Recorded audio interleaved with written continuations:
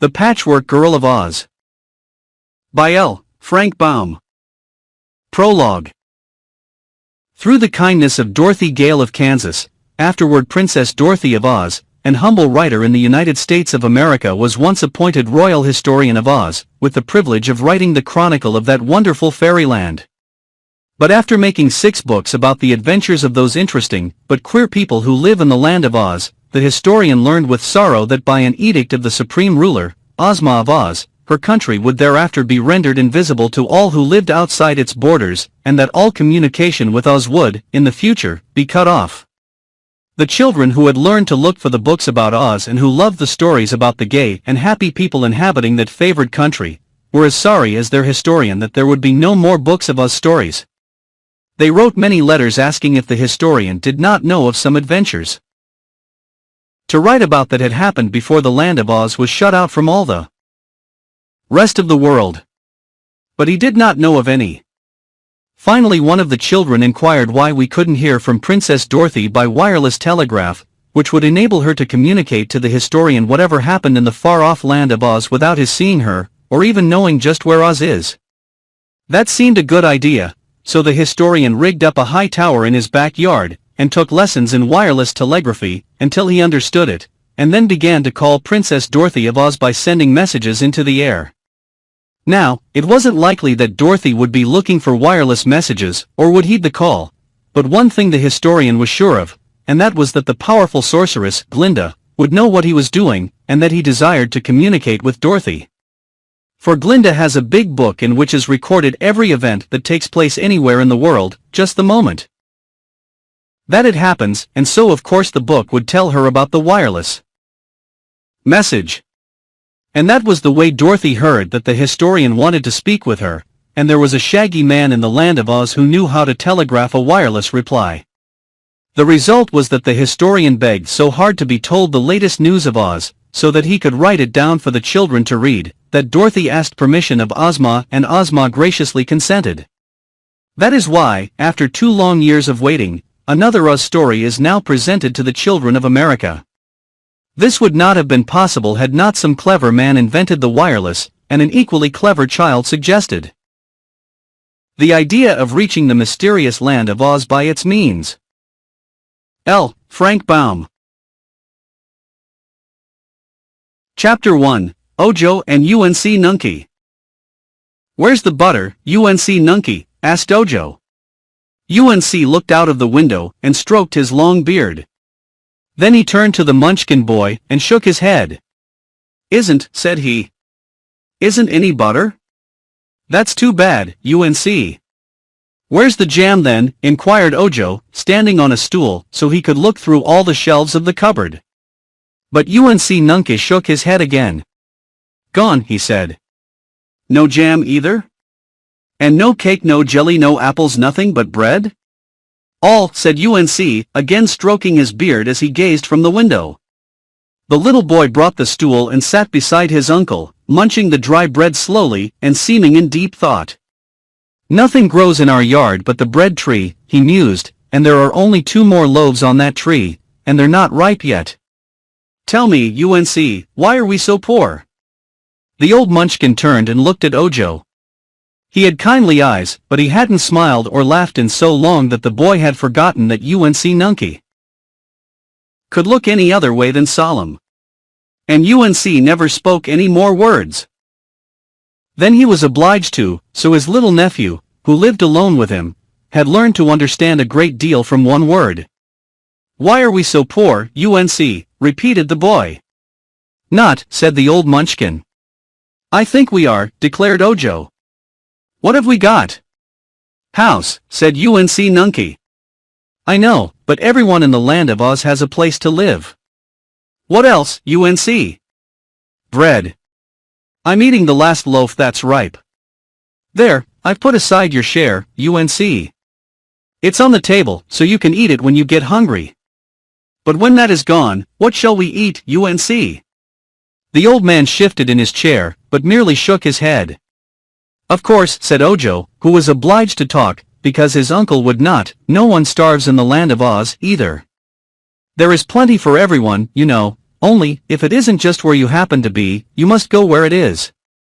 The aged Munchkin wriggled again, and stared at his small nephew as if disturbed by his argument. By tomorrow morning, the boy went on, we must go where there is something to eat, or we shall grow very hungry and become very unhappy. Where? Asked UNC. Where shall we go? I don't know, I'm sure, replied Ojo. But you must know, UNC. You must have traveled in your time, because you're so old. I don't remember it, because ever since I could remember anything we've lived right here in this lonesome, round house, with a little garden back of it and the thick woods all around. All I've ever seen of the great land of Oz, UNC dear, is the view of that mountain over at the south, where they say the hammerheads live who won't let anybody go by them, and that mountain at the north, where they say nobody lives. One, declared UNC, correcting him. Oh, yes, one family lives there, I've heard. That's the crooked magician, who is named Dr. Pipt, and his wife Margolate. One year you told me about them. I think it took you a whole year, UNC, to say as much as I've just said about the crooked magician and his wife. They live high up on the mountain, and the good Munchkin country, where the fruits and flowers grow, is just the other side. It's funny you and I should live here all alone, in the middle of the forest, isn't it? Yes, said UNC. Then let's go away and visit the Munchkin country, and its jolly, good-natured people. I'd love to get a sight of something besides woods, Unc Nunkie. Too little, said UNC. Why, I'm not so little as I used to be, answered the boy earnestly. I think I can walk as far and as fast through the woods as you can, UNC. And now that nothing grows in our backyard that is good to eat, we must go where there is food. Unc Nunkie made no reply for a time. Then he shut down the window and turned his chair to face the room, for the sun was sinking behind the treetops, and it was growing cool. By and by Ojo lighted the fire, and the logs blazed freely in the broad fireplace. The two sat in the firelight a long time, the old, white-bearded Munchkin and the little boy. Both were thinking. When it grew quite dark outside, Ojo said, "Eat your bread, UNC, and then we will go to bed." But Unc Nunkie did not eat the bread, neither did he go directly to bed. Long after his little nephew was sound asleep in the corner of the room, the old man sat by the fire, thinking. Chapter 2, The Crooked Magician. Just at dawn next morning, Unc Nunkie laid his hand tenderly on Ojo's head and awakened him. "Come," he said. Ojo dressed. He wore blue silk stockings, blue knee pants with gold buckles, a blue ruffled waist, and a jacket of bright blue braided with gold. His shoes were of blue leather and turned up at the toes, which were pointed. His hat had a peaked crown and a flat brim, and around the brim was a row of tiny golden bells that tinkled when he moved. This was the native costume of those who inhabited the Munchkin country of the land of Oz, so Unc Nunkie's dress was much like that of his nephew. Instead of shoes, the old man wore boots with turnover tops, and his blue coat had wide cuffs of gold braid. The boy noticed that his uncle had not eaten the bread, and supposed the old man had not been hungry. Ojo was hungry though, so he divided the piece of bread upon the table, and ate his half for breakfast, washing it down with fresh, cool water from the brook. Unc put the other piece of bread in his jacket pocket. After which he again said, as he walked out through the doorway, "Come." Ojo was well pleased. He was dreadfully tired of living all alone in the woods and wanted to travel and see people. For a long time he had wished to explore the beautiful land of Oz in which they lived. When they were outside, Unc simply latched the door and started up the path. No one would disturb their little house, even if anyone came so far into the thick forest while they were gone. At the foot of the mountain that separated the country of the Munchkins from the country of the Gillikins, the path divided. One way led to the left, and the other to the right, straight up the mountain. Unc Nunkie took this right-hand path, and Ojo followed without asking why. He knew it would take them to the house of the crooked magician, whom he had never seen, but who was their nearest neighbor. All the morning they trudged up the mountain path, and at noon Unc and Ojo sat on a fallen tree trunk, and ate the last of the bread which the old Munchkin had placed in his pocket. Then they started on again, and 2 hours later came in sight of the house of Dr. Pipt. It was a big house, round, as were all the Munchkin houses, and painted blue, which is the distinctive color of the Munchkin country of Oz. There was a pretty garden around the house, where blue trees and blue flowers grew in abundance, and in one place were beds of blue cabbages, blue carrots and blue lettuce, all of which were delicious to eat. In Dr. Pipt's garden grew bun trees, cake trees, cream puff bushes, blue buttercups which yielded excellent blue butter, and a row of chocolate caramel plants. Paths of blue gravel divided the vegetable and flower beds, and a wider path led up to the front door. The place was in a clearing on the mountain, but a little way off was the grim forest, which completely surrounded it. UNC knocked at the door of the house, and a chubby, pleasant-faced woman, dressed all in blue, opened it and greeted the visitors with a smile. "Ah," said Ojo, "you must be Dame Margot Latte, the good wife of Dr. Pipt." "I am, my dear, and all strangers are welcome to my home." "May we see the famous magician, madam?" "He is very busy just now," she said, shaking her head doubtfully. "But come in and let me give you something to eat, for you must have traveled far in order to get our lonely place." "We have," replied Ojo, as he and UNC entered the house. "We have come from a far lonelier place than this." "A lonelier place? And in the Munchkin country," she exclaimed. "Then it must be somewhere in the blue forest." "It is, good Dame Margot Latte." "Dear me," she said, looking at the man, "you must be Unc Nunkie, known as the Silent One." Then she looked at the boy. "And you must be Ojo the Unlucky," she added. "Yes," said UNC. "I never knew I was called the Unlucky," said Ojo soberly, "but it is really a good name for me." "Well," remarked the woman, as she bustled around the room and set the table and brought food from the cupboard, "you are unlucky to live all alone in that dismal forest, which is much worse than the forest around here, but perhaps your luck will change, now you are away from it. If, during your travels, you can manage to lose that Un at the beginning of your name, Unlucky, you will then become Ojo the Lucky, which will be a great improvement." "How can I lose that Un, Dame Margot Latte?" "I do not know how, but you must keep the matter in mind and perhaps the chance will come to you," she replied. Ojo had never eaten such a fine meal in all his life.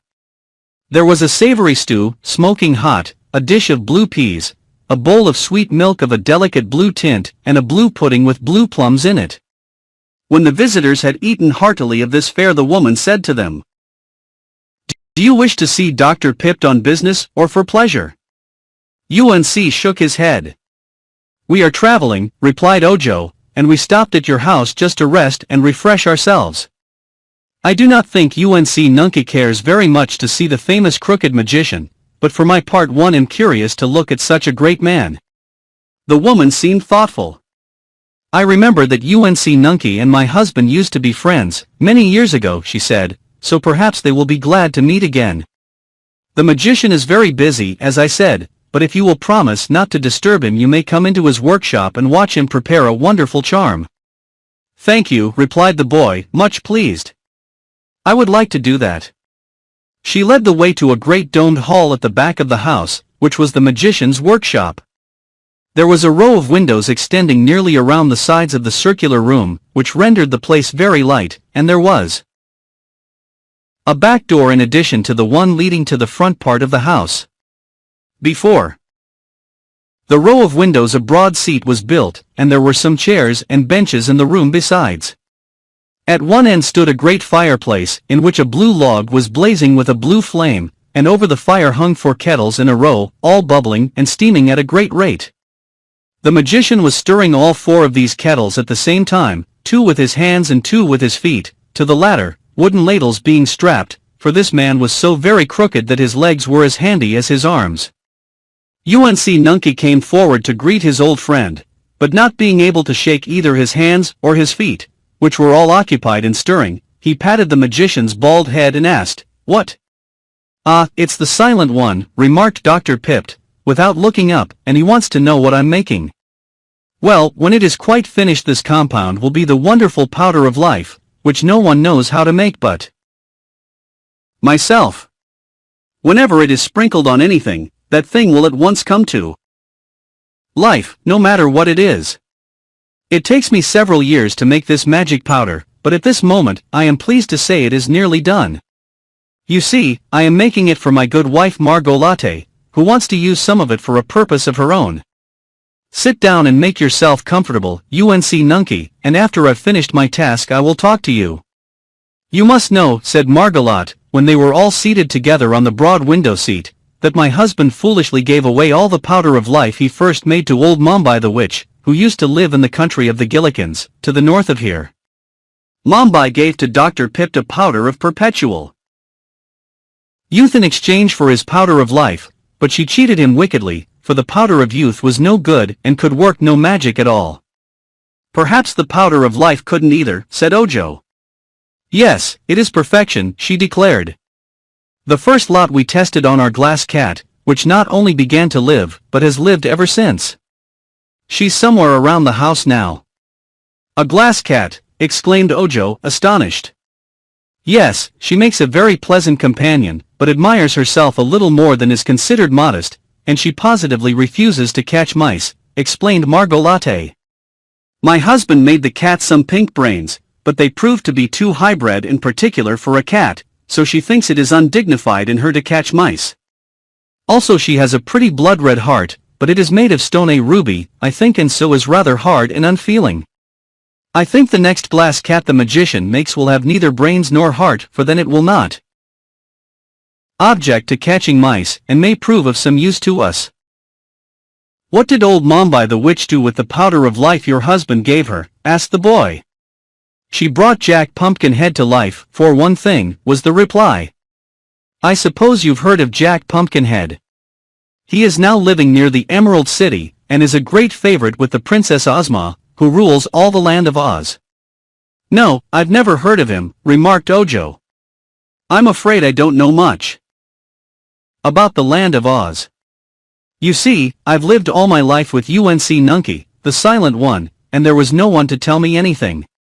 That is one reason you are Ojo the Unlucky, said the woman, in a sympathetic tone.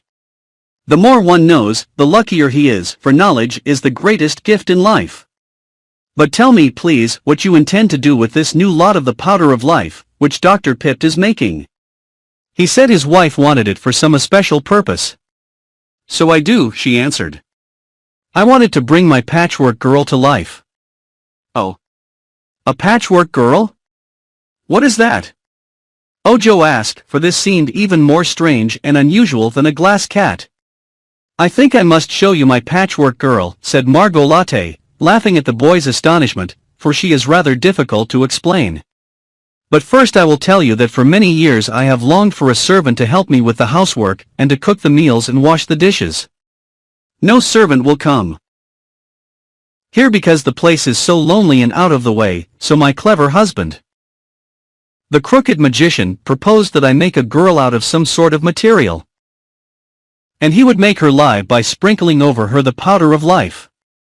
This seemed an excellent suggestion, and at once Dr. Pipt set to work to make a new batch of his magic powder. He has been at it a long while, and so I have had plenty of time to make the girl. Yet that task was not so easy as you may suppose.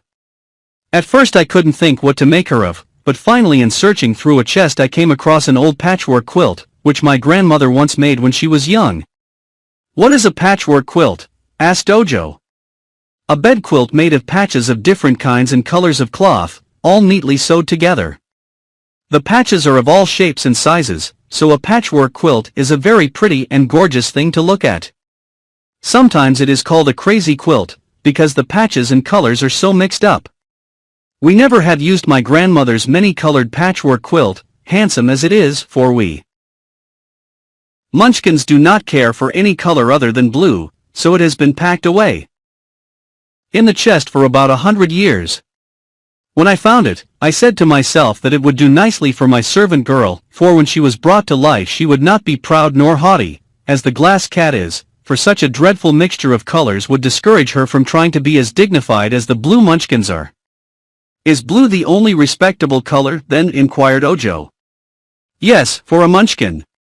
All our country is blue, you know. But in other parts of Oz the people favor different colors. At the Emerald City, where our Princess Ozma lives, green is the popular color. But all Munchkins prefer blue to anything else, and when my housework girl is brought to life she will find herself to be of so many unpopular colors that she'll never dare be rebellious or impudent, as servants are sometimes liable to be when they are made the same way their mistresses are. Unc Nunkie nodded approval. Good idea, he said, and that was a long speech for Unc Nunkie because it was 2 words. So I cut up the quilt, continued Margot Latte, and made from it a very well-shaped girl, which I stuffed with cotton wadding. I will show you what a good job I did, and she went to a tall cupboard and threw open the doors. Then back she came, lugging in her arms the Patchwork Girl, which she set upon the bench and propped up so that the figure would not tumble over. Chapter 3, The Patchwork Girl. Ojo examined this curious contrivance with wonder. The Patchwork Girl was taller than he, when she stood upright, and her body was plump and rounded because it had been so neatly stuffed with cotton. Margot Latte had first made the girl's form from the patchwork quilt, and then she had dressed it with a patchwork skirt, and an apron with pockets in it using the same gay material throughout. Upon the feet she had sewn a pair of red leather shoes with pointed toes. All the fingers and thumbs of the girl's hands had been carefully formed and stuffed and stitched at the edges, with gold plates at the ends to serve as fingernails. She will have to work, when she comes to life, said Margot. The head of the Patchwork Girl was the most curious part of her. While she waited for her husband to finish making his powder of life, the woman had found ample time to complete the head as her fancy dictated, and she realized that a good servant's head must be properly constructed. The hair was of brown yarn and hung down on her neck in several neat braids. Her eyes were 2 silver suspender buttons cut from a pair of the magician's old trousers, and they were sewed on with black threads, which formed the pupils of the eyes. Margot Latte had puzzled over the ears for some time, for these were important if the servant was to hear distinctly, but finally she had made them out of thin plates of gold and attached them in place by means of stitches through tiny holes bored in the metal. Gold is the most common metal in the land of Oz, and is used for many purposes because it is soft and pliable. The woman had cut a slit for the Patchwork Girl's mouth and sewn 2 rows of white pearls in it for teeth, using a strip of scarlet plush for a tongue. This mouth Ojo considered very artistic and lifelike, and Margot Latte was pleased when the boy praised it.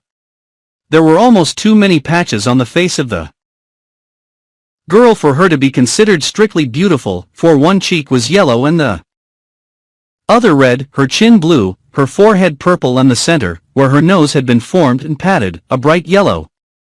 You ought to have had her face all pink, suggested the boy. I suppose so, but I had no pink cloth, replied the woman. Still, I cannot see as it matters much, for I wish my Patchwork Girl to be useful rather than ornamental. If I get tired looking at her patched face I can whitewash it. Has she any brains? Asked Ojo. No, I forgot all about the brains, exclaimed the woman. I am glad you reminded me of them, for it is not too late to supply them by any means. Until she is brought to life I can do anything I please with this girl. But I must be careful not to give her too much brains, and those she has must be such as are fitted to the station she is to occupy in life. In other words, her brains mustn't be very good. Wrong, said Unc Nunkie.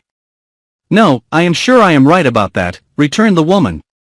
He means, explained Ojo, that unless your servant has good brains she won't know how to obey you properly, nor do the things you ask her to do.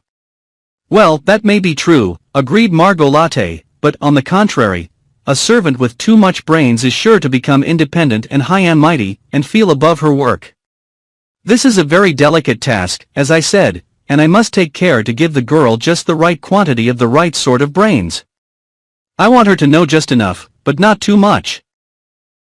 With this she went to another cupboard which was filled with shelves. All the shelves were lined with blue glass bottles, neatly labeled by the magician to show what they contained. One whole shelf was marked, Brain Furniture, and the bottles on this shelf were labeled as follows: obedience, cleverness, judgment, courage, ingenuity, amiability, learning, truth, poesy, self-reliance.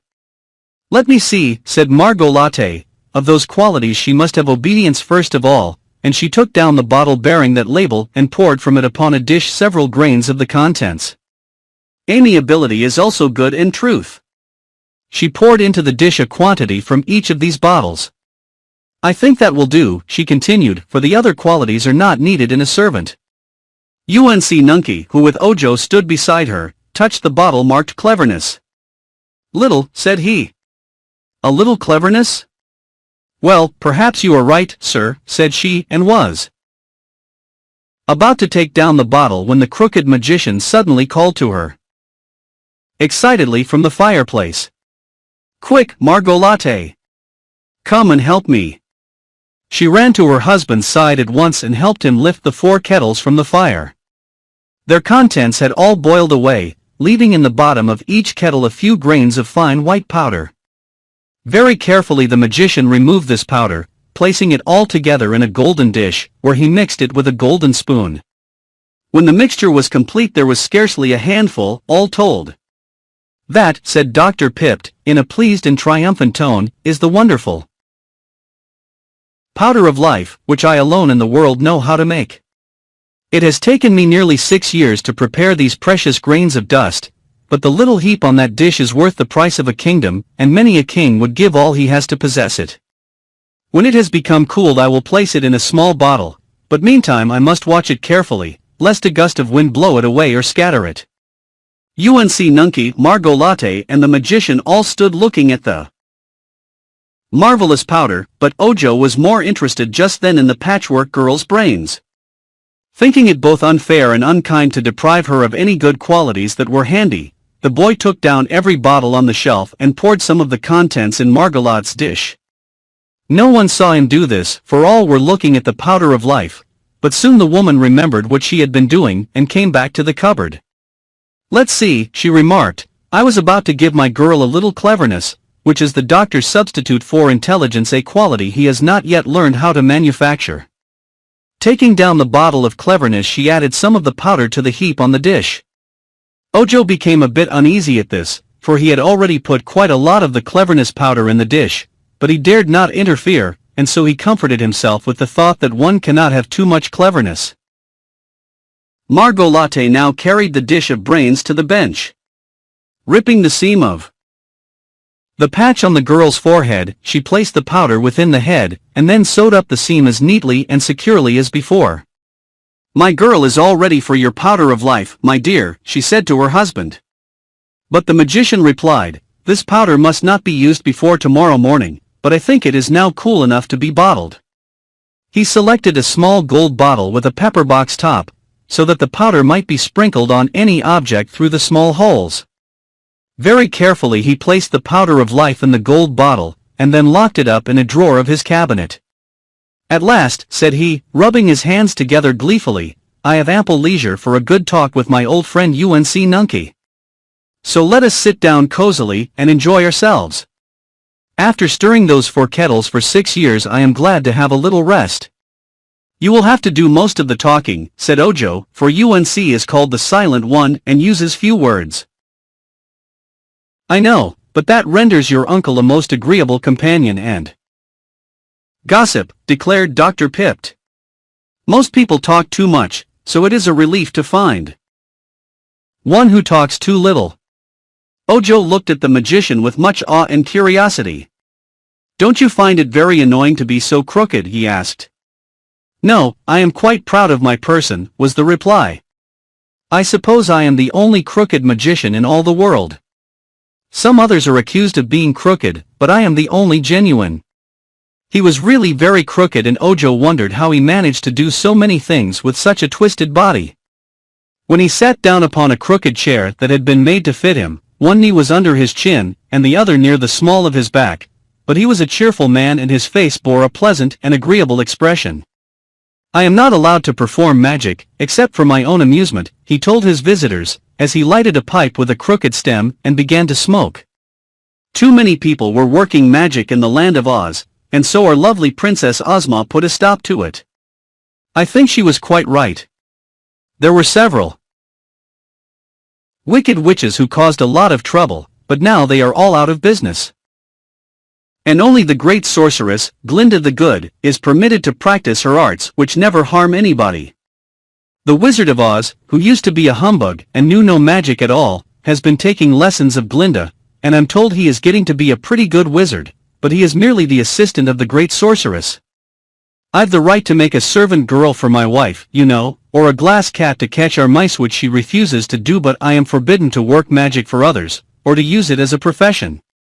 Magic must be a very interesting study, said Ojo. It truly is, asserted the magician. In my time I've performed some magical feats that were worthy of the skill of Glinda the Good. For instance, there's the powder of life, and my liquid of petrifaction, which is contained in that bottle on the shelf yonder over the window. What does the liquid of petrifaction do? Inquired the boy. Turns everything it touches to solid marble.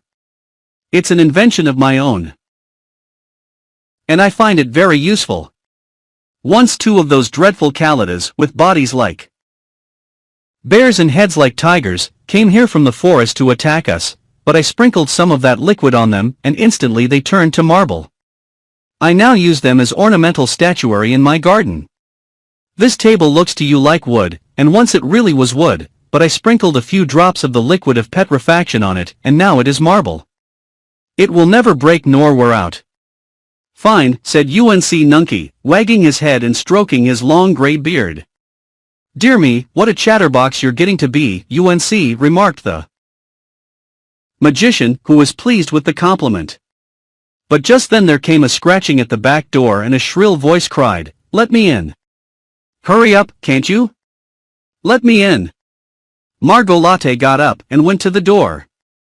Ask like a good cat then, she said. Me-ow-ww. There, does that suit your royal highness? Asked the voice in scornful accents. Yes, that's proper cat talk, declared the woman and opened the door. At once a cat entered, came to the center of the room and stopped short at the sight of strangers. Ojo and Unc Nunkie both stared at it with wide open eyes, for surely no such curious creature had ever existed before even in the land of Oz. Chapter 4, The Glass Cat. The cat was made of glass, so clear and transparent that you could see through it as easily as through a window. In the top of its head, however, was a mass of delicate pink balls, which looked like jewels, and it had a heart made of a blood-red ruby. The eyes were two large emeralds, but aside from these colors all the rest of the animal was clear glass, and it had a spun-glass tail that was really beautiful. Well, Doc Pipt, do you mean to introduce us, or not? Demanded the cat, in a tone of annoyance. Seems to me you are forgetting your manners. Excuse me, returned the magician. This is Unc Nunkie, the descendant of the former kings of the Munchkins, before this country became a part of the land of Oz. He needs a haircut, observed the cat, washing its face. True, replied Unc with a low chuckle of amusement. But he has lived alone in the heart of the forest for many years, the magician explained, and, although that is a barbarous country, there are no barbers there. Who is the dwarf? Asked the cat. That is not a dwarf, but a boy, answered the magician. You have never seen a boy before. He is now small because he is young. With more years he will grow big and become as tall as Unc Nunkie. Oh. Is that magic? The glass animal inquired. Yes, but it is nature's magic, which is more wonderful than any art known to man. For instance, my magic made you, and made you live, and it was a poor job, because you are useless and a bother to me, but I can't make you grow. You will always be the same size and the same saucy, inconsiderate glass cat, with pink brains and a hard ruby heart. No one can regret more than I the fact that you made me, asserted the cat, crouching upon the floor, and slowly swaying its spun-glass tail from side to side. Your world is a very uninteresting place. I've wandered through your gardens and in the forest until I'm tired of it all, and when I come into the house the conversation of your fat wife and of yourself bores me dreadfully. That is because I gave you different brains from those we ourselves possess and much too good for a cat, returned Dr. Pipt. Can't you take M out, then, and replace M with pebbles, so that I won't feel above my station in life? Asked the cat, pleadingly. Perhaps so. I'll try it, after I've brought the Patchwork Girl to life, he said. The cat walked up to the bench on which the Patchwork Girl reclined and looked at her attentively. "Are you going to make that dreadful thing live?" she asked. The magician nodded. "It is intended to be my wife's servant maid," he said. "When she is alive she will do all our work and mind the house. But you are not to order her around, Bungle, as you do us. You must treat the Patchwork Girl respectfully." "I won't. I couldn't respect such a bundle of scraps under any circumstances." "If you don't, there will be more scraps than you will like," cried Margolotte angrily. "Why didn't you make her pretty to look at?" asked the cat. "You made me pretty, very pretty, indeed, and I love to watch my pink brains roll around when they're working, and to see my precious red heart beat." She went to a long mirror, as she said this, and stood before it, looking at herself with an air of much pride. "But that poor patched thing will hate herself, when she's once alive," continued the cat. "If I were you I'd use her for a mop, and make another servant that is prettier." "You have a perverted taste," snapped Margolotte, much annoyed at this frank criticism. "I think the Patchwork Girl is beautiful, considering what she's made of. Even the rainbow hasn't as many colors, and you must admit that the rainbow is a pretty thing." The glass cat yawned and stretched herself upon the floor. "Have your own way," she said. "I'm sorry for the Patchwork Girl, that's all." Ojo and Unc Nunkie slept that night in the magician's house, and the boy was glad to stay because he was anxious to see the Patchwork Girl brought to life. The glass cat was also a wonderful creature to little Ojo, who had never seen or known anything of magic before, although he had lived in the fairyland of Oz ever since he was born. Back there in the woods nothing unusual ever happened. Unc Nunkie, who might have been king of the Munchkins, had not his people united with all the other countries of Oz in acknowledging Ozma as their sole ruler, had retired into this forgotten forest nook with his baby nephew, and they had lived all alone there. Only that the neglected garden had failed to grow food for them, they would always have lived in the solitary blue forest, but now they had started out to mingle with other people, and the first place they came to proved so interesting that Ojo could scarcely sleep a wink all night. Margolotte was an excellent cook and gave them a fine breakfast. While they were all engaged in eating, the good woman said, "This is the last meal I shall have to cook for some time, for right after breakfast Dr. Pipt has promised to bring my new servant to life. I shall let her wash the breakfast dishes and sweep and dust the house. What a relief it will be." "It will, indeed, relieve you of much drudgery," said the magician. "By the way, Margolotte, I thought I saw you getting some brains from the cupboard, while I was busy with my kettles. What qualities have you given your new servant?" "Only those that an humble servant requires," she answered. "I do not wish her to feel above her station, as the glass cat does. That would make her discontented and unhappy, for of course she must always be a servant." Ojo was somewhat disturbed as he listened to this, and the boy began to fear he had done wrong in adding all those different qualities of brains to the lot Margolotte had prepared for the servant. But it was too late now for regret, since all the brains were securely sewn up inside the Patchwork Girl's head. He might have confessed what he had done and thus allowed Margolotte and her husband to change the brains, but he was afraid of incurring their anger. He believed that Unc had seen him add to the brains, and Unc had not said a word against it, but then Unc never did say anything unless it was absolutely necessary. As soon as breakfast was over they all went into the magician's big workshop, where the glass cat was lying before the mirror, and the Patchwork Girl lay limp and lifeless upon the bench. "Now then," said Dr. Pipt, in a brisk tone, "we shall perform one of the greatest feats of magic possible to man, even in this marvelous land of Oz. In no other country could it be done at all. I think we ought to have a little music while the Patchwork Girl comes to life. It is pleasant to reflect that the first sounds her golden ears will hear will be delicious music." As he spoke he went to a phonograph, which screwed fast to a small table, and wound up the spring of the instrument and adjusted the big gold horn. "The music my servant will usually hear," remarked Margolotte, "will be my orders to do her work. But I see no harm in allowing her to listen to this unseen band while she wakens to her first realization of life. My orders will beat the band afterward." The phonograph was now playing a stirring march tune and the magician unlocked his cabinet and took out the gold bottle containing the powder of life. They all bent over the bench on which the Patchwork Girl reclined. Unc Nunkie and Margot Latte stood behind, near the windows, Ojo at one side and the magician in front, where he would have freedom to sprinkle the powder. The Glass Cat came near too, curious to watch the important scene. "All ready?" asked Dr. Pipt. "All is ready," answered his wife.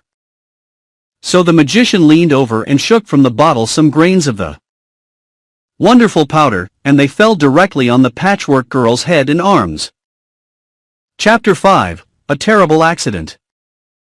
"It will take a few minutes for this powder to do its work," remarked the magician, sprinkling the body up and down with much care.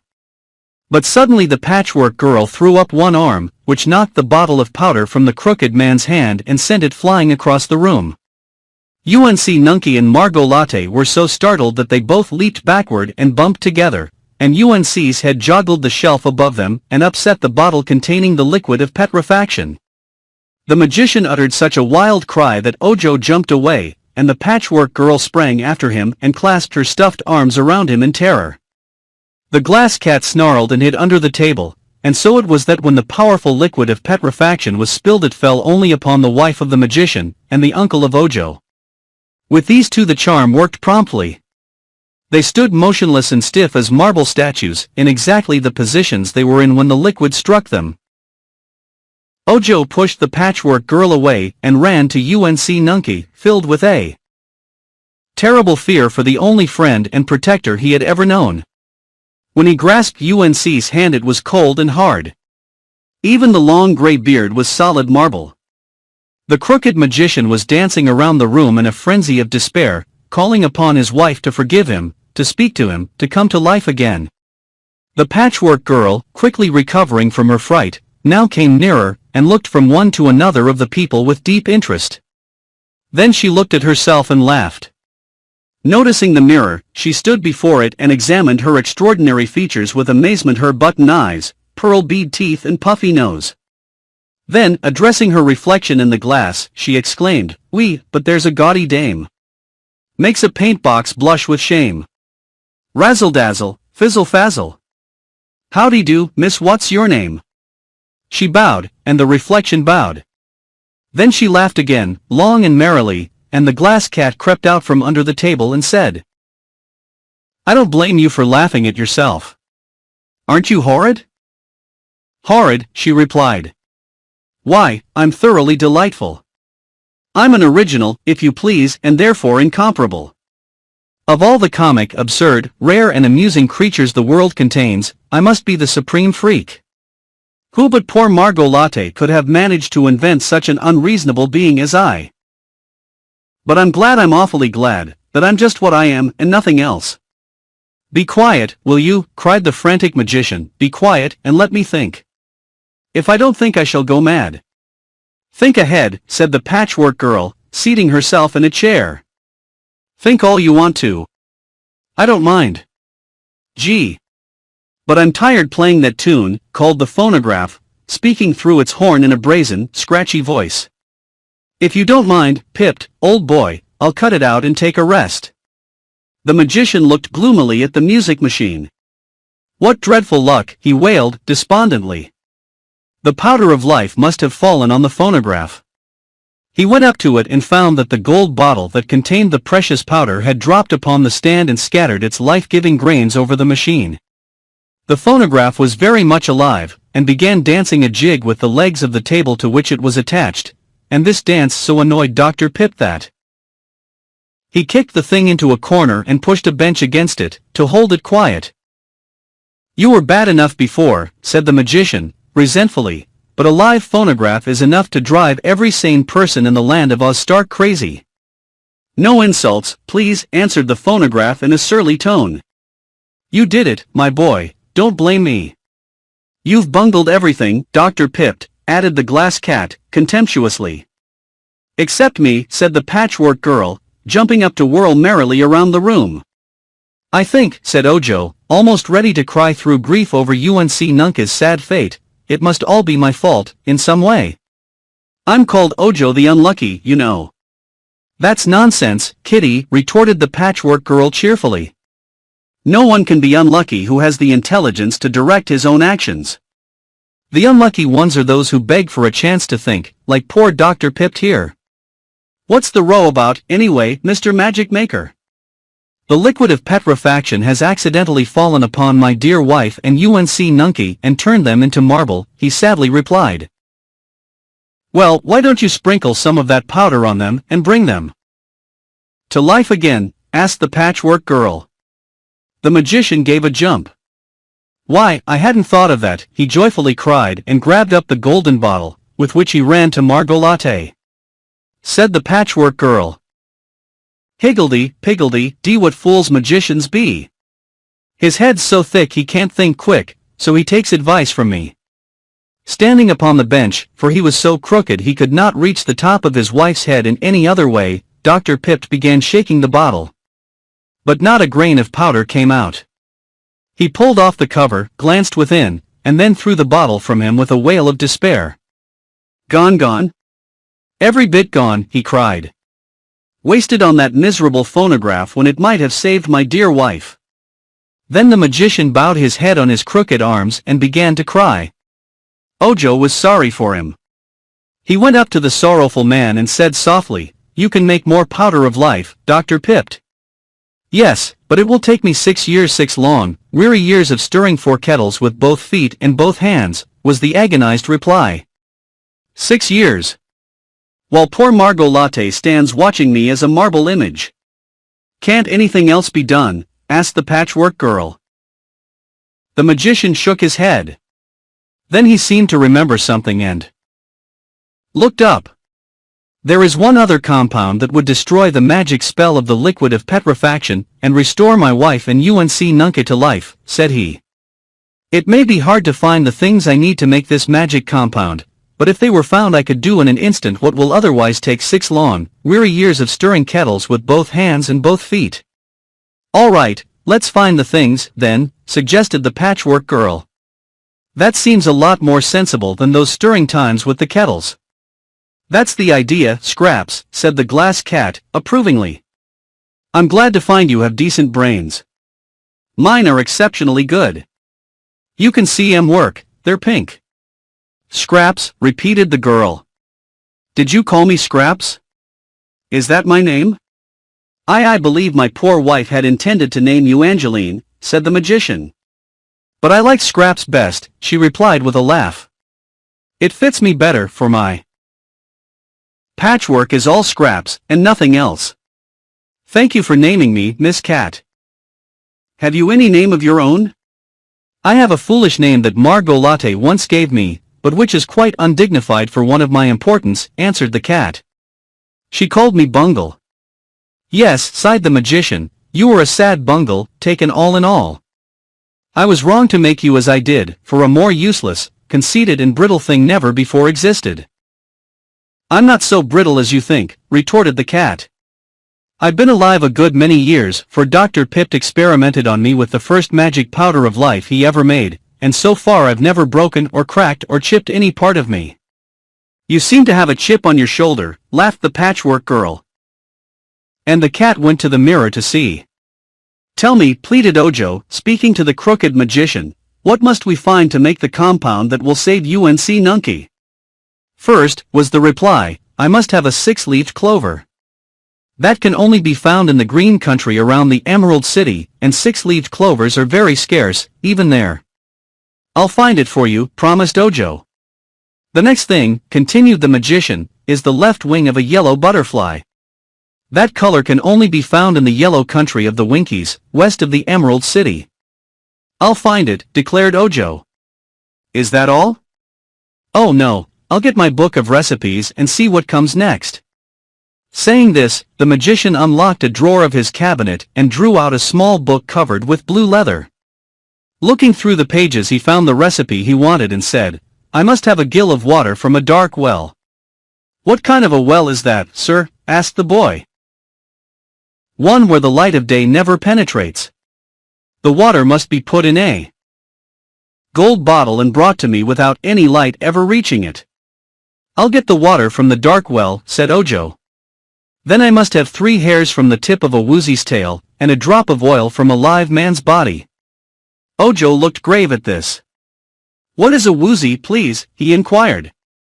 Some sort of an animal. I've never seen one, so I can't describe it, replied the magician. If I can find a Woozy, I'll get the hairs from its tail, said Ojo. But is there ever any oil in a man's body? The magician looked in the book again to make sure. That's what the recipe calls for, he replied, and of course we must get everything that is called for, or the charm won't work. The book doesn't say blood, it says oil, and there must be oil somewhere in a live man's body, or the book wouldn't ask for it. All right, returned Ojo, trying not to feel discouraged, I'll try to find it. The magician looked at the little munchkin boy in a doubtful way and said, all this will mean a long journey for you, perhaps several long journeys, for you must search through several of the different countries of Oz in order to get the things I need. I know it, sir, but I must do my best to save Unc Nunkie. And also my poor wife Margot Latte. If you save one you will save the other, for both stand there together, and the same compound will restore them both to life. Do the best you can, Ojo, and while you are gone I shall begin the 6 years' job of making a new batch of the powder of life. Then, if you should unluckily fail to secure any one of the things needed, I will have lost no time. But if you succeed you must return here as quickly as you can, and that will save me much tiresome stirring of 4 kettles with both feet and both hands. I will start on my journey at once, sir, said the boy. And I will go with you, declared the Patchwork Girl. No, no, exclaimed the magician. You have no right to leave this house. You are only a servant, and have not been discharged. Scraps, who had been dancing up and down the room, stopped and looked at him. What is a servant? She asked. One who serves. A sort of slave, he explained. Very well, said the Patchwork Girl, I'm going to serve you and your wife by helping Ojo find the things you need. You need a lot, you know, such as are not easily found. It is true, sighed Dr. Pipt. I am well aware that Ojo has undertaken a serious task.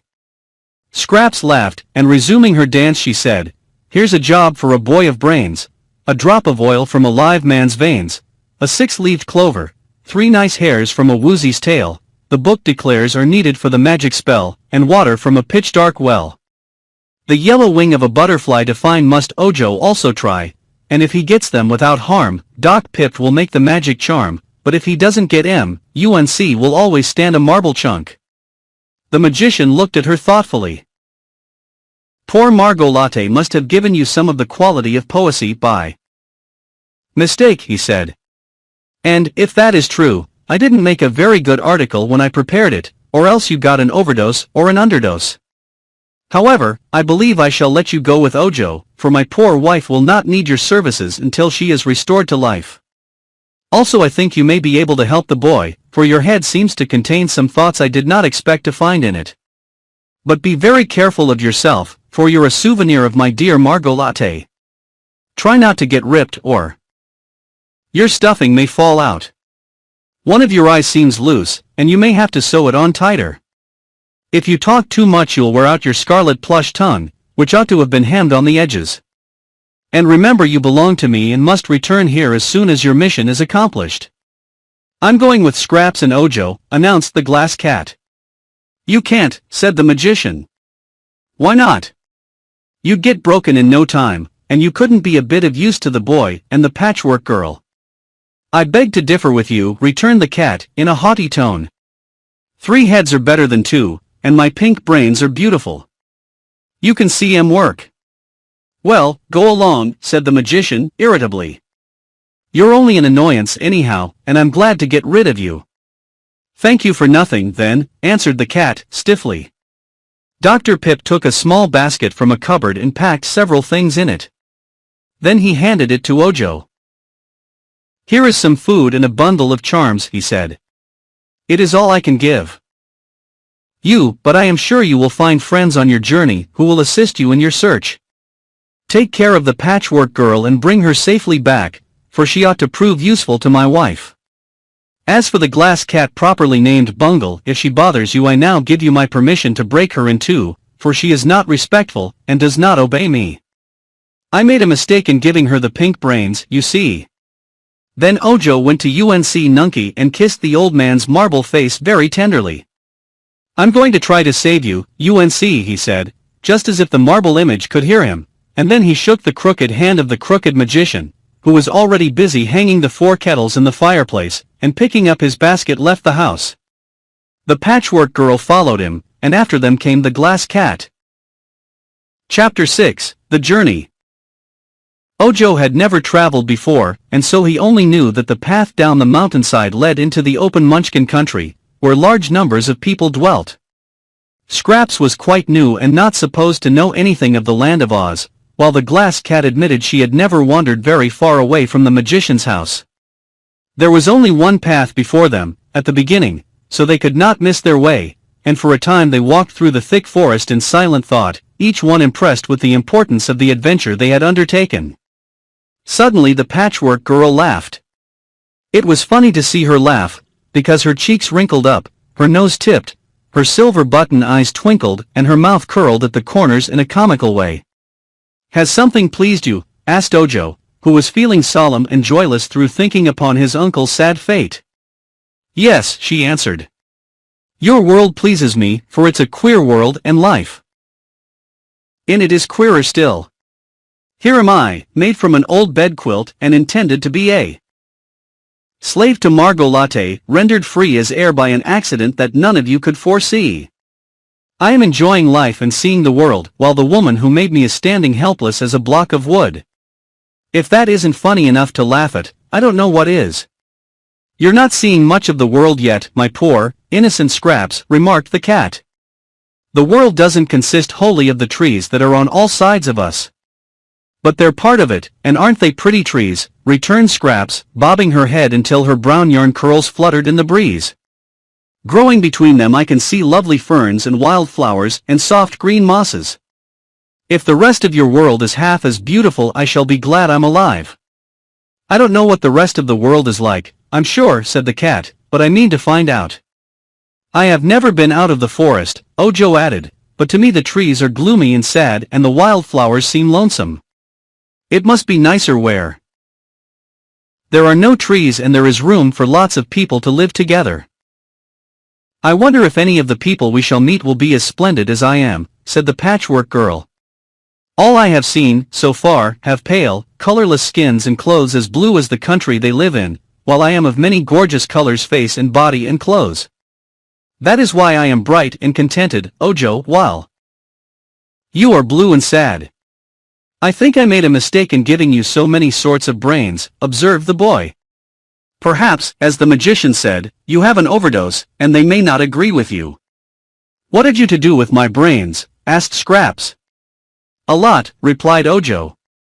Old Margot Latte meant to give you only a few, just enough to keep you going, but when she wasn't looking I added a good many more, of the best kinds I could find in the magician's cupboard. Thanks, said the girl, dancing along the path ahead of Ojo, and then dancing back to his side. If a few brains are good, many brains must be better. But they ought to be evenly balanced, said the boy, and I had no time to be careful. From the way you're acting, I guess the dose was badly mixed.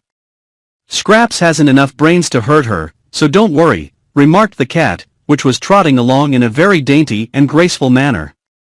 The only brains worth considering are mine, which are pink. You can see 'em work.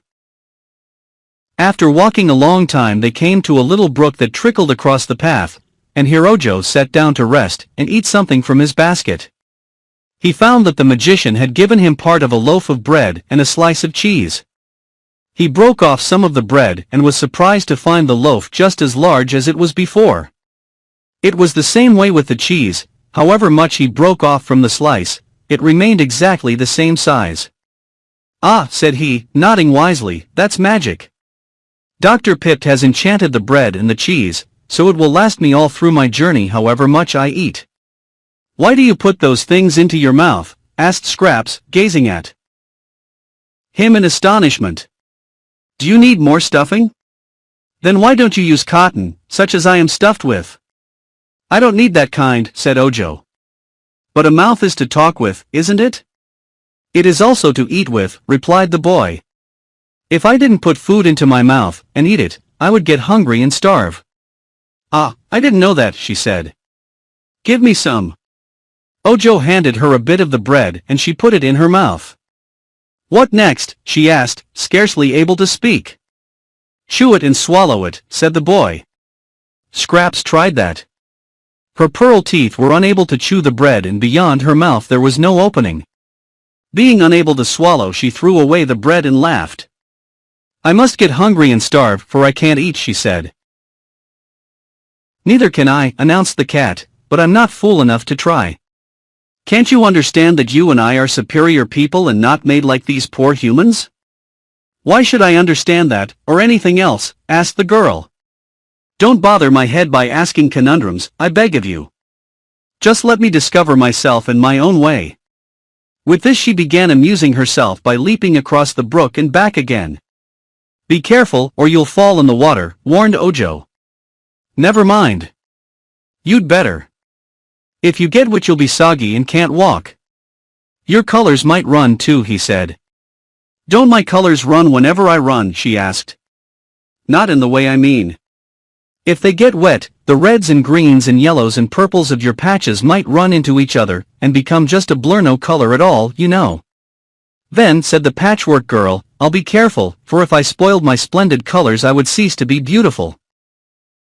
Pa, sneered the Glass Cat, such colors are not beautiful, they're ugly. And in bad taste. Please notice that my body has no color at all. I'm transparent, except for my exquisite red heart, and my lovely pink brains you can see 'em work. Shoo shoo shoo, cried Scraps, dancing around and laughing. And your horrid green eyes, Miss Bungle. You can't see your eyes, but we can, and I notice you're very proud of what little color you have. Shoo, Miss Bungle, shoo shoo shoo. If you were all colors and many colors, as I am, you'd be too stuck up for anything. She leaped over the cat and back again, and the startled Bungle crept close to a tree to escape her. This made Scraps laugh more heartily than ever, and she said, Whoop-tee-doodle-doo. The cat has lost her shoe. Her tootsie's bare, but she don't care, so what's the odds to you? Dear me, Ojo, said the cat, don't you think the creature is a little bit crazy? It may be, he answered, with a puzzled look. If she continues her insults, I'll scratch off her suspender-button eyes, declared the cat. Don't quarrel, please, pleaded the boy, rising to resume the journey. Let us be good comrades and as happy and cheerful as possible, for we are likely to meet with plenty of trouble on our way. It was nearly sundown when they came to the edge of the forest and saw spread out before them a delightful landscape.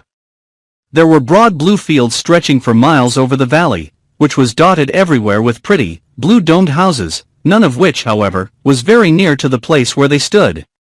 Just at the point where the path left the forest stood a tiny house covered with leaves from the trees, and before this stood a Munchkin man with an axe in his hand.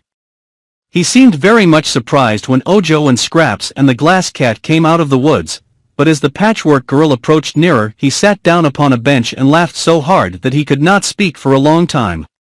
This man was a woodchopper and lived all alone in the little house. He had bushy blue whiskers and merry blue eyes, and his blue clothes were quite old and worn. Mercy me, exclaimed the woodchopper when at last he could stop laughing. Who would think such a funny harlequin lived in the land of Oz? Where did you come from, Crazy Quilt? Do you mean me? Asked the Patchwork Girl. Of course, he replied. You misjudge my ancestry. I'm not a crazy quilt, I'm Patchwork, she said. There's no difference, he replied, beginning to laugh again. When my old grandmother sews such things together she calls it a crazy quilt, but I never thought such a jumble could come to life. It was the magic powder that did it, explained Ojo. Oh, then you have come from the crooked magician on the mountain. I might have known it, for well, I declare. Here's a Glass Cat. But the magician will get in trouble for this. It's against the law for anyone to work magic except Glinda the Good and the Royal Wizard of Oz. If you people or things or glass spectacles or crazy quilts or whatever you are, go near the Emerald City, you'll be arrested. We're going there, anyhow, declared Scraps, sitting upon the bench and swinging her stuffed legs. If any of us takes a rest, we'll be arrested sure, and get no restitution cause the rest we must endure. I see, said the woodchopper, nodding, you're as crazy as the crazy quilt you're made of. She really is crazy, remarked the glass cat. But that isn't to be wondered at when you remember how many different things she's made of. For my part, I'm made of pure glass except my jewel heart and my pretty pink brains. Did you notice my brains, stranger? You can see 'em work. So I can, replied the woodchopper, but I can't see that they accomplish much. A glass cat is a useless sort of thing, but a patchwork girl is really useful. She makes me laugh, and laughter is the best thing in life. There was once a woodchopper, a friend of mine, who was made all of tin, and I used to laugh every time I saw him. A tin woodchopper, said Ojo. That is strange. My friend wasn't always tin, said the man, but he was careless with his axe, and used to chop himself very badly. Whenever he lost an arm or a leg he had it replaced with tin, so after a while he was all tin. And could he chop wood then? Asked the boy. He could if he didn't rust his tin joints. But one day he met Dorothy in the forest, and went with her to the Emerald City, where he made his fortune. He is now one of the favorites of Princess Ozma, and she has made him the Emperor of the Winkies, the country where all is yellow. Who is Dorothy? Inquired the Patchwork Girl. A little maid who used to live in Kansas, but is now a Princess of Oz. She's Ozma's best friend, they say, and lives with her in the royal palace. Is Dorothy made of tin? Inquired Ojo. Is she patchwork, like me? Inquired Scraps. No, said the man, Dorothy is flesh, just as I am. I know of only one tin person, and that is Nick Chopper, the Tin Woodman, and there will never be but one patchwork girl, for any magician that sees you will refuse to make another one like you. I suppose we shall see the Tin Woodman, for we are going to the country of the Winkies, said the boy. What for? Asked the woodchopper. To get the left wing of a yellow butterfly. It is a long journey, declared the man, and you will go through lonely parts of Oz and cross rivers and traverse dark forests before you get there. Suits me all right, said Scraps. I'll get a chance to see the country. You're crazy, girl. Better crawl into a rag bag and hide there, or give yourself to some little girl to play with. Those who travel are likely to meet trouble, that's why I stay at home. The woodchopper then invited them all to stay the night at his little hut, but they were anxious to get on and so left him and continued along the path, which was broader, now, and more distinct. They expected to reach some other house before it grew dark, but the twilight was brief and Ojo soon began to fear they had made a mistake in leaving the woodchopper. I can scarcely see the path, he said at last. Can you see it, Scraps? No, replied the Patchwork Girl, who was holding fast to the boy's arm so he could guide her. I can see, declared the glass cat. My eyes are better than yours, and my pink brains. Never mind your pink brains, please, said Ojo hastily. Just run ahead and show us the way. Wait a minute and I'll tie a string to you, for then you can lead us. He got a string from his pocket and tied it around the cat's neck, and after that the creature guided them along the path. They had proceeded in this way for about an hour when a twinkling blue light appeared ahead of them.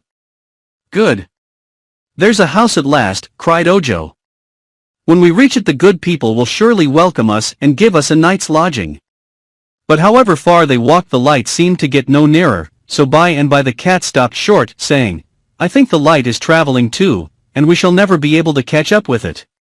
But here is a house by the roadside, so why go farther?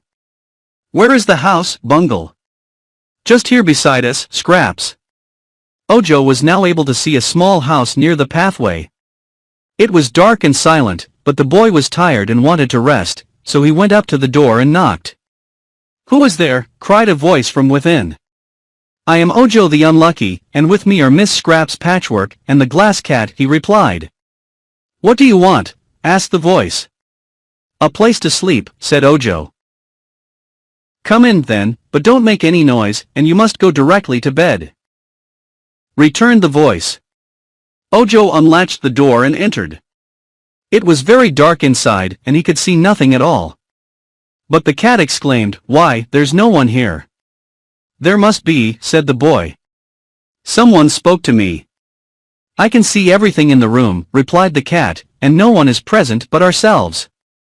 But here are 3 beds, all made up, so we may as well go to sleep. What is sleep? Inquired the Patchwork Girl. It's what you do when you go to bed, said Ojo. But why do you go to bed? Persisted the Patchwork Girl. Here, here. You are making altogether too much noise, cried the voice they had heard before. Keep quiet, strangers, and go to bed. The cat, which could see in the dark, looked sharply around for the owner of the voice, but could discover no one, although the voice had seemed close beside them. She arched her back a little and seemed afraid. Then she whispered to Ojo, "Come," and led him to a bed. With his hands the boy felt of the bed and found it was big and soft, with feather pillows and plenty of blankets. So he took off his shoes and hat and crept into the bed. Then the cat led Scraps to another bed and the Patchwork Girl was puzzled to know what to do with it. "Lie down and keep quiet," whispered the cat warningly. "Can't I sing?" asked Scraps. "No." "Can't I whistle?" asked Scraps. "No." "Can't I dance till morning, if I want to?" asked Scraps. "You must keep quiet," said the cat, in a soft voice. "I don't want to," replied the Patchwork Girl, speaking as loudly as usual. "What right have you to order me around? If I want to talk, or yell, or whistle?" Before she could say anything more an unseen hand seized her firmly and threw her out of the door, which closed behind her with a sharp slam. She found herself bumping and rolling in the road, and when she got up and tried to open the door of the house again she found it locked. "What has happened to Scraps?" asked Ojo. "Never mind. Let's go to sleep or something will happen to us," answered the glass cat. So Ojo snuggled down in his bed and fell asleep, and he was so tired that he never wakened until broad daylight. Chapter 7, The Troublesome Phonograph. When the boy opened his eyes next morning, he looked carefully around the room. These small Munchkin houses seldom had more than one room in them. That in which Ojo now found himself had 3 beds, set all in a row on one side of it. The glass cat lay asleep on one bed, Ojo was in the second, and the third was neatly made up and smoothed for the day. On the other side of the room was a round table on which breakfast was already placed, smoking hot.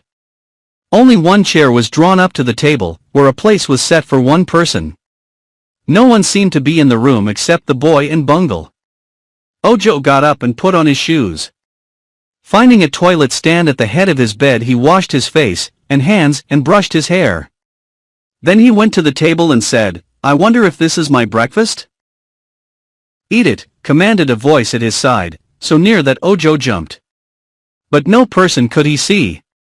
He was hungry, and the breakfast looked good, so he sat down and ate all he wanted. Then, rising, he took his hat and wakened the glass cat. "Come on, Bungle," said he, "we must go." He cast another glance about the room and, speaking to the air, he said, "Whoever lives here has been kind to me, and I'm much obliged." There was no answer, so he took his basket and went out the door, the cat following him. In the middle of the path sat the Patchwork Girl, playing with pebbles she had picked up.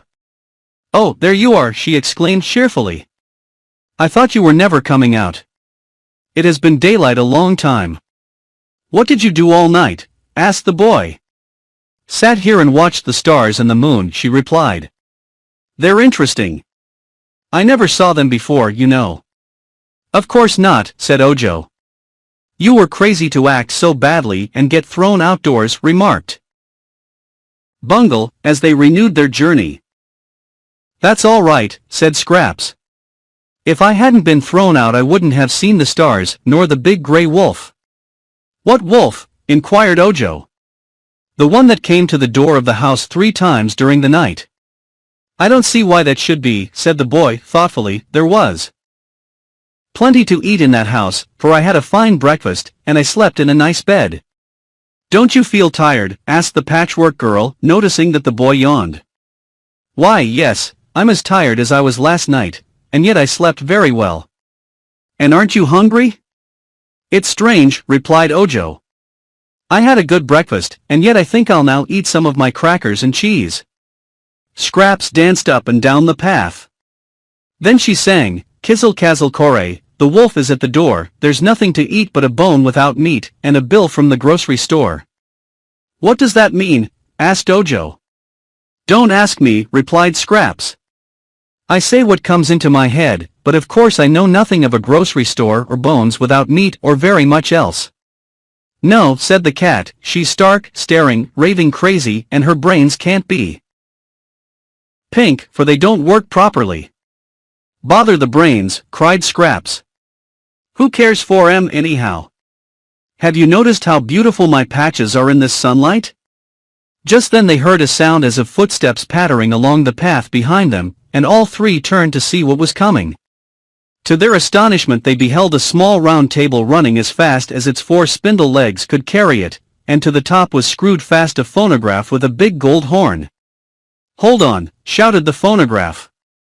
"Wait for me. Goodness me, it's that music thing which the crooked magician scattered the powder of life over," said Ojo. "So it is," returned Bungle in a grumpy tone of voice, and then, as the phonograph overtook them, the glass cat added sternly, "What are you doing here anyhow?" "I've run away," said the music thing. "After you left, old Dr. Pipt and I had a dreadful quarrel, and he threatened to smash me to pieces if I didn't keep quiet. Of course I wouldn't do that, because a talking machine is supposed to talk and make a noise and sometimes music. So I slipped out of the house while the magician was stirring his 4 kettles, and I've been running after you all night. Now that I've found such pleasant company, I can talk and play tunes all I want to." Ojo was greatly annoyed by this unwelcome addition to their party. At first, he did not know what to say to the newcomer, but a little thought decided him not to make friends. "We are traveling on important business," he declared, "and you'll excuse me if I say we can't be bothered." "How very impolite," exclaimed the phonograph. "I'm sorry, but it's true," said the boy. "You'll have to go somewhere else." "This is very unkind treatment, I must say," whined the phonograph in an injured tone. "Everyone seems to hate me, and yet I was intended to amuse people." "It isn't you we hate, especially," observed the glass cat, "it's your dreadful music. When I lived in the same room with you I was much annoyed by your squeaky horn. It growls and grumbles and clicks and scratches so it spoils the music, and your machinery rumbles so that the racket drowns every tune you attempt. That isn't my fault, it's the fault of my records." "I must admit that I haven't a clear record," answered the machine.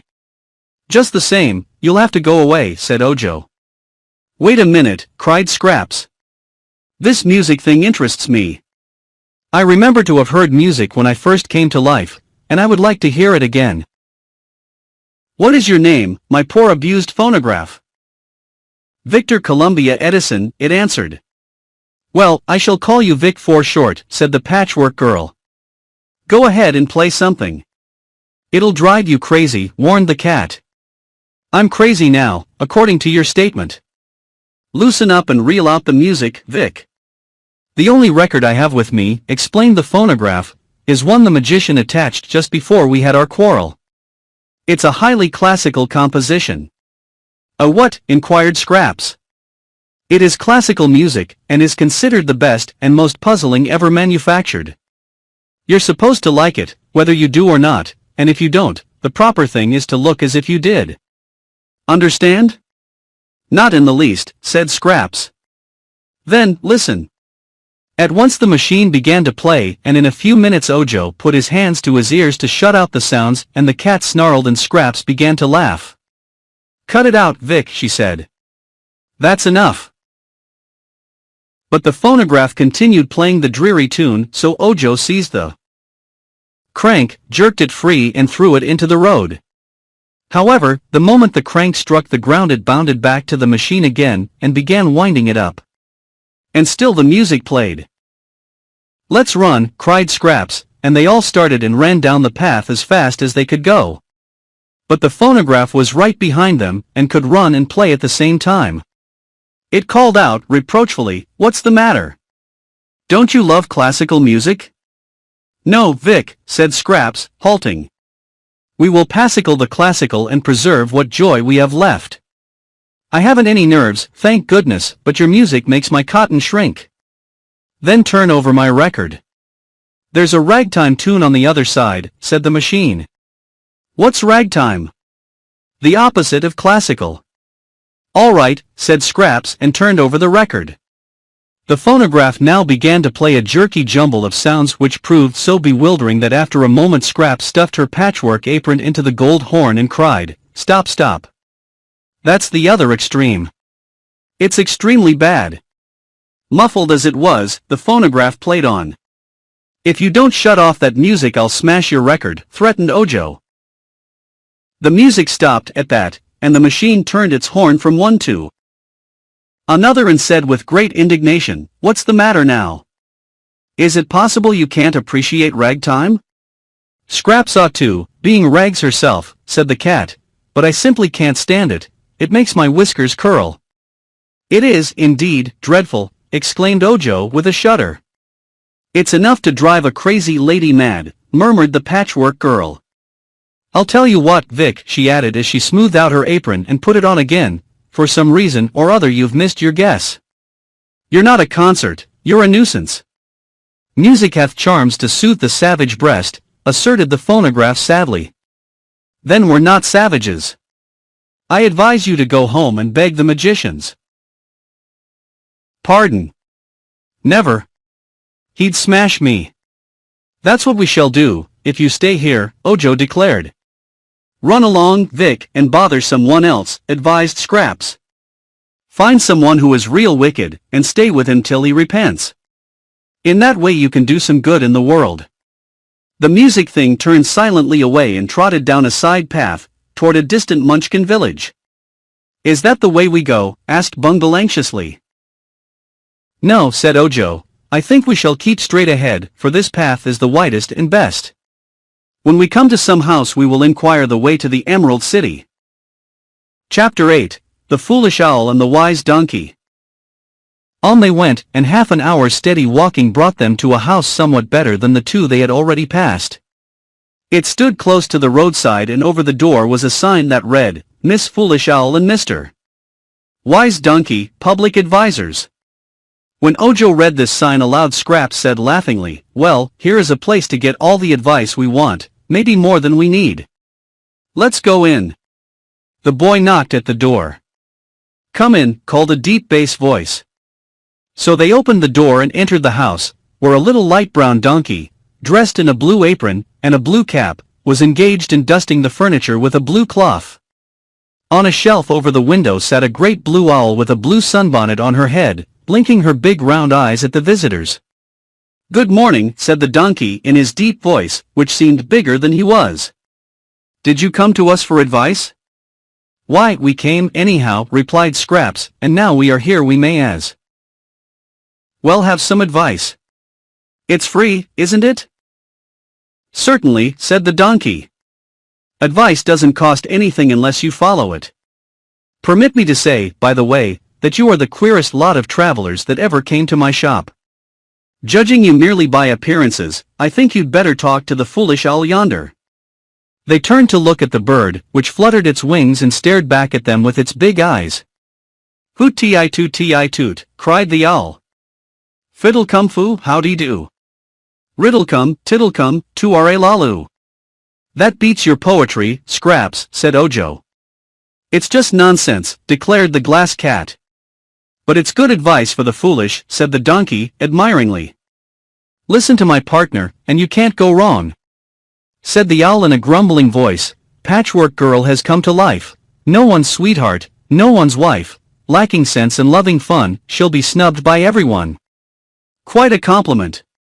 Quite a compliment, I declare," exclaimed the donkey, turning to look at Scraps. "You are certainly a wonder, my dear, and I fancy you'd make a splendid pincushion. If you belonged to me, I'd wear smoked glasses when I looked at you." "Why?" asked the Patchwork Girl. "Because you are so gay and gaudy." "It is my beauty that dazzles you," she asserted. "You Munchkin people all strut around in your stupid blue color, while you are wrong in calling me a Munchkin," interrupted the donkey, "for I was born in the land of Mo and came to visit the land of Oz on the day it was shut off from all the rest of the world. So here I am obliged to stay, and I confess it is a very pleasant country to live in."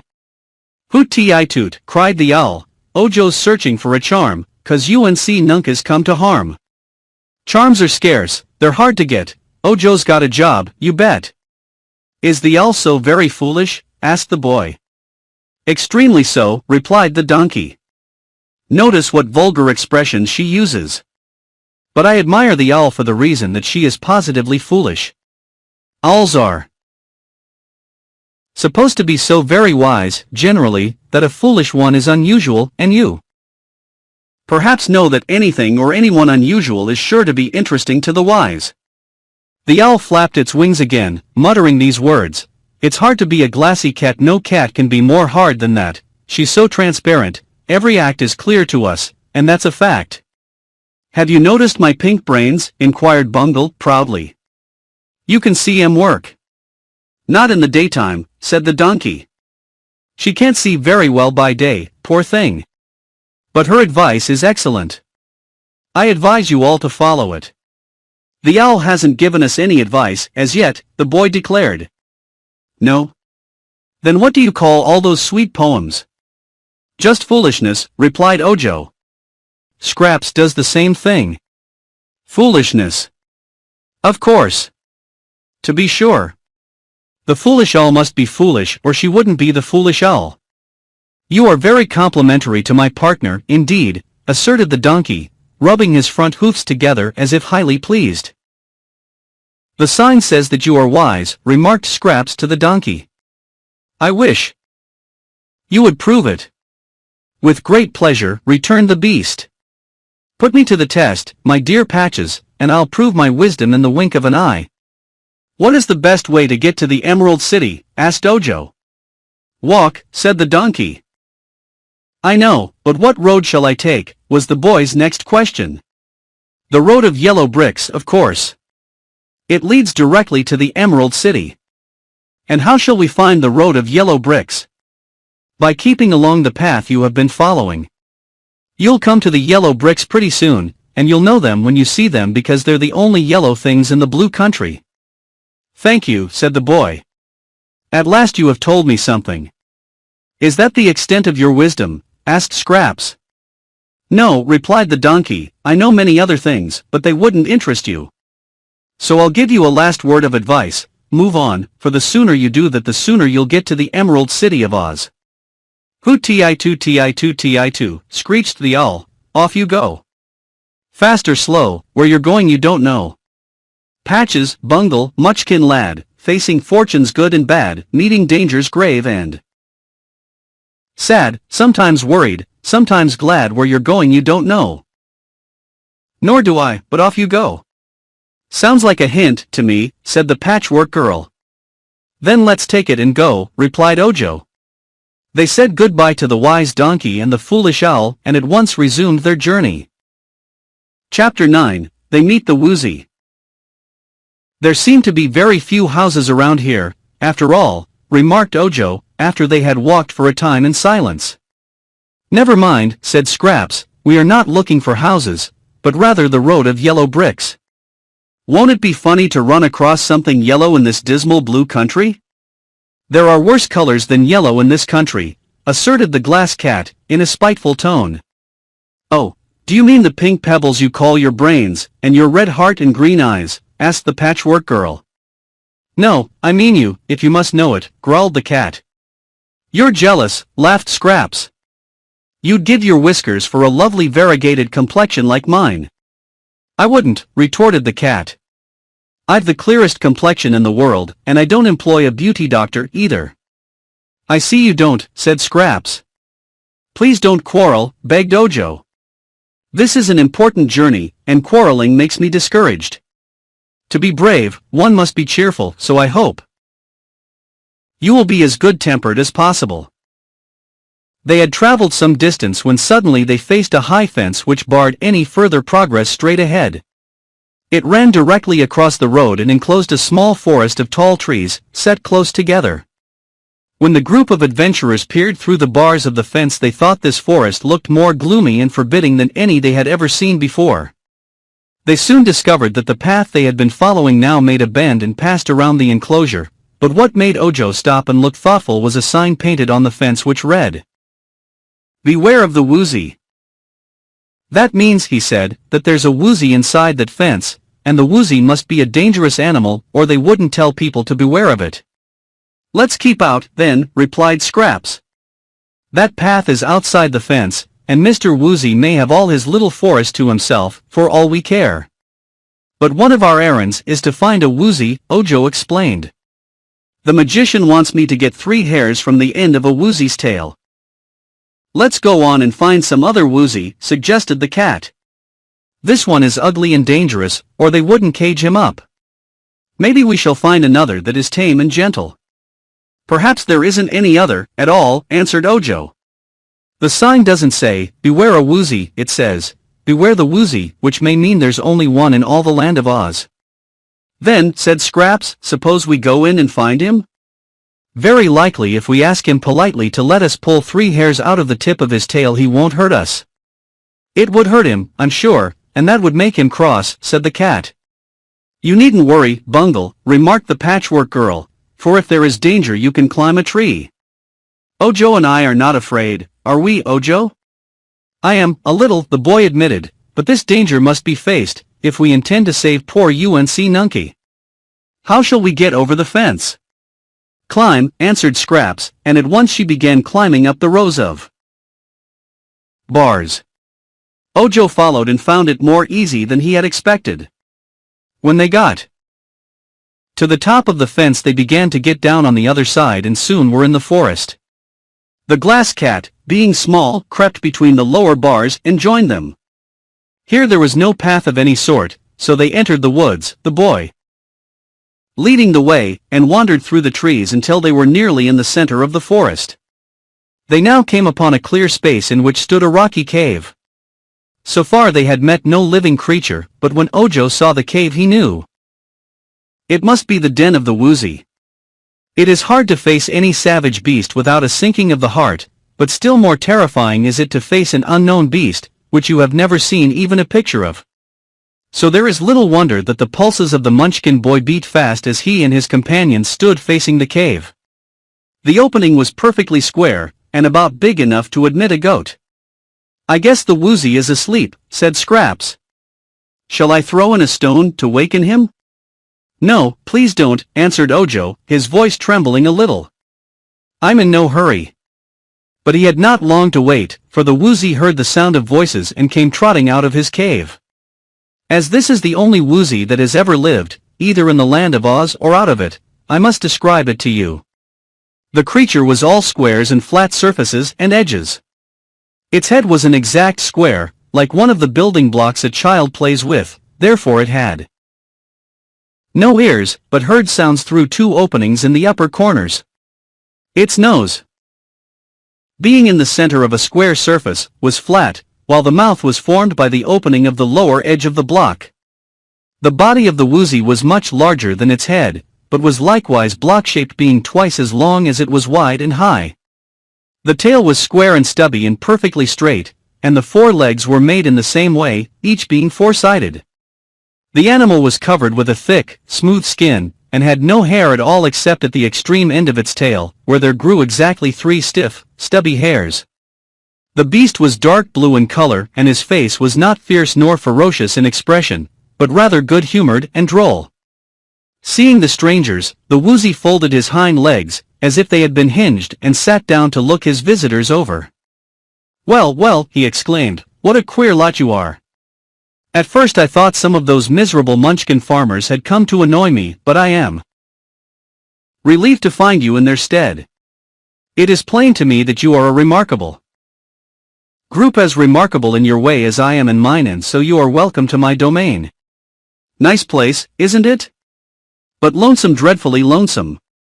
"Why did they shut you up here?" asked Scraps, who was regarding the queer, square creature with much curiosity. "Because I eat up all the honey bees which the Munchkin farmers who live around here keep to make them honey." "Are you fond of eating honey bees?" inquired the boy. "Very. They are really delicious. But the farmers did not like to lose their bees, and so they tried to destroy me." "Of course they couldn't do that." "Why not?" My skin is so thick and tough that nothing can get through it to hurt me. So, finding they could not destroy me, they drove me into this forest and built a fence around me. Unkind, wasn't it? But what do you eat now? Asked Ojo. Nothing at all. I've tried the leaves from the trees and the mosses and creeping vines, but they don't seem to suit my taste. So, there being no honey. Bees here, I've eaten nothing for years. You must be awfully hungry, said the boy. I've got some bread and cheese in my basket. Would you like that kind of food? Give me a nibble and I will try it, then I can tell you better whether it is grateful to my appetite, returned the Woozy.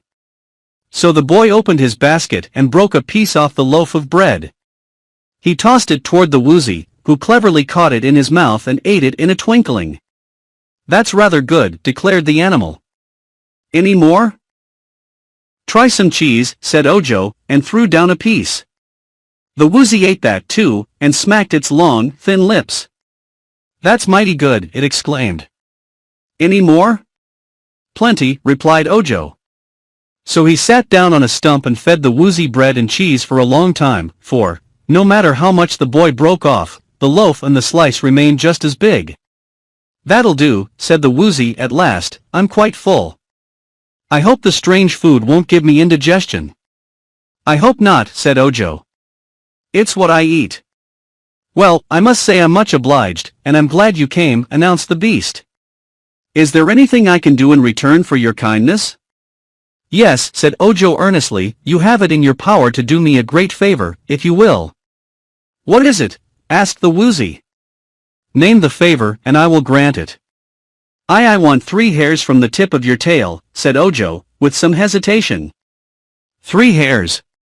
Why, that's all I have on my tail or anywhere else, exclaimed the beast. I know, but I want them very much. They are my sole ornaments, my prettiest feature, said the Woozy uneasily. If I give up those 3 hairs I am just a blockhead. Yet I must have them, insisted the boy, firmly, and he then told the Woozy all about the accident to Unc Nunkie and Margot Latte, and how the 3 hairs were to be a part of the magic charm that would restore them to life. The beast listened with attention, and when Ojo had finished the recital it said, with a sigh, I always keep my word, for I pride myself on being square. So you may have the 3 hairs, and welcome. I think, under such circumstances, it would be selfish in me to refuse you. Thank you. Thank you very much, cried the boy, joyfully. May I pull out the hairs now? Any time you like, answered the Woozy. So Ojo went up to the queer creature, and taking hold of one of the hairs began to pull. He pulled harder. He pulled with all his might, but the hair remained fast. What's the trouble? Asked the Woozy, which Ojo had dragged here and. They're all around the clearing in his endeavor to pull out the hair. It won't come, said the boy, panting. I was afraid of that, declared the beast. You'll have to pull harder. I'll help you, exclaimed Scraps, coming to the boy's side. You pull the hair and I'll pull you, and together we ought to get it out easily. Wait a jiffy, called the Woozy, and then it went to a tree and hugged it with its front paws, so that its body couldn't be dragged around by the pull. All ready now. Go ahead. Ojo grasped the hair with both hands and pulled with all his strength, while Scraps seized the boy around his waist and added her strength to his. But the hair wouldn't budge.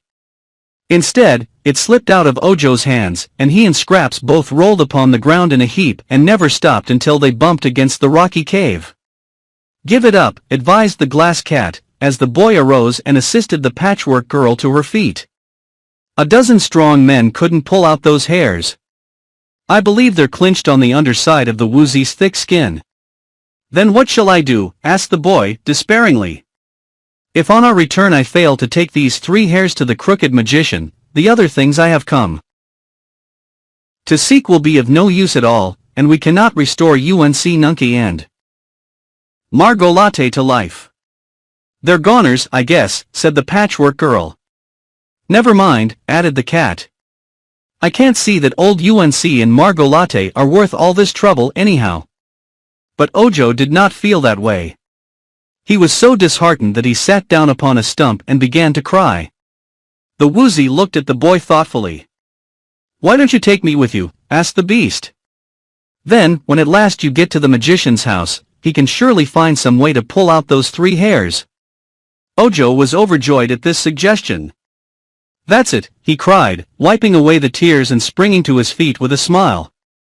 "If I take the 3 hairs to the magician, it won't matter if they are still in your body." "It can't matter in the least," agreed the Woozy. "Come on, then," said the boy, picking up his basket. "Let us start at once. I have several other things to find, you know." But the glass cat gave a little laugh and inquired in her scornful way, "How do you intend to get the beast out of this forest?" That puzzled them all for a time. "Let us go to the fence, and then we may find a way," suggested Scraps. So they walked through the forest to the fence, reaching it at a point exactly opposite that where they had entered the enclosure. "How did you get in?" asked the Woozy. "We climbed over," answered Ojo. "I can't do that," said the beast. "I'm a very swift runner, for I can overtake a honey bee as it flies, and I can jump very high, which is the reason they made such a tall fence to keep me in. But I can't climb at all, and I'm too big to squeeze between the bars of the fence." Ojo tried to think what to do. "Can you dig?" he asked. "No," answered the Woozy, "for I have no claws. My feet are quite flat on the bottom of them. Nor can I gnaw away the boards, as I have no teeth." "You're not such a terrible creature, after all," remarked Scraps. "You haven't heard me growl, or you wouldn't say that," declared the Woozy. "When I growl, the sound echoes like thunder all through the valleys and woodlands, and children tremble with fear, and women cover their heads with their aprons, and big men run and hide. I suppose there is nothing in the world so terrible to listen to as the growl of a Woozy." "Please don't growl, then," begged Ojo, earnestly. "There is no danger of my growling, for I am not angry. Only when angry do I utter my fearful, ear-splitting, soul-shuddering growl. Also, when I am angry, my eyes flash fire, whether I growl or not." "Real fire?" asked Ojo. "Of course, real fire." "Do you suppose they'd flash imitation fire?" inquired the Woozy in an injured tone. "In that case, I've solved the riddle," cried Scraps, dancing with glee. "Those fence boards are made of wood, and if the Woozy stands close to the fence, and lets his eyes flash fire, they might set fire to the fence and burn it up. Then he could walk away with us easily, being free." "Ah, I have never thought of that plan, or I would have been free long ago," said the Woozy. "But I cannot flash fire from my eyes unless I am very angry." "Can't you get angry about something, please?" asked Ojo. "I'll try. You just say Crizzle-Crew to me." "Will that make you angry?" inquired the boy. "Terribly angry." "What does it mean?" asked Scraps. "I don't know, that's what makes me so angry," replied the Woozy. He then stood close to the fence, with his head near one of the boards, and Scraps called out Crizzle-Crew. Then Ojo said Crizzle-Crew, and the glass cat said Crizzle-Crew. The Woozy began to tremble with anger and small sparks darted from his eyes. Seeing this, they all cried Crizzle-Crew, together, and that made the beast's eyes flash fire so fiercely that the fence board caught the sparks and began to smoke. Then it burst into flame, and the Woozy stepped back and said triumphantly, "Aha! That did the business, all right. It was a happy thought for you to yell all together, for that made me as angry as I have ever been." "Fine sparks, weren't they?" "Reg'lar fireworks," replied Scraps, admiringly. In a few moments the board had burned to a distance of several feet, leaving an opening big enough for them all to pass through.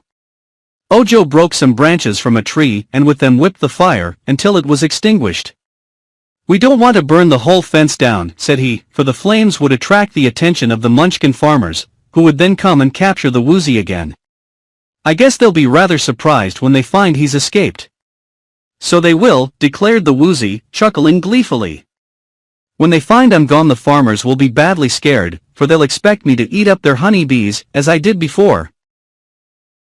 "That reminds me," said the boy, "that you must promise not to eat honey bees while you are in our company." "None at all?" "Not a bee.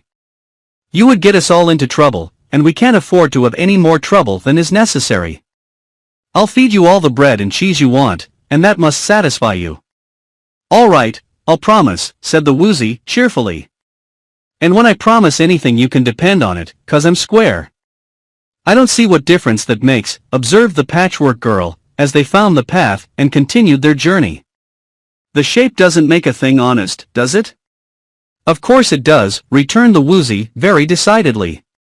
No one could trust that crooked magician, for instance, just because he is crooked, but a square Woozy couldn't do anything crooked if he wanted to.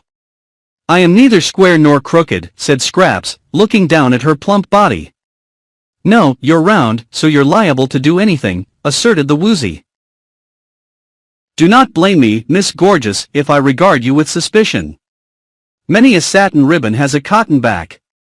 Scraps didn't understand this, but she had an uneasy misgiving that she had a cotton back herself. It would settle down at times, and make her squat and dumpy, and then she had to roll herself in the road until her body stretched out again. Chapter 10, Shaggy Man to the Rescue.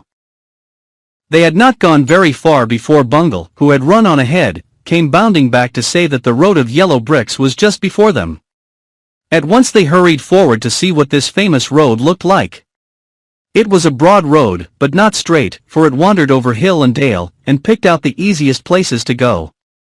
All its length and breadth was paved with smooth bricks of a bright yellow color, so it was smooth and level except in a few places where the bricks had crumbled or been removed, leaving holes that might cause the unwary to stumble. I wonder, said Ojo, looking up and down the road, which way to go. Where are you bound for? Asked the Woozy. The Emerald City, he replied. Then go west, said the Woozy. I know this road pretty well, for I've chased many a honey bee over it. Have you ever been to the Emerald City? Asked Scraps. No. I am very shy by nature, as you may have noticed, so I haven't mingled much in society. Are you afraid of men? Inquired the Patchwork Girl. Me? With my heart-rending growl, my horrible, shudderful growl? I should say not. I am not afraid of anything, declared the Woozy. I wish I could say the same, sighed Ojo. I don't think we need be afraid when we get to the Emerald City, for Unc Nunkie has told me that Ozma, our girl ruler, is very lovely and kind, and tries to help everyone who is in trouble. But they say there are many dangers lurking on the road to the great fairy city, and so we must be very careful. I hope nothing will break me, said the Glass Cat, in a nervous voice. I'm a little brittle, you know, and can't stand many hard knocks. If anything should fade the colors of my lovely patches it would break my heart, said the Patchwork Girl. I'm not sure you have a heart, Ojo reminded her. Then it would break my cotton, persisted Scraps. Do you think they are all fast colors, Ojo? She asked anxiously. They seem fast enough when you run, he replied, and then, looking ahead. Of them, he exclaimed, oh, what lovely trees. They were certainly pretty to look upon, and the travelers hurried forward to observe them more closely. Why, they are not trees at all, said Scraps, they are just monstrous plants.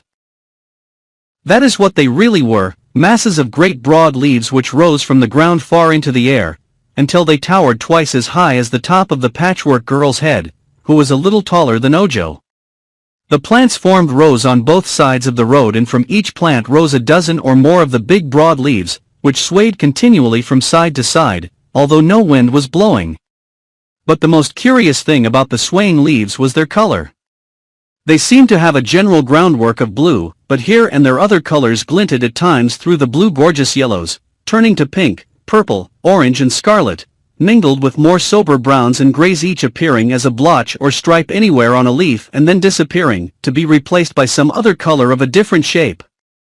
The changeful coloring of the great leaves was very beautiful, but it was bewildering as well, and the novelty of the scene drew our travelers close to the line of plants, where they stood, watching them with rapt interest. Suddenly a leaf bent lower than usual, and touched the Patchwork Girl. Swiftly it enveloped her in its embrace, covering her completely in its thick folds, and then it swayed back upon its stem. Why, she's gone, gasped Ojo, in amazement, and listening carefully he thought he could hear the muffled screams of Scraps coming from the center of the folded leaf.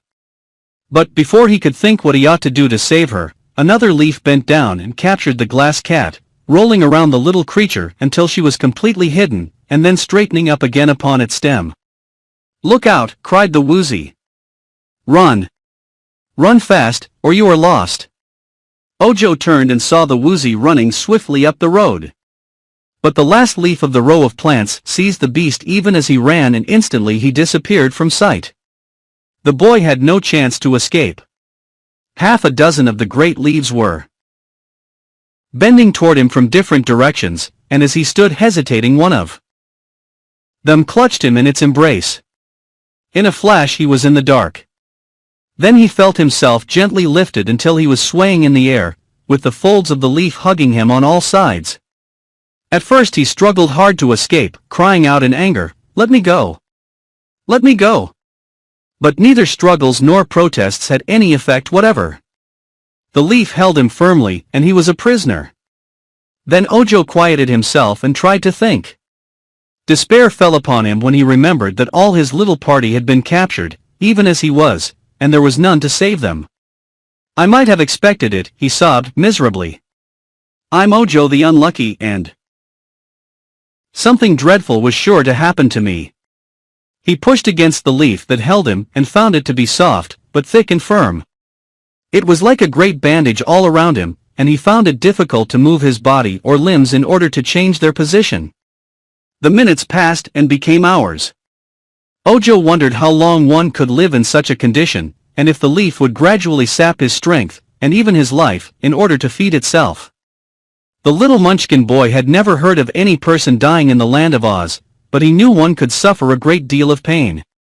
His greatest fear at this time was that he would always remain imprisoned in the beautiful leaf, and never see the light of day again.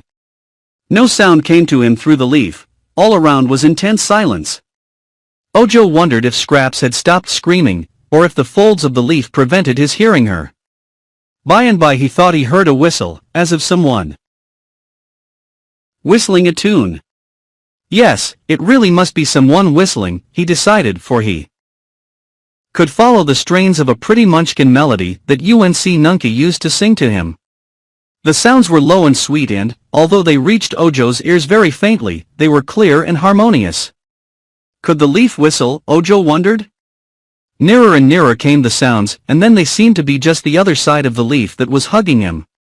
Suddenly the whole leaf toppled and fell, carrying the boy with it, and while he sprawled at full length the folds slowly relaxed and set him free. He scrambled quickly to his feet and found that a strange man was standing before him, a man so curious in appearance that the boy stared with round eyes. He was a big man with shaggy whiskers, shaggy eyebrows, shaggy hair, but kindly blue eyes that were gentle as those of a cow. On his head was a green velvet hat with a jeweled band, which was all shaggy around the brim. Rich but shaggy laces were at his throat. A coat with shaggy edges was decorated with diamond buttons. The velvet breeches had jeweled buckles at the knees and shags all around the bottoms. On his breast hung a medallion bearing a picture of Princess Dorothy of Oz, and in his hand, as he stood looking at Ojo, was a sharp knife shaped like a dagger.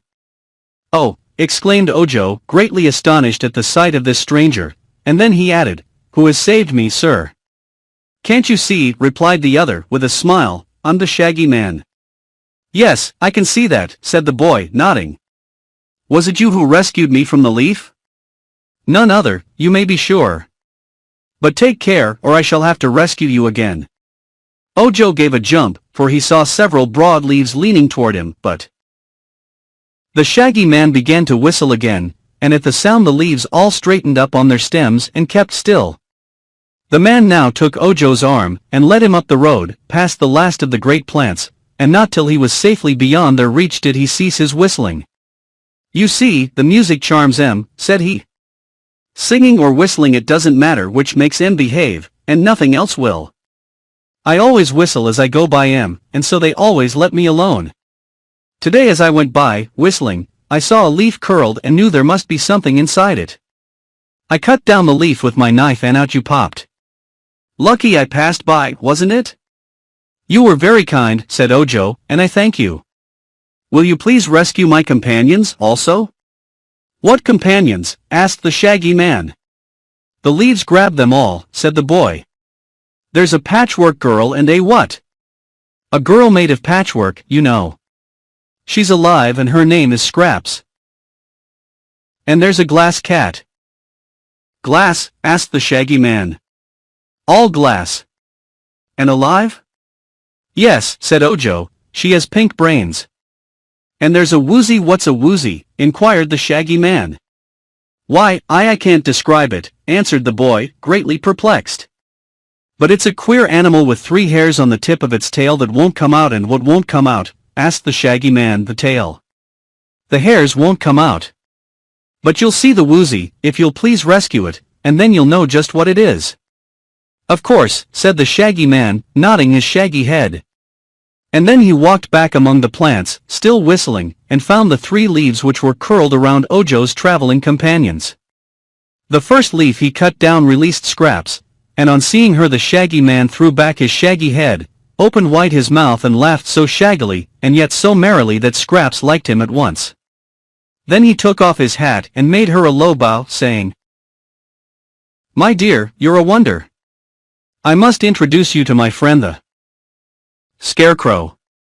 When he cut down the second leaf he rescued the glass cat, and Bungle was so frightened that she scampered away like a streak and soon had joined Ojo, when she sat beside him panting and trembling. The last plant of all the row had captured the Woozy, and a big bunch in the center of the curled leaf showed plainly where he was. With his sharp knife the Shaggy Man sliced off the stem of the leaf, and as it fell and unfolded out trotted the Woozy and escaped beyond the reach of any more of the dangerous plants. Chapter 11, A Good Friend. Soon the entire party was gathered on the road of yellow bricks, quite beyond the reach of the beautiful but treacherous plants. The Shaggy Man, staring first at one and then at the other, seemed greatly pleased and interested. "I've seen queer things since I came to the land of Oz," said he, "but never anything queerer than this band of adventurers. Let us sit down a while, and have a talk and get acquainted." "Haven't you always lived in the land of Oz?" asked the Munchkin boy. "No, I used to live in the big, outside world. But I came here once with Dorothy, and Ozma let me stay." "How do you like Oz?" asked Scraps. "Isn't the country and the climate grand?" "It's the finest country in all the world, even if it is a fairyland. And I'm happy every minute I live in it," said the Shaggy Man, "but tell me something about yourselves." So Ojo related the story of his visit to the house of the crooked magician, and how he met there the glass cat, and how the Patchwork Girl was brought to life, and of the terrible accident to Unc Nunkie and Margolate. Then he told how he had set out to find the 5 different things which the magician needed to make a charm that would restore the marble figures to life, one requirement being 3 hairs from a Woozy's tail. "We found the Woozy," explained the boy, "and he agreed to give us the 3 hairs, but we couldn't pull them out. So we had to bring the Woozy along with us." "I see," returned the Shaggy Man, who had listened with interest to the story. "But perhaps I, who am big and strong, can pull those 3 hairs from the Woozy's tail." "Try it, if you like," said the Woozy. So the Shaggy Man tried it, but pull as hard as he could he failed to get the hairs out of the Woozy's tail. So he sat down again and wiped his shaggy face with a shaggy silk handkerchief and said, "It doesn't matter. If you can keep the Woozy until you get the rest of the things you need, you can take the beast and his 3 hairs to the crooked magician and let him find a way to extract them." "What are the other things you are to find?" "One," said Ojo, "is a 6-leaved clover." "You ought to find that in the fields around the Emerald City," said the Shaggy Man. "There is a law against picking 6-leaved clovers, but I think I can get Ozma to let you have one." "Thank you," replied Ojo. "The next thing is the left wing of a yellow butterfly. For that you must go to the Winky Country," the Shaggy Man declared. "I've never noticed any butterflies there, but that is the yellow country of Oz, and it's ruled by a good friend of mine, the Tin Woodman." "Oh, I've heard of him," exclaimed Ojo. "He must be a wonderful man." "So he is, and his heart is wonderfully kind. I'm sure the Tin Woodman will do all in his power to help you to save your Unc Nunkie and poor Margolate." "The next thing I must find," said the Munchkin boy, "is a gill of water from a dark well." "Indeed." "Well, that is more difficult," said the Shaggy Man, scratching his left ear in a puzzled way. "I've never heard of a dark well, have you?" "No," said Ojo.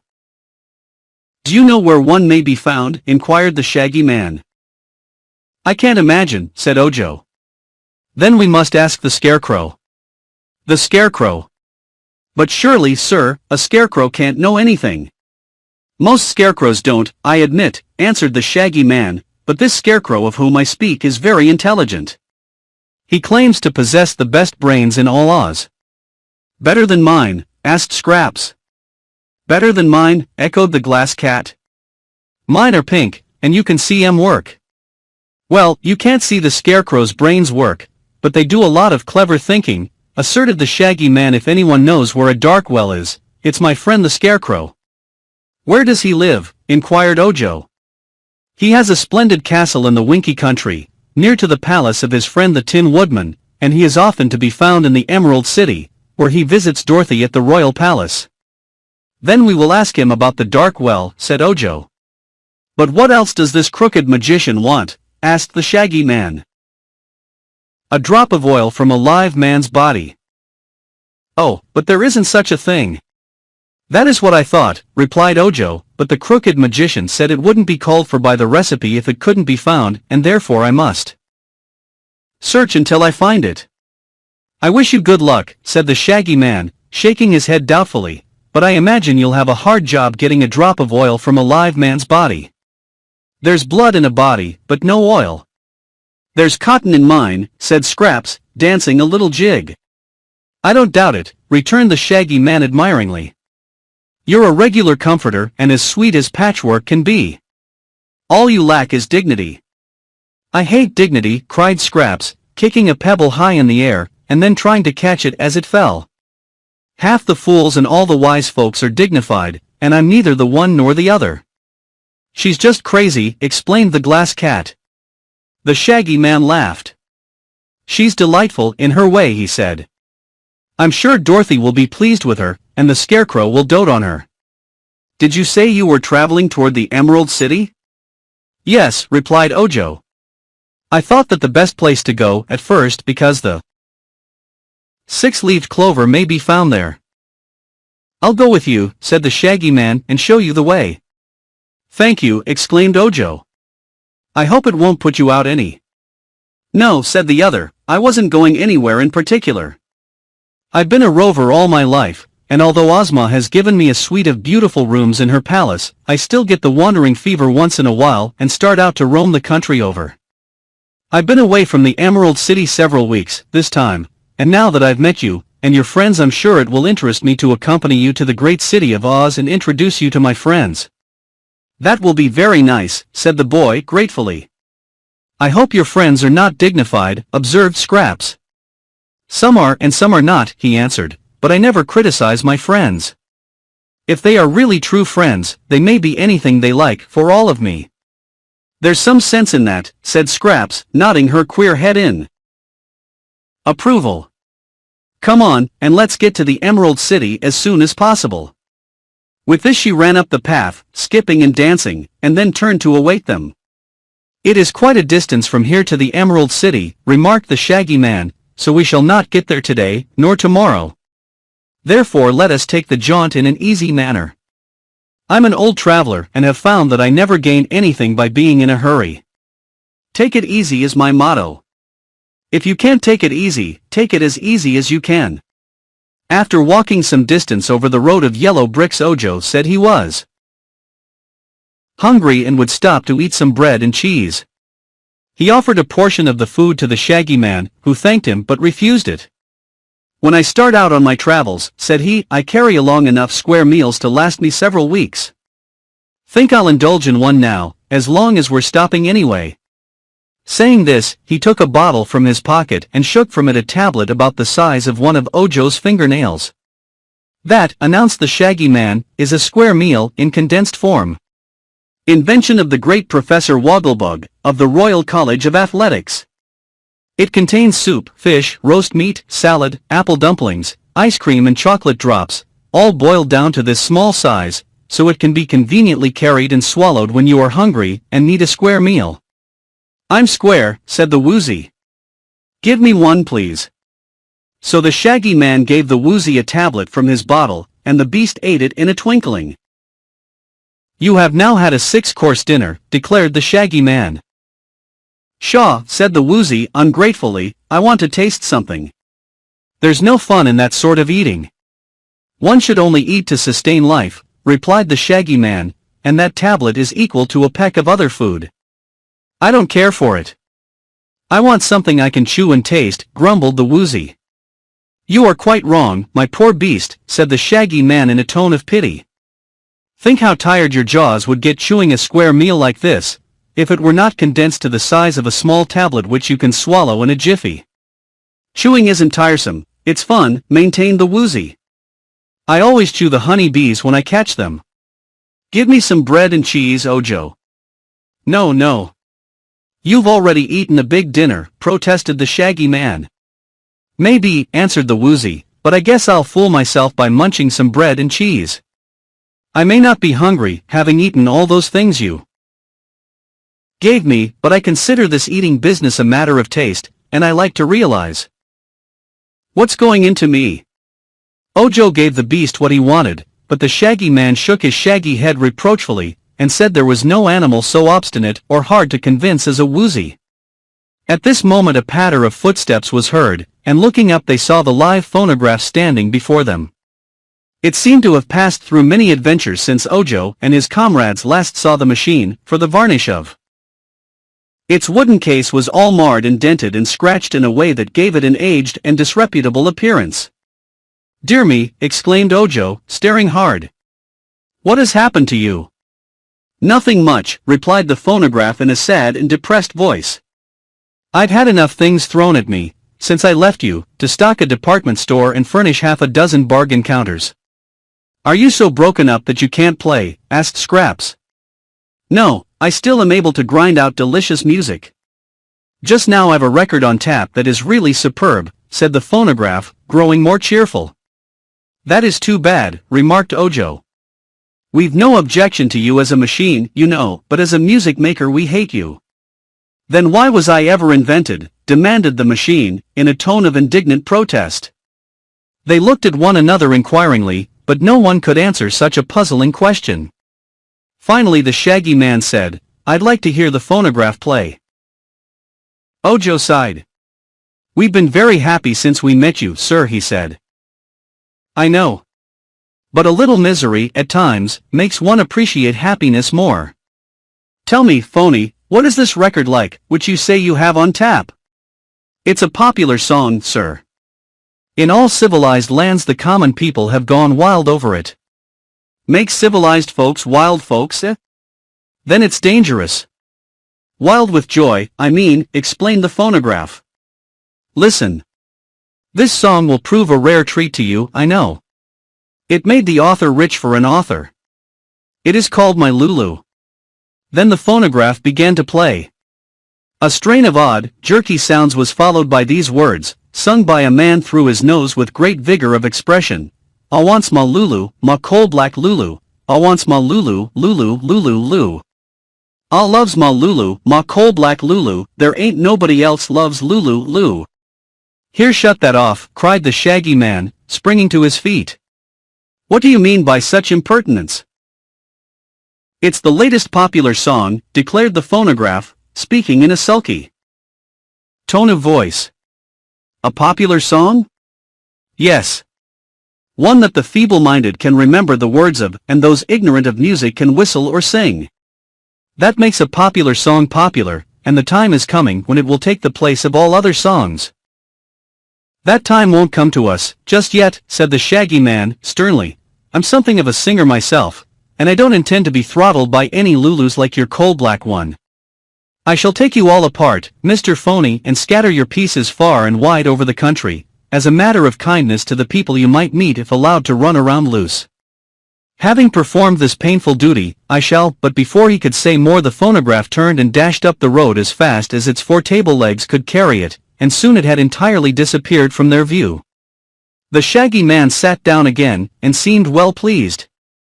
Someone else will save me the trouble of scattering that phonograph, said he, for it is not possible that such a music maker can last long in the land of Oz. When you are rested, friends, let us go on our way." During the afternoon the travelers found themselves in a lonely and uninhabited part of the country. Even the fields were no longer cultivated and the country began to resemble a wilderness. The road of yellow bricks seemed to have been neglected and became uneven and more difficult to walk upon. Scrubby underbrush grew on either side of the way, while huge rocks were scattered around in abundance. But this did not deter Ojo and his friends from trudging on, and they beguiled the journey with jokes and cheerful conversation. Toward evening they reached a crystal spring which gushed from a tall rock by the roadside, and near this spring stood a deserted cabin. Said the Shaggy Man, halting here, "We may as well pass the night here, where there is shelter for our heads and good water to drink. Road beyond here is pretty bad, worst we shall have to travel, so let's wait until morning before we tackle it." They agreed to this and Ojo found some brushwood in the cabin, and made a fire on the hearth.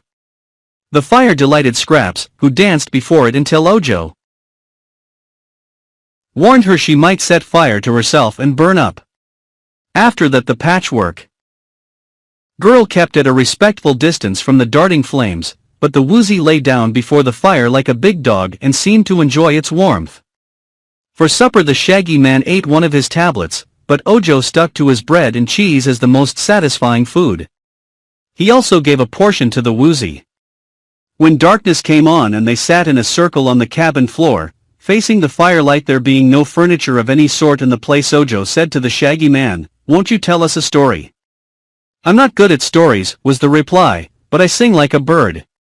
"Raven, or crow?" asked the Glass Cat. "Like a songbird." "I'll prove it. I'll sing a song I composed myself." "Don't tell anyone I'm a poet, they might want me to write a book."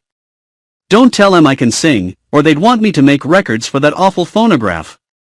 "Haven't time to be a public benefactor, so I'll just sing you this little song for your own amusement." They were glad enough to be entertained, and listened with interest while the Shaggy Man chanted the following verses to a tune that was not unpleasant. "I'll sing a song of Ozland, where wondrous creatures dwell and fruits and flowers and shady bowers abound in every dell, where magic is a science and where no one shows surprise if some amazing thing takes place before his very eyes. Our ruler's a bewitching girl whom fairies love to please, she's always kept her magic scepter to enforce decrees to make her people happy, for her heart is kind and true, and to aid the needy and distressed is what she longs to do. And then there's Princess Dorothy, as sweet as any rose, a lass from Kansas, where they don't grow fairies, I suppose, and there's the brainy Scarecrow, with a body stuffed with straw, who utters words of wisdom rare that fill us all with awe. I'll not forget Nick Chopper, the woodman made of tin, whose tender heart thinks killing time is quite a dreadful sin, nor old Professor Wogglebug, who's highly magnified and looks so big to everyone that he is filled with pride. Jack Pumpkinhead's a dear old chum who might be called a chump, but one renowned by riding round upon a magic gump. The Sawhorse is a splendid steed, and though he's made of wood he does as many thrilling stunts as any neat horse could. And now I'll introduce a beast that everyone adores, the Cowardly Lion.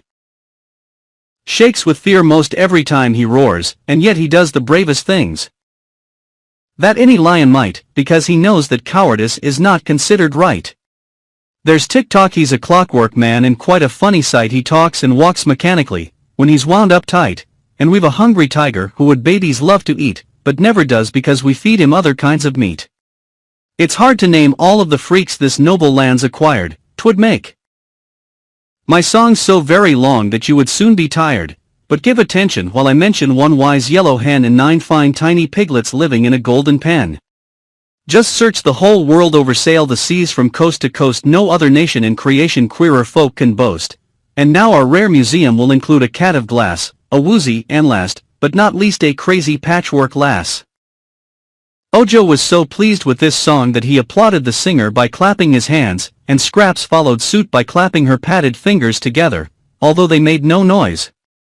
The cat pounded on the floor with her glass paws gently, so as not to break them, and the Woozy, which had been asleep, woke up to ask what the row was about. "I seldom sing in public, for fear they might want me to start an opera company," remarked the Shaggy Man, who was pleased to know his effort was appreciated. "Voice, just now, is a little out of training, rusty, perhaps. Tell me, said the Patchwork Girl earnestly, do all those queer people you mention really live in the land of Oz? Every one of 'em. I even forgot one thing, Dorothy's pink kitten. For goodness sake, exclaimed Bungle, sitting up and looking interested. A pink kitten? How absurd. Is it glass? No, just ordinary kitten. Then it can't amount to much. I have pink brains, and you can see 'em work. Dorothy's kitten is all pink brains and all except blue eyes. Names. Eureka! Great favorite at the royal palace, said the Shaggy Man, yawning. The glass cat seemed annoyed. Do you think a pink kitten common meat is as pretty as I am? She asked. Can't say. Tastes differ, you know, replied the Shaggy Man, yawning again. But here's a pointer that may be of service to you. Make friends with Eureka, and you'll be solid at the palace. I'm solid now, solid glass. You don't understand, rejoined the Shaggy Man sleepily. Anyhow, make friends with the pink kitten and you'll be all right. If the pink kitten despises you, look out for breakers. Would anyone at the royal palace break a glass cat? Might. You never can tell. Advise you to purr soft and look humble if you can. And now I'm going to bed. Bungle considered the Shaggy Man's advice so carefully that her pink brains were busy long after the others of the party were fast asleep. Chapter 12, The Giant Porcupine. Next morning they started out bright and early to follow the road of yellow bricks toward the Emerald City. The little Munchkin boy was beginning to feel tired from the long walk, and he had a great many things to think of and consider besides the events of the journey. At the wonderful Emerald City, which he would presently reach, were so many strange and curious people that he was half afraid of meeting them and wondered if they would prove friendly and kind. Above all else, he could not drive from his mind the important errand on which he had come, and he was determined to devote every energy to finding the things that were necessary to prepare the magic recipe. He believed that until dear Unc Nunkie was restored to life he could feel no joy in anything, and often he wished that Unc could be with him, to see all the astonishing things Ojo was seeing. But alas, Unc Nunkie was now a marble statue in the house of the crooked magician. And Ojo must not falter in his efforts to save him. The country through which they were passing was still rocky and deserted, with here and there a bush or a tree to break the dreary landscape.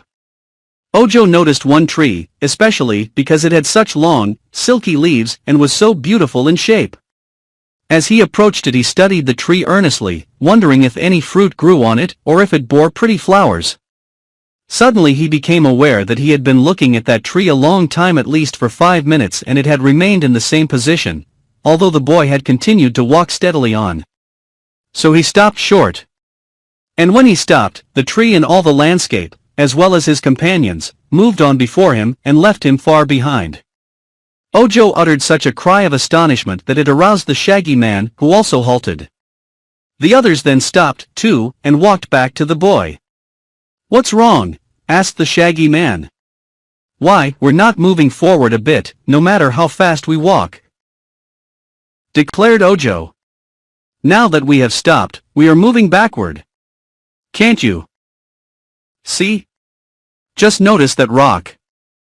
Scraps looked down at her feet and said, "The yellow bricks are not moving." "But the whole road is," answered Ojo. "True, quite true," agreed the Shaggy Man. "I know all about the tricks of this road, but I have been thinking of something else, and didn't realize where we were." "It will carry us back to where we started from," predicted Ojo, beginning to be nervous. "No," replied the Shaggy Man, "it won't do that, for I know a trick to beat this tricky road. I've traveled this way before, you know. Turn around, all of you, and walk backward." "What good will that do?" asked the cat. "You'll find out, if you obey me," said the Shaggy Man. So they all turned their backs to the direction in which they wished to go and began walking backward. In an instant Ojo noticed they were gaining ground, and as they proceeded in this curious way they soon passed the tree which had first attracted his attention to their difficulty. "How long must we keep this up, Shags?" asked Scraps, who was constantly tripping and tumbling down, only to get up again with a laugh at her mishap. "Just a little way farther," replied the Shaggy Man. A few minutes later he called to them to turn about quickly and step. forward, and as they obeyed the order they found themselves treading solid ground. That task is well over, observed the Shaggy Man. It's a little tiresome to walk backward, but that is the only way to pass this part of the road, which has a trick of sliding back and carrying with it anyone who is walking upon it. With new courage and energy they now trudged forward, and after a time came to a place where the road cut through a low hill, leaving high banks on either side of it. They were traveling along this cut, talking together, when the Shaggy Man seized Scraps with one arm and Ojo with another and shouted, "Stop!" "What's wrong now?" asked the Patchwork Girl. "See there," answered the Shaggy Man, pointing with his finger. Directly in the center of the road lay a motionless object that bristled all over with sharp quills, which resembled arrows. The body was as big as a 10-bushel basket, but the projecting quills made it appear to be 4 times bigger. "Well, what of it?" asked Scraps.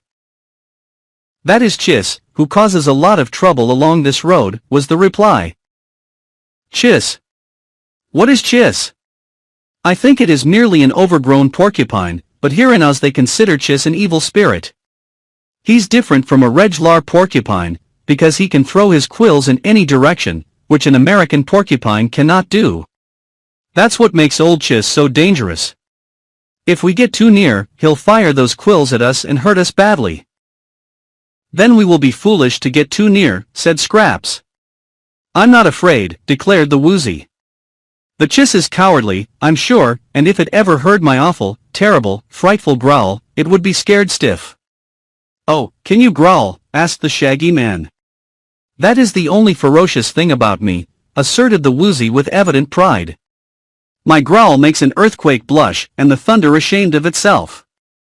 If I growled at that creature you call Chiss, it would immediately think the world had cracked in two and bumped against the sun and moon, and that would cause the monster to run as far and as fast as its legs could carry it." "In that case," said the Shaggy Man, "you are now able to do us all a great favor. Please growl." "But you forget," returned the Woozy, "my tremendous growl would also frighten you, and if you happen to have heart disease you might expire." "True, but we must take that risk," decided the Shaggy Man bravely. "Being warned of what is to occur, we must try to bear the terrific noise of your growl, but Chiss won't expect it, and it will scare him away." The Woozy hesitated. "I'm fond of you all, and I hate to shock you," it said. "Never mind," said Ojo. "You may be made deaf. If so, we will forgive you." "Very well then," said the Woozy in a determined voice, and advanced a few steps toward the giant porcupine. Pausing to look back, it asked, "All ready?" "All ready," they answered. "Then cover up your ears and brace yourselves firmly. Now, then look out." The Woozy turned toward Chiss, opened wide its mouth and said, "Queek." "Go ahead and growl," said Scraps. "Why, I did growl," retorted the Woozy, who seemed much astonished. "What, that little squeak?" she cried. "It is the most awful growl that ever was heard, on land or sea, in caverns, or in the sky," protested the Woozy. "I wonder you stood the shock so well. Didn't you feel the ground tremble? I suppose Chiss is now quite dead with fright." The Shaggy Man laughed merrily. "Poor Woz," said he, "your growl wouldn't scare a fly." The Woozy seemed to be humiliated and surprised.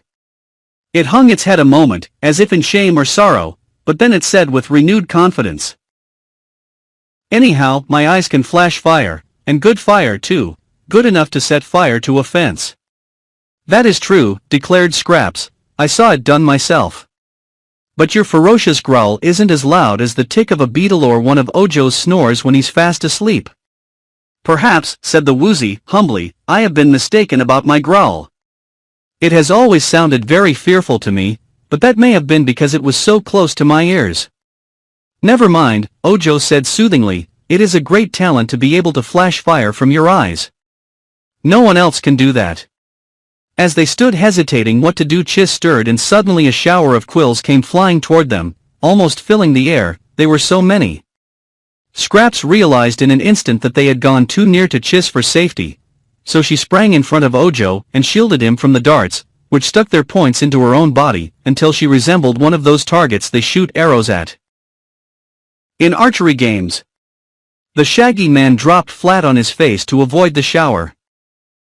But one quill struck him in the leg and went far in.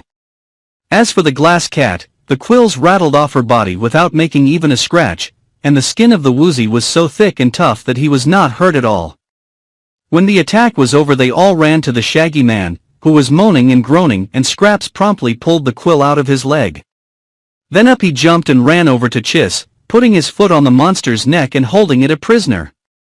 The body of the great porcupine was now as smooth as leather, except for the holes where the quills had been, for it had shot every single quill in that one wicked shower.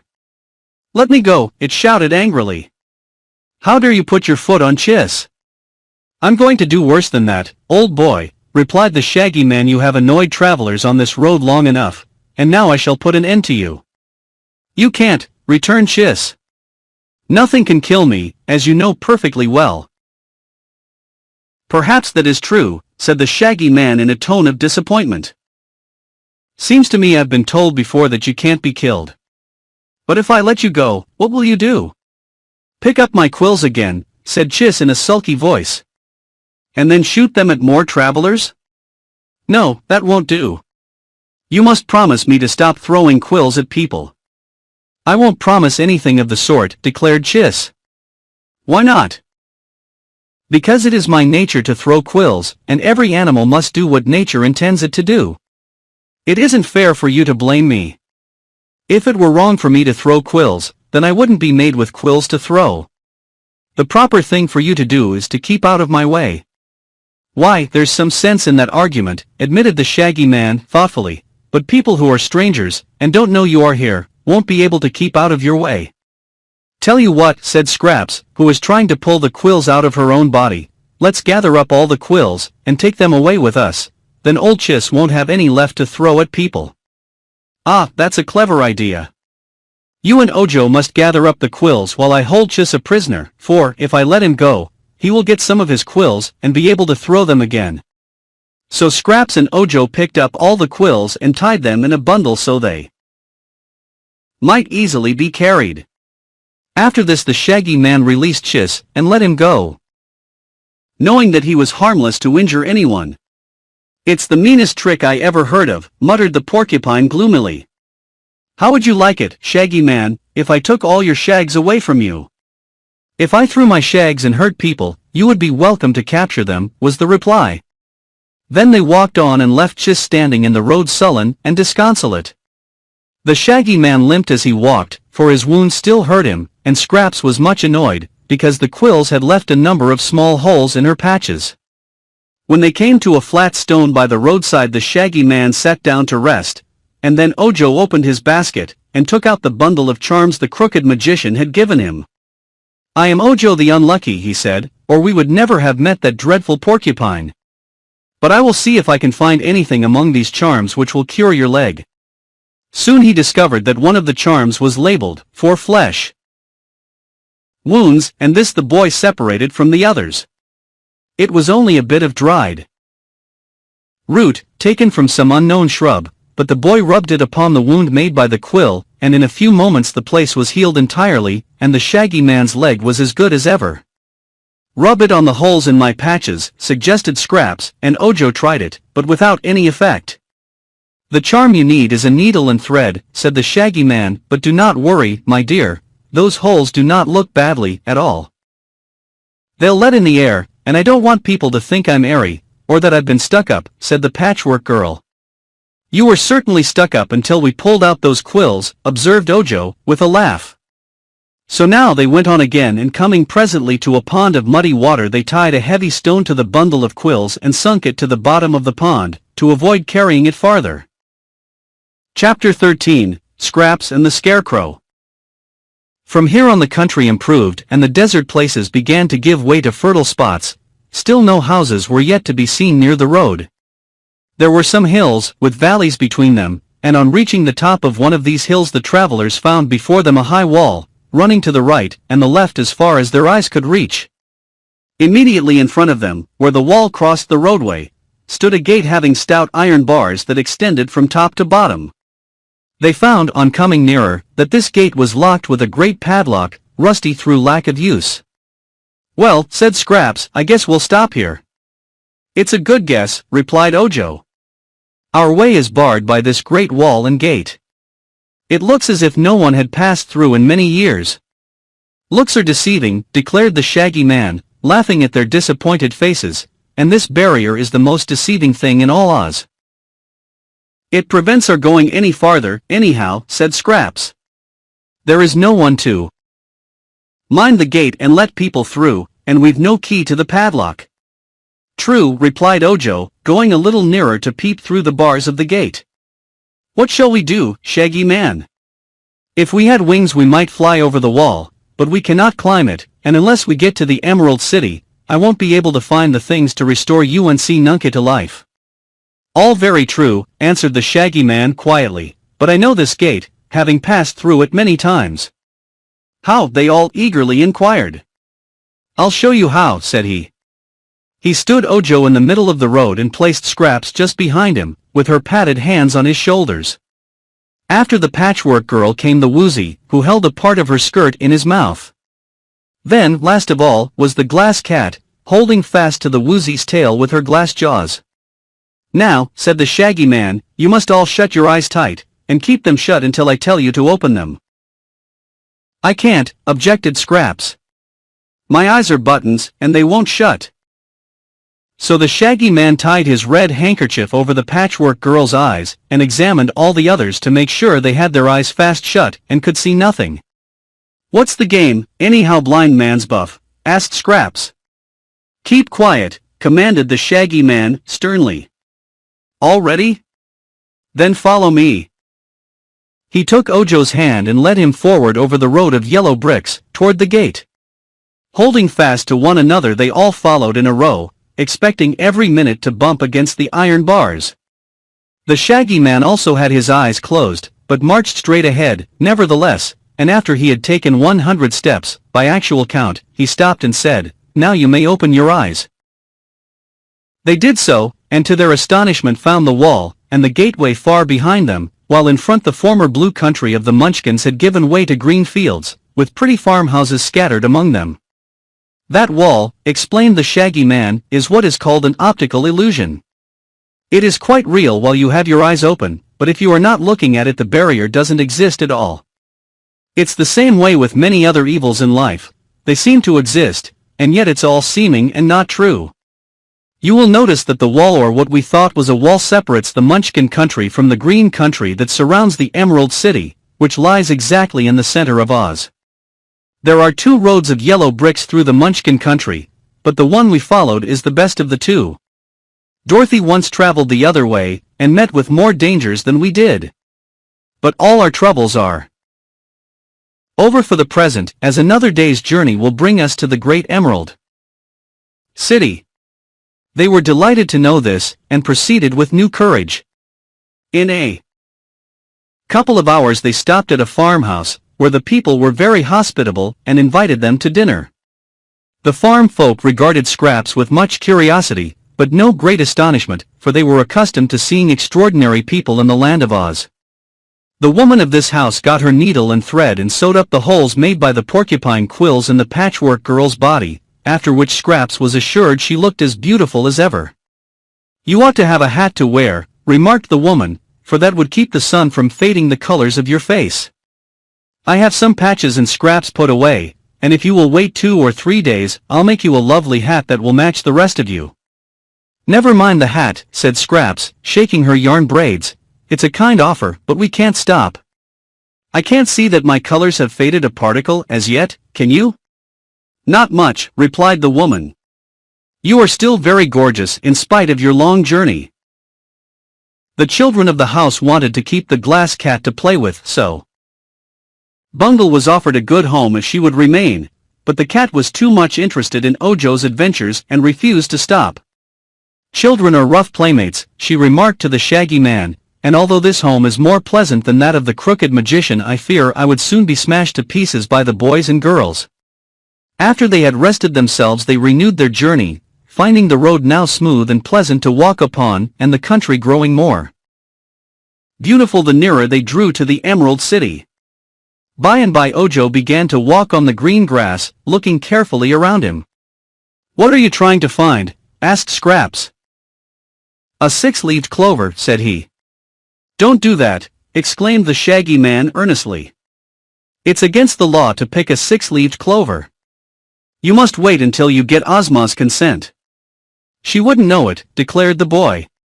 "Ozma knows many things," said the Shaggy Man. "In her room is a magic picture that shows any scene in the land of Oz where strangers or travelers happen to be. She may be watching the picture of us even now, and noticing everything that we do." "Does she always watch the magic picture?" asked Ojo.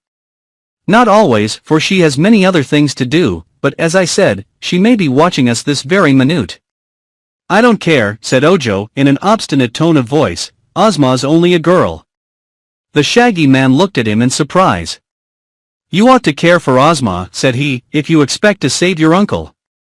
For, if you displease our powerful ruler, your journey will surely prove a failure. Whereas, if you make a friend of Ozma, she will gladly assist you. As for her being a girl, that is another reason why you should obey her laws, if you are courteous and polite. Everyone in Oz loves Ozma and hates her enemies, for she is as just as she is powerful." Ojo sulked a while, but finally returned to the road and kept away from the green clover. The boy was moody and bad-tempered for an hour or two afterward, because he could really see no harm in picking a six-leaved clover, if he found one, and in spite of what the Shaggy Man had said, he considered Ozma's law to be unjust. They presently came to a beautiful grove of tall and stately trees, through which the road wound in sharp curves, first one way and then another. As they were walking through this grove, they heard someone in the distance singing, and the sounds grew nearer and nearer until they could distinguish the words, although the bend in the road still hid the singer. The song was something like this: "Here's to the hale old bale of straw that's cut from the waving grain, the sweetest sight man ever saw in forest, dell or plain. It fills me with a crunkling joy a straw stack to behold, for then I pad this lucky boy with strands of yellow gold." "Ah!" exclaimed the Shaggy Man, "here comes my friend the Scarecrow." "What, a live scarecrow?" asked Ojo. "Yes, the one I told you of. He's a splendid fellow, and very intelligent. You'll like him, I'm sure." Just then the famous Scarecrow of Oz came around the bend in the road, riding astride a wooden sawhorse which was so small that its rider's legs nearly touched the ground. The Scarecrow wore the blue dress of the Munchkins, in which country he was made, and on his head was set a peaked hat with a flat brim trimmed with tinkling bells. A rope was tied around his waist to hold him in shape, for he was stuffed with straw in every part of him except the top of his head, where at one time the Wizard of Oz had placed sawdust, mixed with needles and pins, to sharpen his wits. The head itself was merely a bag of cloth, fastened to the body at the neck, and on the front of this bag was painted the face, ears, eyes, nose and mouth. The Scarecrow's face was very interesting, for it bore a comical and yet winning expression, although one eye was a bit larger than the other and ears were not mates. The Munchkin farmer who had made the Scarecrow had neglected to sew him together with close stitches, and therefore some of the straw with which he was stuffed was inclined to stick out between the seams. His hands consisted of padded white gloves, with the fingers long and rather limp, and on his feet he wore Munchkin boots of blue leather with broad turns at the tops of them. The sawhorse was almost as curious as its rider. It had been rudely made, in the beginning, to saw logs upon, so that its body was a short length of a log, and its legs were stout branches fitted into 4 holes made in the body. The tail was formed by a small branch that had been left on the log, while the head was a gnarled bump on one end of the body. 2 knots of wood formed the eyes, and the mouth was a gash chopped in the log. When the sawhorse first came to life it had no ears at all, and so could not hear, but the boy who then owned him had whittled 2 ears out of bark and stuck them in the head, after which the sawhorse heard very distinctly. This queer wooden horse was a great favorite with Princess Ozma, who had caused the bottoms of its legs to be shod with plates of gold so the wood would not wear away. Its saddle was made of cloth of gold richly encrusted with precious gems. It had never worn a bridle. As the Scarecrow came in sight of the party of travelers, he reined in his wooden steed and dismounted, greeting the Shaggy Man with a smiling nod. Then he turned to stare at the Patchwork Girl in wonder, while she in turn stared at him.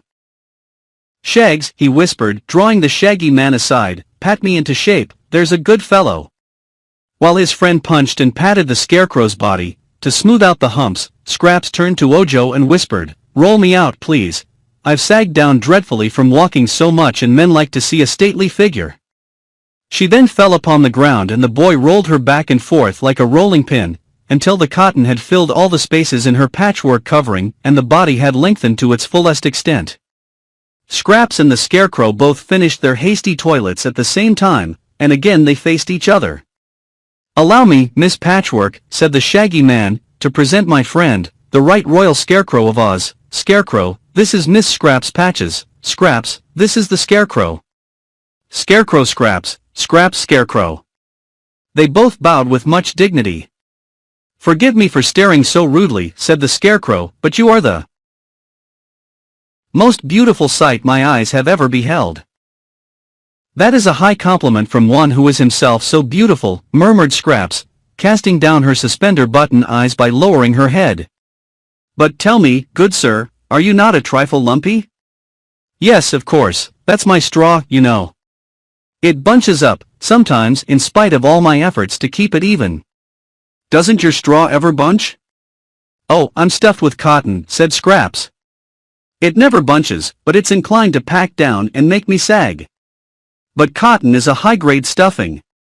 I may say it is even more stylish, not to say aristocratic, than straw," said the Scarecrow politely. "Still, it is but proper that one so entrancingly lovely should have the best stuffing there is going. I'm so glad I've met you, Miss Scraps." "Introduce us again, Shaggy." "Once is enough," replied the Shaggy Man, laughing at his friend's enthusiasm. "Then tell me where you found her, and dear me, what a queer cat. What are you made of, gelatin?" "Pure glass," answered the cat, proud to have attracted the Scarecrow's attention. "I am much more beautiful than the Patchwork Girl. I'm transparent and Scraps isn't. I've pink brains you can see 'em work, and I've a ruby heart, finely polished, while Scraps hasn't any heart at all." "No more have I," said the Scarecrow, shaking hands with Scraps, as if to congratulate her on the fact. "I've a friend, the Tin Woodman, who has a heart, but I find I get along pretty well without one. And so well. Here's a little munchkin boy too. Shake hands, my little man. How are you?" Ojo placed his hand in the flabby stuffed glove that served the Scarecrow for a hand, and the Scarecrow pressed it so cordially that the straw in his glove crackled. Meantime, the Woozy had approached the Sawhorse and begun to sniff at it. The Sawhorse resented this familiarity, and with a sudden kick pounded the Woozy squarely on its head with one gold-shod foot. "Take that, you monster!" it cried angrily. The Woozy never even winked. "To be sure," he said, "I'll take anything I have to. But don't make me angry, you wooden beast, or my eyes will flash fire and burn you up." The Sawhorse rolled its knot eyes wickedly and kicked again, but the Woozy trotted away, and said to the Scarecrow, "What a sweet disposition that creature has. I advise you to chop it up for kindling wood and use me to ride upon. My back is flat, and you can't fall off." "I think the trouble is that you haven't been properly introduced," said the Scarecrow, regarding the Woozy with much wonder, for he had never seen such a queer animal before. "The Sawhorse is the favorite steed of Princess Ozma, the ruler of the land of Oz, and he lives in a stable decorated with pearls and emeralds, at the rear of the royal palace. He is swift as the wind, untiring, and is kind to his friends. All the people of Oz respect the Sawhorse highly, and when I visit Ozma she sometimes allows me to ride him as I am doing today. Now you know what an important personage the Sawhorse is, and if someone, perhaps yourself, will tell me your name, your rank and station, and your history, it will give me pleasure to relate them to the Sawhorse. This will lead to mutual respect and friendship." The Woozy was somewhat abashed by this speech, and did not know how to reply. But Ojo said, "This square beast is called the Woozy, and he isn't of much importance except that he has 3 hairs growing on the tip of his tail." The Scarecrow looked and saw that this was true. "But," said he, in a puzzled way, "what makes those 3 hairs important?" "The Shaggy Man has thousands of hairs, but no one has ever accused him of being important." So Ojo related the sad story of Unc Nunkie's transformation into a marble statue, and told how he had set out to find the things the crooked magician wanted, in order to make a charm that would restore his uncle to life. One of the requirements was 3 hairs from a Woozy's tail, but not being able to pull out the hairs they had been obliged to take the Woozy with them. The Scarecrow looked grave as he listened, and he shook his head several times, as if in disapproval. "We must see Ozma about this matter," he said. "That crooked magician is breaking the law by practicing magic without a license, and I'm not sure Ozma will allow him to restore your uncle to life." "Already I have warned the boy of that," declared the Shaggy Man. At this Ojo began to cry. "I want my Unc Nunkie," he exclaimed. "I know how he can be restored to life, and I'm going to do it, Ozma or no Ozma. What right has this girl ruler to keep my Unc Nunkie a statue forever?" "Don't worry about that just now," advised the Scarecrow. "Go on to the Emerald City, and when you reach it have the Shaggy Man take you to see Dorothy. Tell her your story, and I'm sure she will help you. Dorothy is Ozma's best friend, and if you can win her to your side your uncle is pretty safe to live again." Then he turned to the Woozy and said, "I'm afraid you are not important enough to be introduced to the Sawhorse, after all." "I'm a better beast than he is," retorted the Woozy indignantly. "My eyes can flash fire, and his can't." "Is this true?" inquired the Scarecrow, turning to the Munchkin boy. "Yes," said Ojo, and told how the Woozy had set fire to the fence. "Have you any other accomplishments?" asked the Scarecrow. "I have a most terrible growl, that is, sometimes," said the Woozy, as Scraps laughed merrily and the Shaggy Man smiled. But the Patchwork Girl's laugh made the Scarecrow forget all about the Woozy. He said to her, "What an admirable young lady you are, and what jolly good company. We must be better acquainted, for never before have I met a girl with such exquisite coloring or such natural, artless manners." "No wonder they call you the wise Scarecrow," replied Scraps. "When you arrive at the Emerald City, I will see you again," continued the Scarecrow. "Just now I am going to call upon an old friend, an ordinary young lady named Ginger, who has promised to repaint my left ear for me. You may have noticed that the paint on my left ear has peeled off and faded, which affects my hearing on that side. Ginger always fixes me up when I get weather-worn." "When do you expect to return to the Emerald City?" asked the Shaggy Man. "I'll be there this evening, for I'm anxious to have a long talk with Miss Scraps." "How is it, Sawhorse? Are you equal to a swift run?" "Anything that suits you suits me," returned the wooden horse. So the Scarecrow mounted to the jeweled saddle and waved his hat, when the Sawhorse darted away so swiftly that they were out of sight in an instant. Chapter 14. Ojo Breaks the Law. "What a queer man," remarked the Munchkin boy, when the party had resumed its journey. "And so nice and polite," added Scraps, bobbing her head. "I think he is the handsomest man I've seen since I came to life." "Handsome is as handsome does," quoted the Shaggy Man, "but we must admit that no living Scarecrow is handsomer. The chief merit of my friend is that he is a great thinker, and in Oz it is considered good policy to follow his advice." "I didn't notice any brains in his head," observed the Glass Cat. "You can't see him work, but they're there, all right," declared the Shaggy Man. "I hadn't much confidence in his brains myself, when first I came to Oz, for a humbug wizard gave them to him, but I was soon convinced that the Scarecrow is really wise, and, unless his brains make him so, such wisdom is unaccountable." "Is the Wizard of Oz a humbug?" asked Ojo. "Not now. He was once, but he has reformed and now assists Glinda the Good, who is the royal sorceress of Oz, and the only one licensed to practice magic or sorcery. Glinda has taught our old wizard a good many clever things, so he is no longer a humbug." They walked a little while in silence, and then Ojo said, "If Ozma forbids the crooked magician to restore Unc Nunkie to life, what shall I do?" The Shaggy Man shook his head. "In that case you can't do anything," he said. "But don't be discouraged yet. We will go to Princess Dorothy and tell her your troubles, and then we will let her talk to Ozma. Dorothy has the kindest little heart in the world, and she has been through so many troubles herself that she is sure to sympathize with you." "Is Dorothy the little girl who came here from Kansas?" asked the boy. "Yes. In Kansas she was Dorothy Gale. I used to know her there, and she brought me to the land of Oz. But now Ozma has made her a princess, and Dorothy's and and Uncle Henry are here too." Here the Shaggy Man uttered a long sigh, and then he continued, "It's a queer country, this land of Oz. But I like it, nevertheless." "What is queer about it?" asked Scraps. "You, for instance," said he. "Did you see no girls as beautiful as I am in your own country?" she inquired. "None with the same gorgeous, variegated beauty," he confessed. "In America a girl stuffed with cotton wouldn't be alive, nor would anyone think of making a girl out of a patchwork quilt." "What a queer country America must be," she exclaimed in great surprise.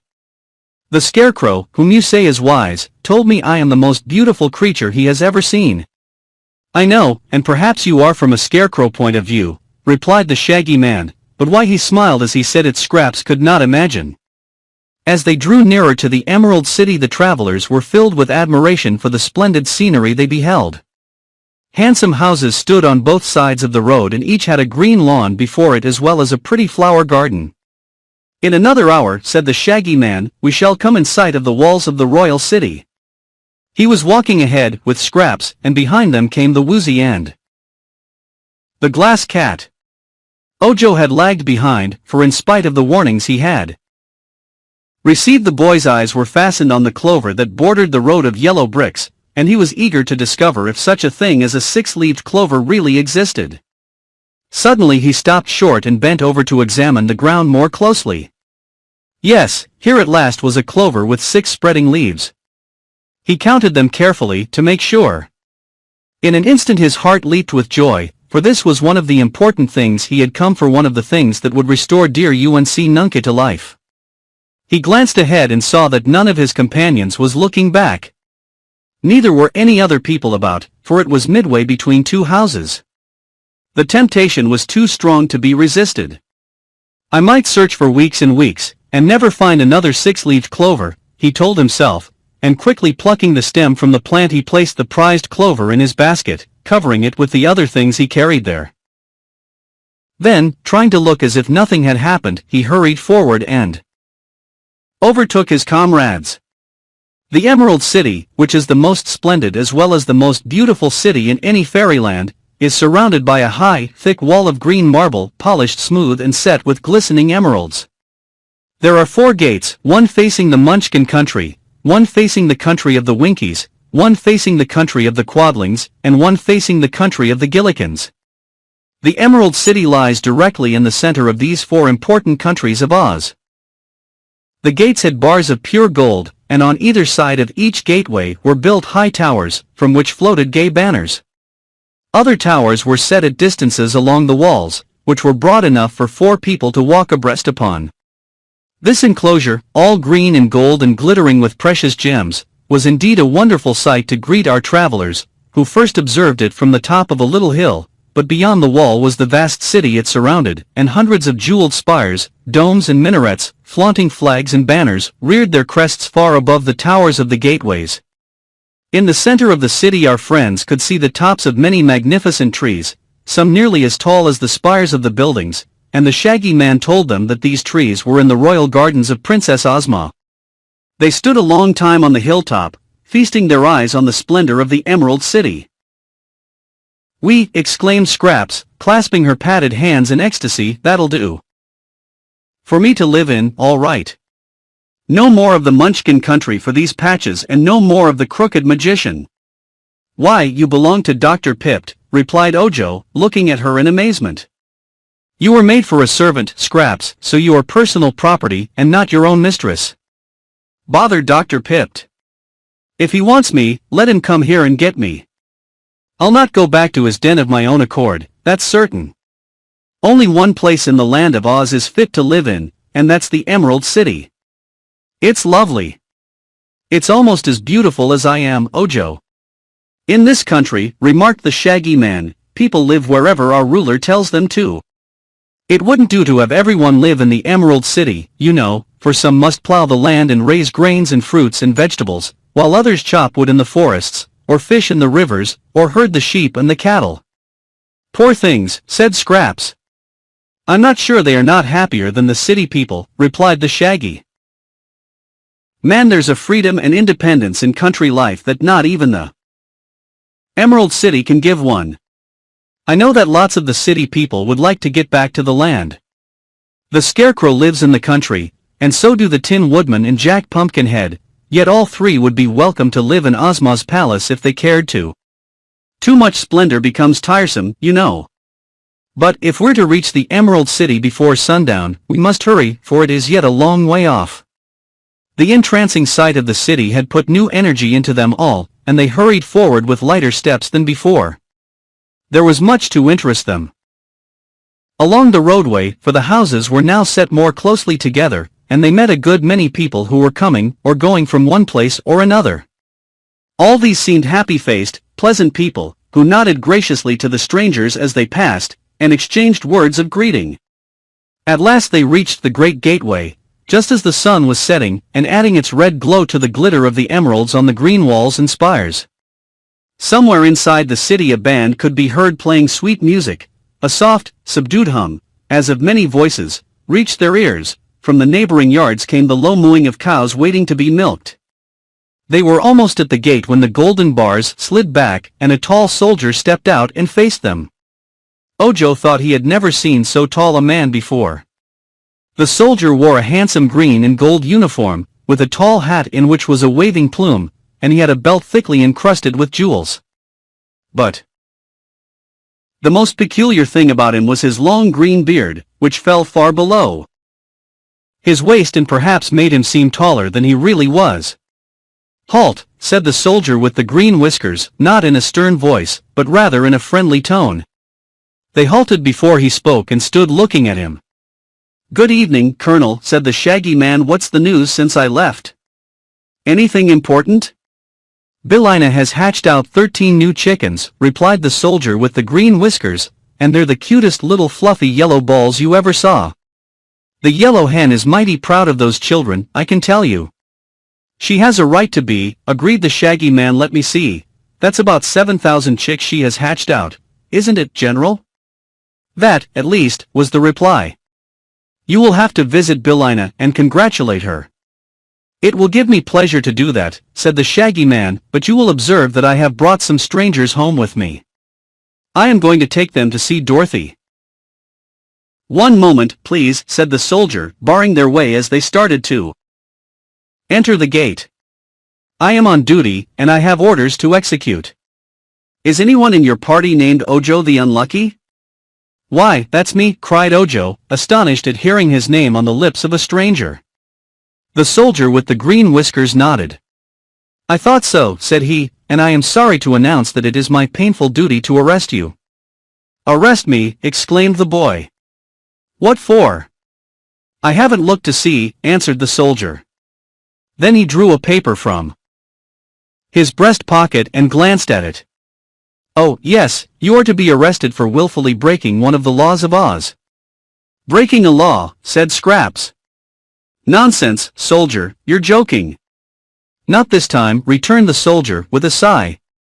"My dear child, what are you, a rummage sale, or a guess me quick? In me you behold the bodyguard of our gracious ruler, Princess Ozma, as well as the royal army of Oz and the police force of the Emerald City." "And only one man," exclaimed the Patchwork Girl. "Only one, and plenty enough. In my official positions I've had nothing to do for a good many years, so long that I began to fear I was absolutely useless until today. An hour ago I was called to the presence of Her Highness, Ozma of Oz, and told to arrest a boy named Ojo the Unlucky, who was journeying from the Munchkin country to the Emerald City, and would arrive in a short time. This command so astonished me that I nearly fainted, for it is the first time anyone has merited arrest since I can remember. You are rightly named Ojo the Unlucky, my poor boy, since you have broken a law of Oz." "But you are wrong," said Scraps. "Ozma is wrong, you are all wrong, for Ojo has broken no law." "Then he will soon be free again," replied the soldier with the green whiskers. "Anyone accused of crime is given a fair trial by our ruler, and has every chance to prove his innocence. But just now Ozma's orders must be obeyed." With this he took from his pocket a pair of handcuffs made of gold and set with rubies and diamonds, and these he snapped over Ojo's wrists. Chapter 15, Ozma's Prisoner. The boy was so bewildered by this calamity that he made no resistance at all.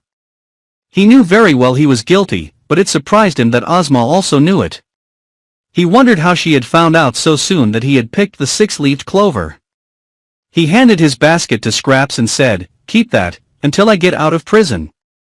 If I never get out, take it to the crooked magician to whom it belongs."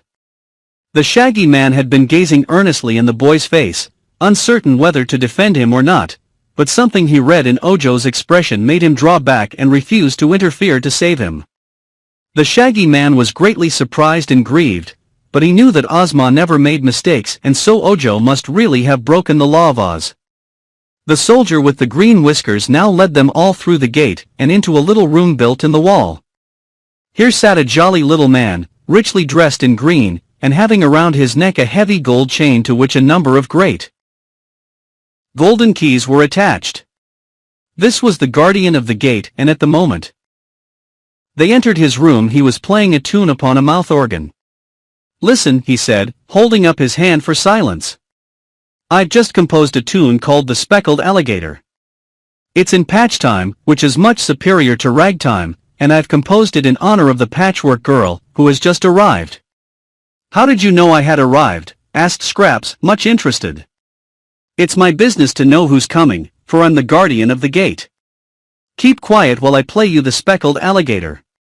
It wasn't a very bad tune, nor a very good one, but all listened respectfully while he shut his eyes and swayed his head from side to side and blew the notes from the little instrument.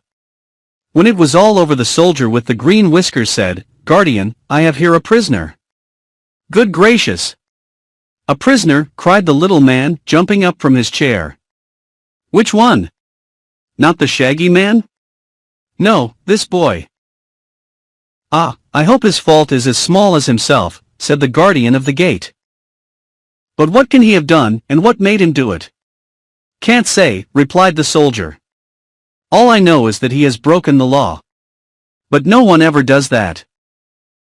"Then he must be innocent, and soon will be released." "I hope you are right, guardian. Just now I am ordered to take him to prison. Get me a prisoner's robe from your official wardrobe." The guardian unlocked a closet and took from it a white robe, which the soldier threw over Ojo. It covered him from head to foot, but had two holes just in front of his eyes, so he could see where to go. In this attire the boy presented a very quaint appearance. As the guardian unlocked a gate leading from his room into the streets of the Emerald City, the Shaggy Man said to Scraps, "I think I shall take you directly to Dorothy, as the Scarecrow advised, and the Glass Cat and the Woozy may come with us. Ojo must go to prison with the soldier with the green whiskers, but he will be well treated and you need not worry about him." "What will they do with him?" asked Scraps. "That I cannot tell. Since I came to the land of Oz no one has ever been arrested or imprisoned until Ojo broke the law." "Seems to me that girl ruler of yours is making a big fuss over nothing," remarked Scraps, tossing her yarn hair out of her eyes with a jerk of her patched head. "I don't know what Ojo has done, but it couldn't be anything very bad, for you and I were with him all the time." The Shaggy Man made no reply to this speech, and presently the Patchwork Girl forgot all about Ojo in her admiration of the wonderful city she had entered. They soon separated from the Munchkin boy, who was led by the soldier with the green whiskers down a side street toward the prison. Ojo felt very miserable and greatly ashamed of himself, but he was beginning to grow angry because he was treated in such a disgraceful manner. Instead of entering the splendid Emerald City as a respectable traveler who was entitled to a welcome and to hospitality, he was being brought in as a criminal, handcuffed and in a robe that told all he met of his deep disgrace. Ojo was by nature gentle and affectionate, and if he had disobeyed the law of Oz it was to restore his dear Unc Nunkie to life. His fault was more thoughtless than wicked, but that did not alter the fact that he had committed a fault. At first he had felt sorrow and remorse, but the more he thought about the unjust treatment he had received, unjust merely because he considered it so, the more he resented his arrest, blaming Ozma for making foolish laws and then punishing folks who broke them. Only a six-leaved clover. A tiny green plant growing neglected and trampled underfoot. What harm could there be in picking it? Ojo began to think Ozma must be a very bad and oppressive ruler for such a lovely fairyland as Oz. The Shaggy Man said the people loved her, but how could they? The little Munchkin boy was so busy thinking these things which many guilty prisoners have thought before him that he scarcely noticed all the splendor of the city streets through which they passed. Whenever they met any of the happy, smiling people, the boy turned his head away in shame, although none knew who was beneath the robe. By and by they reached a house built just beside the great city wall, but in a quiet, retired place. It was a pretty house, neatly painted and with many windows. Before it was a garden filled with blooming flowers.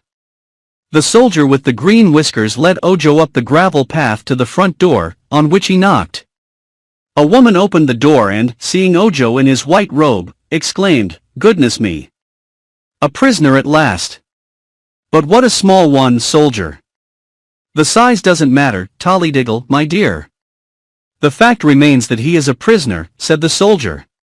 "And, this being the prison, and you the jailer, it is my duty to place the prisoner in your charge." "True. Come in, then, and I'll give you a receipt for him." They entered the house and passed through a hall to a large circular room, where the woman pulled the robe off from Ojo, and looked at him with kindly interest. The boy, on his part, was gazing around him in amazement, for never had he dreamed of such a magnificent apartment as this in which he stood. The roof of the dome was of colored glass, worked into beautiful designs.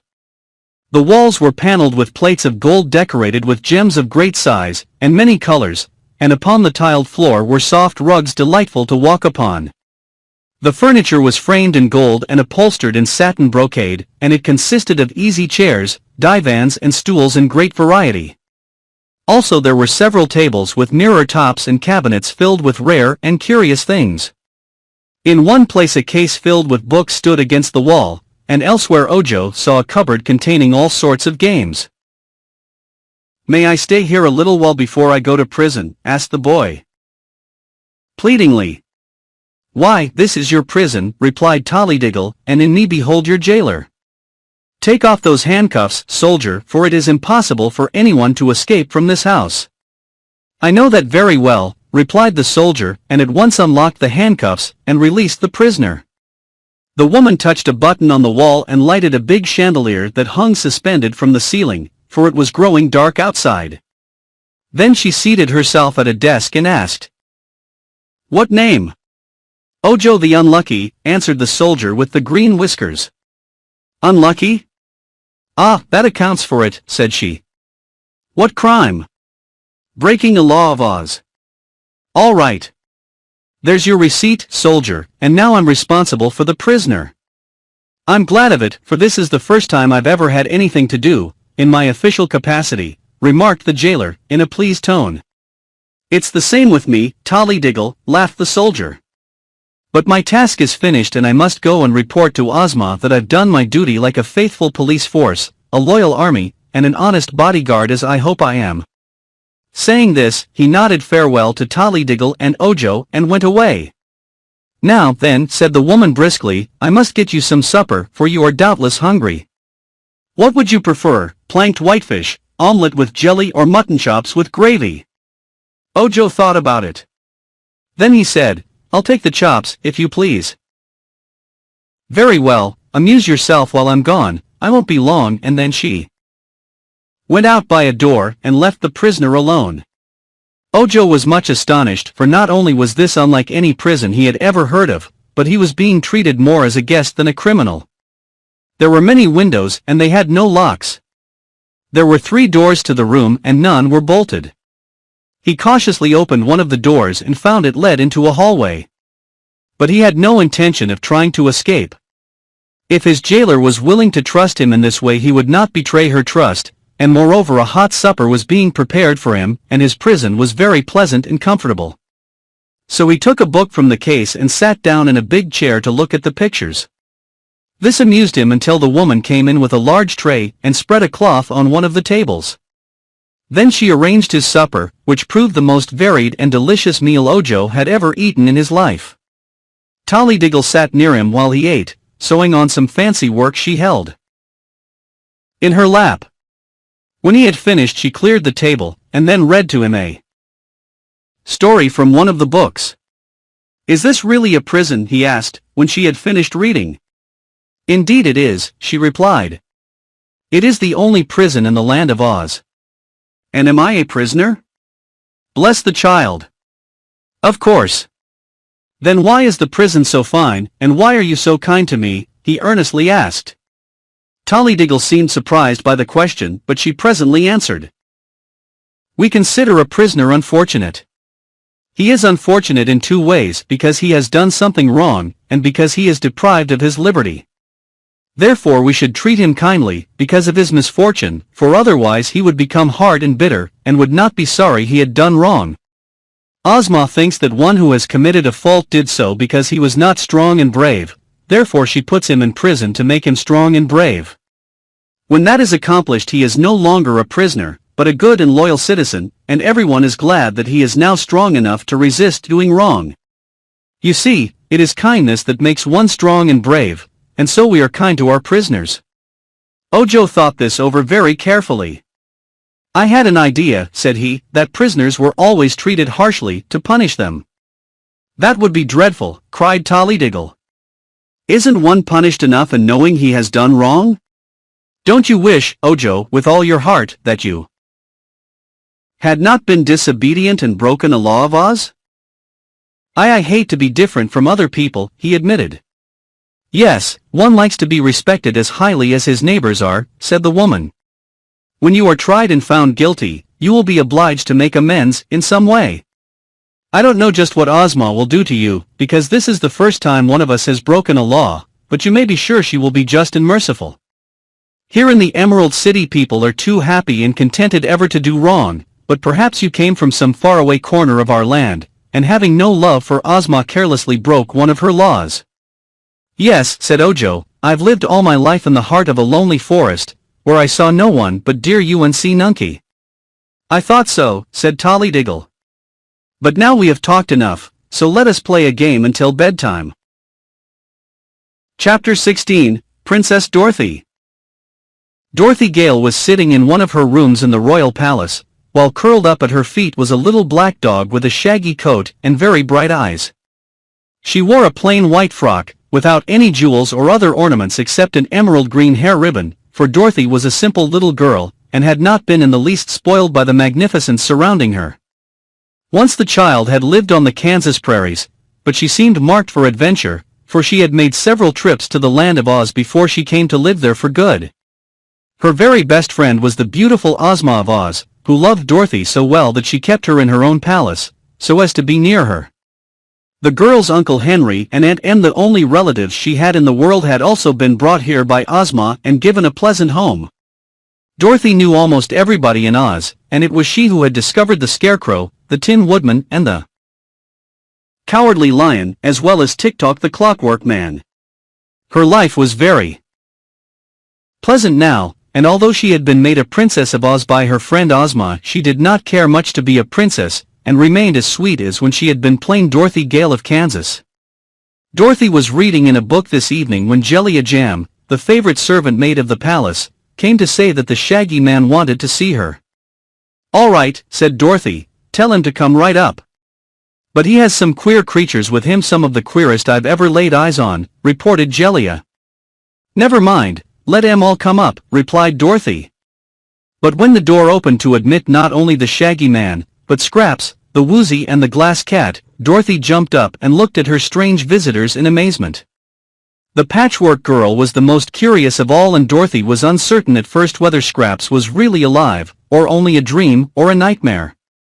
Toto, her dog, slowly uncurled himself and going to the Patchwork Girl sniffed at her inquiringly, but soon he lay down again, as if to say he had no interest in such an irregular creation.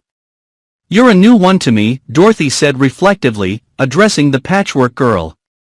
"I can't imagine where you've come from." "Who, me?" asked Scraps, looking around the pretty room instead of at the girl. "Oh, I came from a bedquilt, I guess. That's what they say, anyhow.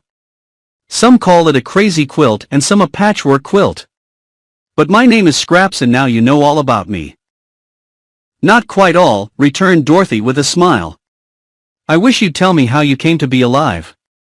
That's an easy job, said Scraps, sitting upon a big upholstered chair, and making the springs bounce her up and down. Margolate wanted a slave, so she made me out of an old bedquilt she didn't use. Cotton stuffing, suspender button eyes, red velvet tongue, pearl beads for teeth. The crooked magician made a powder of life, sprinkled me with it, and here I am. Perhaps you've noticed my different colors. A very refined and educated gentleman named the Scarecrow, whom I met, told me I am the most beautiful creature in all Oz, and I believe it. Oh. Have you met our Scarecrow, then? Asked Dorothy, a little puzzled to understand the brief history related. Yes, isn't he jolly? The Scarecrow has many good qualities, replied Dorothy. But I'm sorry to hear all this about the crooked magician. Ozma'll be mad as hops when she hears he's been doing magic again. She told him not to. He only practices magic for the benefit of his own family, explained Bungle, who was keeping at a respectful distance from the little black dog. Dear me, said Dorothy, I hadn't noticed you before. Are you glass, or what? I'm glass and transparent too, which is more than can be said of some folks, answered the cat. Also I have some lovely pink brains, you can see 'em work. Oh, is that so? Come over here and let me see. The glass cat hesitated, eyeing the dog. Send that beast away and I will, she said. Beast? Why, that's my dog Toto, and he's the kindest dog in all the world. Toto knows a good many things too, most as much as I do, I guess. Why doesn't he say anything? Asked Bungle. He can't talk, not being a fairy dog, explained Dorothy. He's just a common United States dog, but that's a good deal, and I understand him, and he understands me, just as well as if he could talk. Toto at this, got up and rubbed his head softly against Dorothy's hand, which she held out to him, and he looked up into her face as if he had understood every word she had said. This cat, Toto, she said to him, is made of glass, so you mustn't bother it, or chase it, any more than you do my pink kitten. It's probably brittle and might break if it bumped against anything. Woof, said Toto, and that meant he understood. The glass cat was so proud of her pink brains that she ventured to come close to Dorothy, in order that the girl might see him work. This was really interesting, but when Dorothy patted the cat she found the glass cold and hard and unresponsive, so she decided at once that Bungle would never do for a pet. What do you know about the crooked magician who lives on the mountain? Asked Dorothy. He made me, replied the cat, so I know all about him. The Patchwork Girl is new 3 or 4 days old, but I've lived with Dr. Pipt for years, and, though I don't much care for him, I will say that he has always refused to work magic for any of the people who come to his house. He thinks there's no harm in doing magic things for his own family, and he made me out of glass, because the meat cats drink too much milk. He also made Scraps come to life so she could do the housework for his wife Margolate. Then why did you both leave him? Asked Dorothy. I think you'd better let me explain that, interrupted the Shaggy Man, and then he told Dorothy all of Ojo's story, and how Unc Nunkie and Margolate had accidentally been turned to marble by the liquid of petrifaction. Then he related how the boy had started out in search of the things needed to make the magic charm, which would restore the unfortunates to life, and how he had found the Woozy and taken him along because he could not pull the 3 hairs out of its tail. Dorothy listened to all this with much interest, and thought that so far Ojo had acted very well. But when the Shaggy Man told her of the Munchkin boy's arrest by the soldier with the green whiskers, because he was accused of willfully breaking a law of Oz, the little girl was greatly shocked. What do you suppose he's done? She asked. I fear he has picked a 6-leaved clover, answered the Shaggy Man sadly. I did not see him do it, and I warned him that to do so was against the law, but perhaps that is what he did, nevertheless. I'm sorry about that, said Dorothy gravely, for now there will be no one to help his poor uncle and Margolate except this Patchwork Girl, the Woozy, and the glass cat. Don't mention it, said Scraps. That's no affair of mine. Margolate and Unc Nunkie are perfect strangers to me, for the moment I came to life they came to marble. I see, remarked Dorothy with a sigh of regret, the woman forgot to give you a heart. I'm glad she did, retorted the Patchwork Girl. A heart must be a great annoyance to one. It makes a person feel sad or sorry or devoted or sympathetic, all of which sensations interfere with one's happiness. I have a heart, murmured the glass cat. It's made of a ruby, but I don't imagine I shall let it bother me about helping Unc Nunkie and Margolate. That's a pretty hard heart of yours, said Dorothy. And the Woozy, of course. Why, as for me, observed the Woozy, who was reclining on the floor with his legs doubled under him, so that he looked much like a square box, I have never seen those unfortunate people you are speaking of, and yet I am sorry for them, having at times been unfortunate myself. When I was shut up in that forest I longed for someone to help me, and by Ojo came and did help me. So I'm willing to help his uncle. I'm only a stupid beast, Dorothy, but I can't help that, and if you'll tell me what to do to help Ojo and his uncle, I'll gladly do it. Dorothy walked over and patted the Woozy on his square head. You're not pretty, she said, but I like you. What are you able to do? Anything special? I can make my eyes flash fire, real fire, when I'm angry. When anyone says, "Crizzle crew" to me, I get angry, and then my eyes flash fire. I don't see as fireworks could help Ojo's uncle, remarked Dorothy. Can you do anything else? I thought I had a very terrifying growl, said the Woozy, with hesitation, but perhaps I was mistaken. Yes, said the Shaggy Man, you were certainly wrong about that. Then he turned to Dorothy and added, what will become of the Munchkin boy? I don't know, she said, shaking her head thoughtfully. Ozma will see him about it, of course, and then she'll punish him. But how, I don't know, 'cause no one ever has been punished in Oz since I knew anything about the place. Too bad, Shaggy Man, isn't it?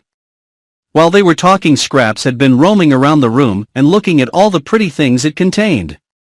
She had carried Ojo's basket in her hand, until now, when she decided to see what was inside it. She found the bread and cheese, which she had no use for, and the bundle of charms, which were curious but quite a mystery to her. Then, turning these over, she came upon the six-leaved clover which the boy had plucked. Scraps was quick-witted, and although she had no heart, she recognized the fact that Ojo was her first friend. She knew at once that because the boy had taken the clover he had been imprisoned, and she understood that Ojo had given her the basket so they would not find the clover in his possession, and have proof of his crime. So, turning her head to see that no one noticed her, she took the clover from the basket and dropped it into a golden vase that stood on Dorothy's table. Then she came forward and said to Dorothy, I wouldn't care to help Ojo's uncle, but I will help Ojo. He did not break the law. No one can prove he did, and that green-whiskered soldier had no right to arrest him. Ozma ordered the boy's arrest, said Dorothy, and of course she knew what she was doing. But if you can prove Ojo is innocent, they will set him free at once. They'll have to prove him guilty, won't they? Asked Scraps. I suppose so. Well, they can't do that, declared the Patchwork Girl. As it was nearly time for Dorothy to dine with Ozma, which she did every evening, she rang for a servant and ordered the Woozy taken to a nice room and given plenty of such food as he liked best. That's honeybees, said the Woozy. You can't eat honeybees, but you'll be given something just as nice, Dorothy told him. Then she had the glass cat taken to another room for the night, and the Patchwork Girl she kept in one of her own rooms, for she was much interested in the strange creature and wanted to talk with her again, and try to understand her better. Chapter 17, Ozma and her friends. The Shaggy Man had a room of his own in the royal palace, so there he went to change his shaggy suit of clothes for another just as shaggy, but not so dusty from travel. He selected a costume of pea green and pink satin and velvet, with embroidered shags on all the edges and iridescent pearls for ornaments. Then he bathed in an alabaster pool and brushed his shaggy hair and whiskers the wrong way to make them still more shaggy. This accomplished, and arrayed in his splendid shaggy garments, he went to Ozma's banquet hall, and found the Scarecrow, the Wizard and Dorothy already assembled there. The Scarecrow had made a quick trip and returned to the Emerald City with his left ear freshly painted. A moment later, while they all stood in waiting, a servant threw open a door, the orchestra struck up a tune, and Ozma of Oz entered. Much has been told and written concerning the beauty of person and character of this sweet girl ruler of the land of Oz, the richest, the happiest and most delightful fairyland of which we have any knowledge. Yet with all her queenly qualities, Ozma was a real girl, and enjoyed the things in life that other real girls enjoy. When she sat on her splendid emerald throne in the great throne room of her palace, and made laws and settled disputes and tried to keep all her subjects happy and contented, she was as dignified and demure as any queen might be. But when she had thrown aside her jeweled robe of state and her scepter, and had retired to her private apartments, the girl joyous, light-hearted and free replaced the sedate ruler. In the banquet hall tonight were gathered only old and trusted friends, so here Ozma was herself a mere girl. She greeted Dorothy with a kiss, the Shaggy Man with a smile, the little old wizard with a friendly handshake, and then she pressed the Scarecrow's stuffed arm and cried merrily, "What a lovely left ear! Why, it's 100 times better than the old one." "I'm glad you like it," replied the Scarecrow, well pleased. "Ginger did a neat job, didn't she? And my hearing is now perfect. Isn't it wonderful what a little paint will do, if it's properly applied?" "It really is wonderful," she agreed, as they all took their seats, "but the sawhorse must have made his legs twinkle to have carried you so far in one day. I didn't expect you back before tomorrow, at the earliest." "Well," said the Scarecrow, "I met a charming girl on the road and wanted to see more of her, so I hurried back." Ozma laughed. "I know," she returned, "it's the Patchwork Girl. She is certainly bewildering, if not strictly beautiful." "Have you seen her, then?" the straw man eagerly asked. "Only in my magic picture, which shows me all scenes of interest in the land of Oz." "I fear the picture didn't do her justice," said the Scarecrow. "It seemed to me that nothing could be more gorgeous," declared Ozma. "Whoever made that patchwork quilt, from which scraps was formed, must have selected the gayest and brightest bits of cloth that ever were woven." "I am glad you like her," said the Scarecrow in a satisfied tone. Although the straw man did not eat, not being made so he could, he often dined with Ozma and her companions, merely for the pleasure of talking with them. He sat at the table and had a napkin and plate, but the servants knew better than to offer him food. After a little while he asked, "Where is the Patchwork Girl now?" "In my room," replied Dorothy. "I've taken a fancy to her, she's so queer. And uncommon. She's half crazy, I think," added the Shaggy Man. "But she is so beautiful," exclaimed the Scarecrow, as if that fact disarmed all criticism. They all laughed at his enthusiasm, but the Scarecrow was quite serious. Seeing that he was interested in scraps, they forbore to say anything against her. The little band of friends Ozma had gathered around her was so quaintly assorted that much care must be exercised to avoid hurting their feelings or making any one of them unhappy. It was this considerate kindness that held them close friends and enabled them to enjoy one another's society. Another thing they avoided was conversing on unpleasant subjects, and for that reason Ojo and his troubles were not mentioned during the dinner. The Shaggy Man, however, related his adventures with the monstrous plants which had seized and enfolded the travelers, and told how he had robbed Chiss, the giant porcupine, of the quills which it was accustomed to throw at people. Both Dorothy and Ozma were pleased with this exploit and thought it served Chiss right. Then they talked of the Woozy, which was the most remarkable animal any of them had ever before seen, except, perhaps, the live sawhorse. Ozma had never known that her dominions contained such a thing as a Woozy, there being but one in existence, and this being confined in his forest for many years. Dorothy said she believed the Woozy was a good beast, honest and faithful, but she added that she did not care much for the glass cat.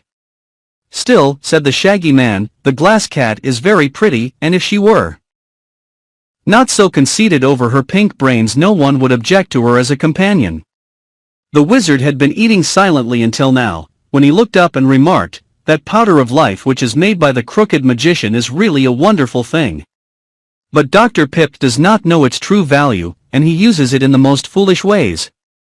"I must see about that," said Ozma gravely. Then she smiled again and continued in a lighter tone, "It was Dr. Pipt's famous powder of life that enabled me to become the ruler of Oz." "I've never heard that story," said the Shaggy Man, looking at Ozma questioningly. Well, when I was a baby girl I was stolen by an old witch named Mombi and transformed into a boy, began the girl ruler. I did not know who I was, and when I grew big enough to work, the witch made me wait upon her, and carry wood for the fire, and hoe in the garden.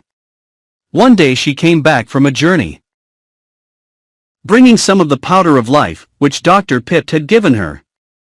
I had made a pumpkin-headed man and set it up in her path to frighten her, for I was fond of fun and hated the witch. But she knew what the figure was, and to test her powder of life she sprinkled some of it on the man I had made. It came to life, and is now our dear friend Jack Pumpkinhead. That night I ran away with Jack to escape punishment, and I took old Mombi's powder of life with me. During our journey we came upon a wooden sawhorse standing by the road, and I used the magic powder to bring it to life. The sawhorse has been with me ever since. When I got to the Emerald City, the good sorceress, Glinda, knew who I was and restored me to my proper person, when I became the rightful ruler of this land. So you see, had not old Mombi brought home the powder of life I might never have run away from her, and become Ozma of Oz, nor would we have had Jack Pumpkinhead and the sawhorse to comfort and amuse us. That story interested the Shaggy Man very much, as well as the others who had often heard it before. The dinner being now concluded, they all went to Ozma's drawing room, where they passed a pleasant evening before it came time to retire. Chapter 18, Ojo is Forgiven. The next morning the soldier with the green whiskers went to the prison, and took Ojo away to the royal palace, where he was summoned to appear before the girl ruler for judgment. Again the soldier put upon the boy the jeweled handcuffs and white prisoner's robe with the peaked top and holes for the eyes. Ojo was so ashamed, both of his disgrace and the fault he had committed, that he was glad to be covered up in this way, so that people could not see him or know who he was. He followed the soldier with the green whiskers very willingly, anxious that his fate might be decided as soon as possible. The inhabitants of the Emerald City were polite people and never jeered at the unfortunate, but it was so long since they had seen a prisoner that they cast many curious looks toward the boy, and many of them hurried away to the royal palace to be present during the trial. When Ojo was escorted into the great throne room of the palace, he found hundreds of people assembled there. In the magnificent emerald throne, which sparkled with countless jewels, sat Ozma of Oz in her robe of state, which was embroidered with emeralds and pearls. On her right, but a little lower, was Dorothy, and on her left the Scarecrow. Still lower, but nearly in front of Ozma, sat the wonderful Wizard of Oz, and on a small table beside him was the golden vase from Dorothy's room, into which Scraps had dropped the stolen clover. At Ozma's feet crouched two enormous beasts, each the largest and most powerful of its kind. Although these beasts were quite free, no one present was alarmed by them, for the Cowardly Lion and the Hungry Tiger were well known and respected in the Emerald City, and they always guarded the ruler when she held high court in the throne room. There was still another beast present, but this one Dorothy held in her arms, for it was her constant companion, the little dog Toto. Toto knew the Cowardly Lion and the Hungry Tiger and often played and romped with them, for they were good friends. Seated on ivory chairs before Ozma, with a clear space between them and the throne, were many of the nobility of the Emerald City, lords and ladies in beautiful costumes, and officials of the kingdom in the royal uniforms of Oz. Behind these courtiers were others of less importance, filling the great hall to the very doors. At the same moment that the soldier with the green whiskers arrived with Ojo, the Shaggy Man entered from a side door, escorting the Patchwork Girl, the Woozy and the Glass Cat. All these came to the vacant space before the throne and stood facing the ruler. "Hello, Ojo," said Scraps. "How are you?" "All right," he replied, but the scene awed the boy and his voice trembled a little with fear. Nothing could awe the Patchwork Girl, and although the Woozy was somewhat uneasy in these splendid surroundings, the Glass Cat was delighted with the sumptuousness of the court and the impressiveness of the occasion. Pretty big words, but quite expressive. At a sign from Ozma, the soldier removed Ojo's white robe, and the boy stood face to face with the girl who was to decide his punishment. He saw at a glance how lovely and sweet she was, and his heart gave a bound of joy, for he hoped she would be merciful. Ozma sat looking at the prisoner a long time. Then she said gently, "One of the laws of Oz forbids anyone to pick a six-leaved clover. You are accused of having broken this law, even after you had been warned not to do so. Ojo hung his head, and while he hesitated how to reply, the Patchwork Girl stepped forward and spoke for him. All this fuss is about nothing at all, she said, facing Ozma unabashed. You can't prove he picked the six-leaved clover, so you've no right to accuse him of it. Search him, if you like, but you won't find the clover. Look in his basket, and you'll find it's not there. He hasn't got it, so I demand that you set this poor Munchkin boy free. The people of Oz listened to this defiance in amazement and wondered at the queer Patchwork Girl who dared talk so boldly to their ruler. But Ozma sat silent and motionless, and it was the little wizard who answered Scraps. So the clover hasn't been picked, he said. I think it has. I think the boy hid it in his basket, and then gave the basket to you. I also think you dropped the clover into this vase, which stood in Princess Dorothy's room, hoping to get rid of it so it would not prove the boy guilty. You're a stranger here, Miss Patches, and so you don't know that nothing can be hidden from our powerful ruler's magic picture nor from the watchful eyes of the humble Wizard of Oz. Look, all of you. With these words he waved his hands toward the vase on the table, which Scraps now noticed for the first time. From the mouth of the vase a plant sprouted, slowly growing before their eyes until it became a beautiful bush, and on the topmost branch appeared the six-leaved clover which Ojo had unfortunately picked. The Patchwork Girl looked at the clover and said, "Oh, so you found it. Very well, prove he picked it, if you can." Ozma turned to Ojo. "Did you pick the six-leaved clover?" she asked. "Yes," he replied. "I knew it was against the law, but I wanted to save Unc Nunkie, and I was afraid if I asked your consent to pick it you would refuse me." "What caused you to think that?" asked the ruler. "Why, it seemed to me a foolish law, unjust and unreasonable. Even now I can see no harm in picking a six-leaved clover.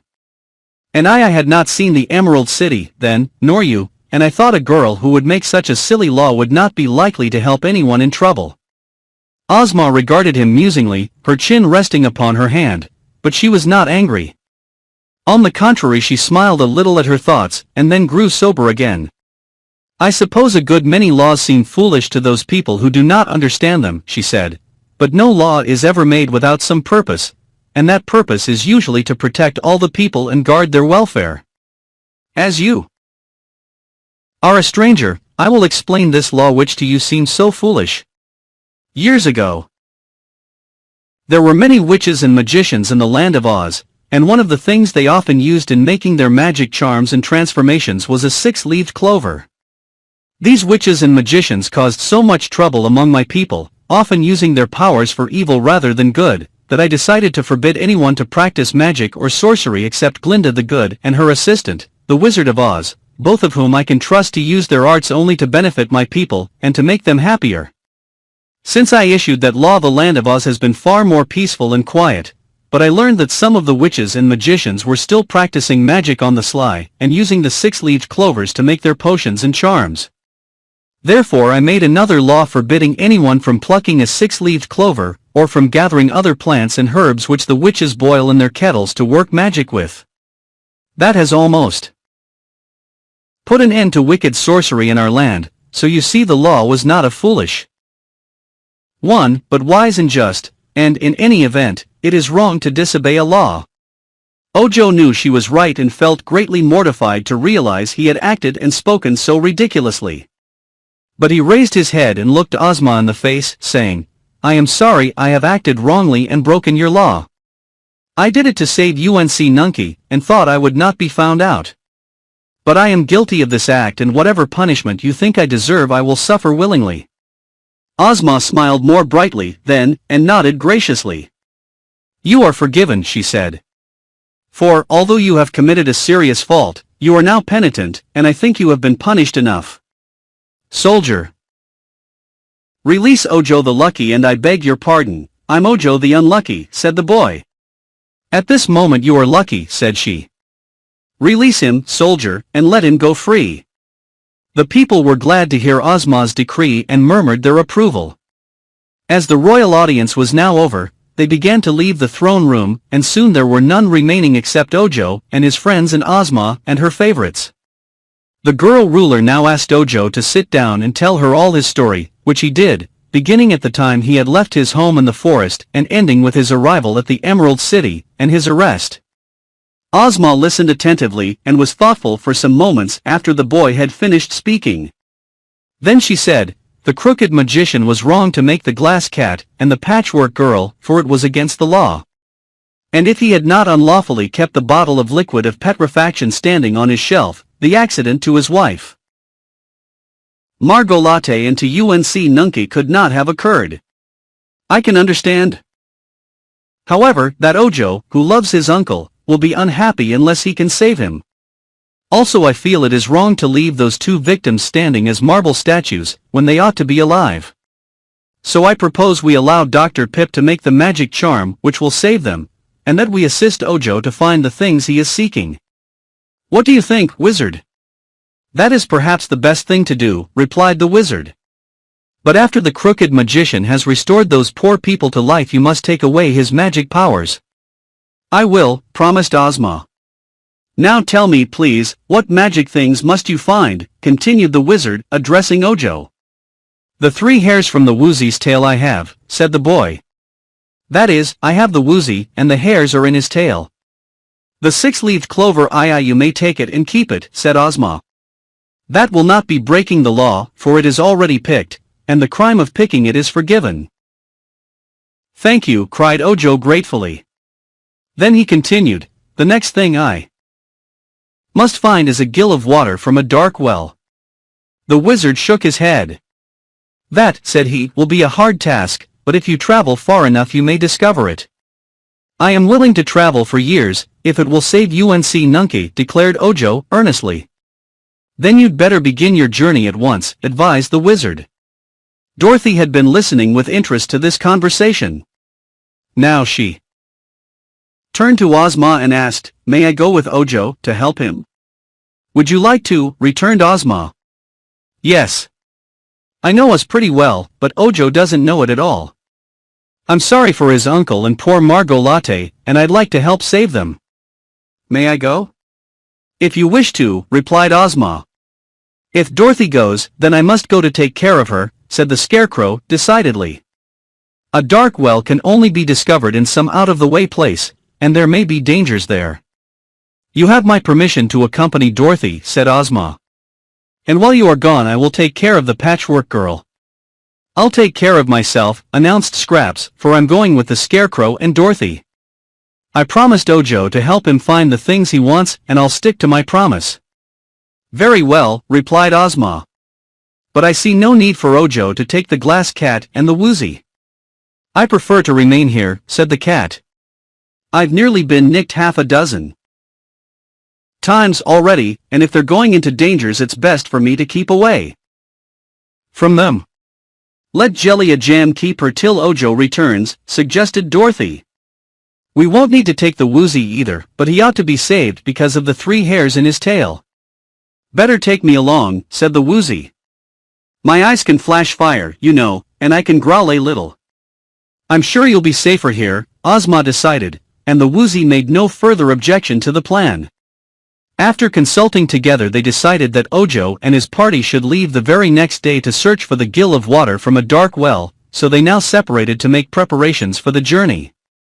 Ozma gave the Munchkin boy a room in the palace for that night, and the afternoon he passed with Dorothy getting acquainted, as she said, and receiving advice from the Shaggy Man as to where they must go. The Shaggy Man had wandered in many parts of Oz, and so had Dorothy, for that matter, yet neither of them knew where a dark well was to be found. "If such a thing is anywhere in the settled parts of Oz," said Dorothy, "we'd probably have heard of it long ago. If it's in the wild parts of the country, no one there would need a dark well. P'raps there isn't such a thing." "Oh, there must be," returned Ojo positively, "or else the recipe of Dr. Pipt wouldn't call for it." "That's true," agreed Dorothy, "and, if it's anywhere in the land of Oz, we're bound to find it." "Well, we're bound to search for it, anyhow," said the Scarecrow. "As for finding it, we must trust to luck." Don't do that, begged Ojo, earnestly. I'm called Ojo the Unlucky, you. No. Chapter 19, Trouble with the Tottenhots. A day's journey from the Emerald City brought the little band of adventurers to the home of Jack Pumpkinhead, which was a house formed from the shell of an immense pumpkin. Jack had made it himself, and was very proud of it. There was a door, and several windows, and through the top was stuck a stovepipe that led from a small stove inside. The door was reached by a flight of 3 steps, and there was a good floor on which was arranged some furniture that was quite comfortable. It is certain that Jack Pumpkinhead might have had a much finer house to live in had he wanted it, for Ozma loved the stupid fellow, who had been her earliest companion, but Jack preferred his pumpkin house, as it matched himself very well, and in this he was not so stupid, after all. The body of this remarkable person was made of wood, branches of trees of various sizes having been used for the purpose. This wooden framework was covered by a red shirt with white spots in it, blue trousers, a yellow vest, a jacket of green and gold, and stout leather shoes. The neck was a sharpened stick on which the pumpkin head was set, and the eyes, ears, nose and mouth were carved on the skin of the pumpkin, very like a child's jack-o'-lantern. The house of this interesting creation stood in the center of a vast pumpkin field, where the vines grew in profusion and bore pumpkins of extraordinary size as well as those which were smaller. Some of the pumpkins now ripening on the vines were almost as large as Jack's house, and he told Dorothy he intended to add another pumpkin to his mansion. The travelers were cordially welcomed to this quaint domicile, and invited to pass the night there, which they had planned to do. The Patchwork Girl was greatly interested in Jack and examined him admiringly. "You are quite handsome," she said, "but not as really beautiful as the Scarecrow." Jack turned, at this, to examine the Scarecrow critically, and his old friend slyly winked one painted eye at him. "There is no accounting for tastes," remarked the Pumpkinhead, with a sigh. "An old crow once told me I was very fascinating, but of course the bird might have been mistaken. Yet I have noticed that the crows usually avoid the Scarecrow, who is a very honest fellow in his way, but stuffed. I am not stuffed, you will observe, my body is good solid hickory." "I adore stuffing," said the Patchwork Girl. "Well, as for that, my head is stuffed with pumpkin seeds," declared Jack. "I use them for brains, and when they are fresh I am intellectual. Just now, I regret to say, my seeds are rattling a bit, so I must soon get another head." "Oh, do you change your head?" asked Ojo. "To be sure. Pumpkins are not permanent, more's the pity, and in time they spoil. That is why I grow such a great field of pumpkins that I may select a new head whenever necessary." "Who carves the faces on them?" inquired the boy. "I do that myself. I lift off my old head, place it on a table before me, and use the face for a pattern to go by. Sometimes the faces I carve are better than others, more expressive and cheerful, you know, but I think they average very well." Before she had started on the journey, Dorothy had packed a knapsack with the things she might need, and this knapsack the Scarecrow carried strapped to his back. The little girl wore a plain gingham dress and a checked sunbonnet, as she knew they were best fitted for travel. Ojo also had brought along his basket, to which Ozma had added a bottle of square meal tablets and some fruit. But Jack Pumpkinhead grew a lot of things in his garden besides pumpkins, so he cooked for them a fine vegetable soup and gave Dorothy, Ojo and Toto, the only ones who found it necessary to eat, a pumpkin pie and some green cheese. For beds they must use the sweet dried grasses which Jack had strewn along one side of the room, but that satisfied Dorothy and Ojo very well. Toto, of course, slept beside his little mistress. The Scarecrow, Scraps and the Pumpkinhead were tireless and had no need to sleep, so they sat up and talked together all night, but they stayed outside the house, under the bright stars, and talked in low tones so as not to disturb the sleepers. During the conversation the Scarecrow explained their quest for a dark well, and asked Jack's advice where to find it. The Pumpkinhead considered the matter gravely. "That is going to be a difficult task," said he, "and if I were you I'd take any ordinary well and enclose it, so as to make it dark." "I fear that wouldn't do," replied the Scarecrow. "The well must be naturally dark, and the water must never have seen the light of day, for otherwise the magic charm might not work at all." How much of the water do you need? Asked Jack. A gill. How much is a gill? Why, a gill is a gill, of course, answered the Scarecrow, who did not wish to display his ignorance. I know, cried Scraps. Jack and Jill went up the hill to fetch. No, that's wrong, interrupted the Scarecrow. There are two kinds of gills, I think. One is a girl, and the other is a gillyflower, said Jack. No, a measure. How big a measure? Well, I'll ask Dorothy. So next morning they asked Dorothy, and she said, I don't just know how much a gill is, but I brought along a gold flask that holds a pint. That's more than a gill, I'm sure, and the crooked magician may measure it to suit himself. But the thing that's bothering us most, Jack, is to find the well. Jack gazed around the landscape, for he was standing in the doorway of his house. This is a flat country, so you won't find any dark wells here, said he. You must go into the mountains, where rocks and caverns are. And where is that? Asked Ojo. In the Quadling country, which lies south of here, replied the Scarecrow. I've known all along that we must go to the mountains. So have I, said Dorothy. But goodness me, the Quadling country is full of dangers, declared Jack. I've never been there myself, but I have, said the Scarecrow. I've faced the dreadful hammerheads, which have no arms and but you like a goat, and I've faced the fighting trees, which bend down their branches to pound and whip you, and had many other adventures there. It's a wild country, remarked Dorothy, soberly, and if we go there we're sure to have troubles of our own. But I guess we'll have to go, if we want that gill of water from the dark well.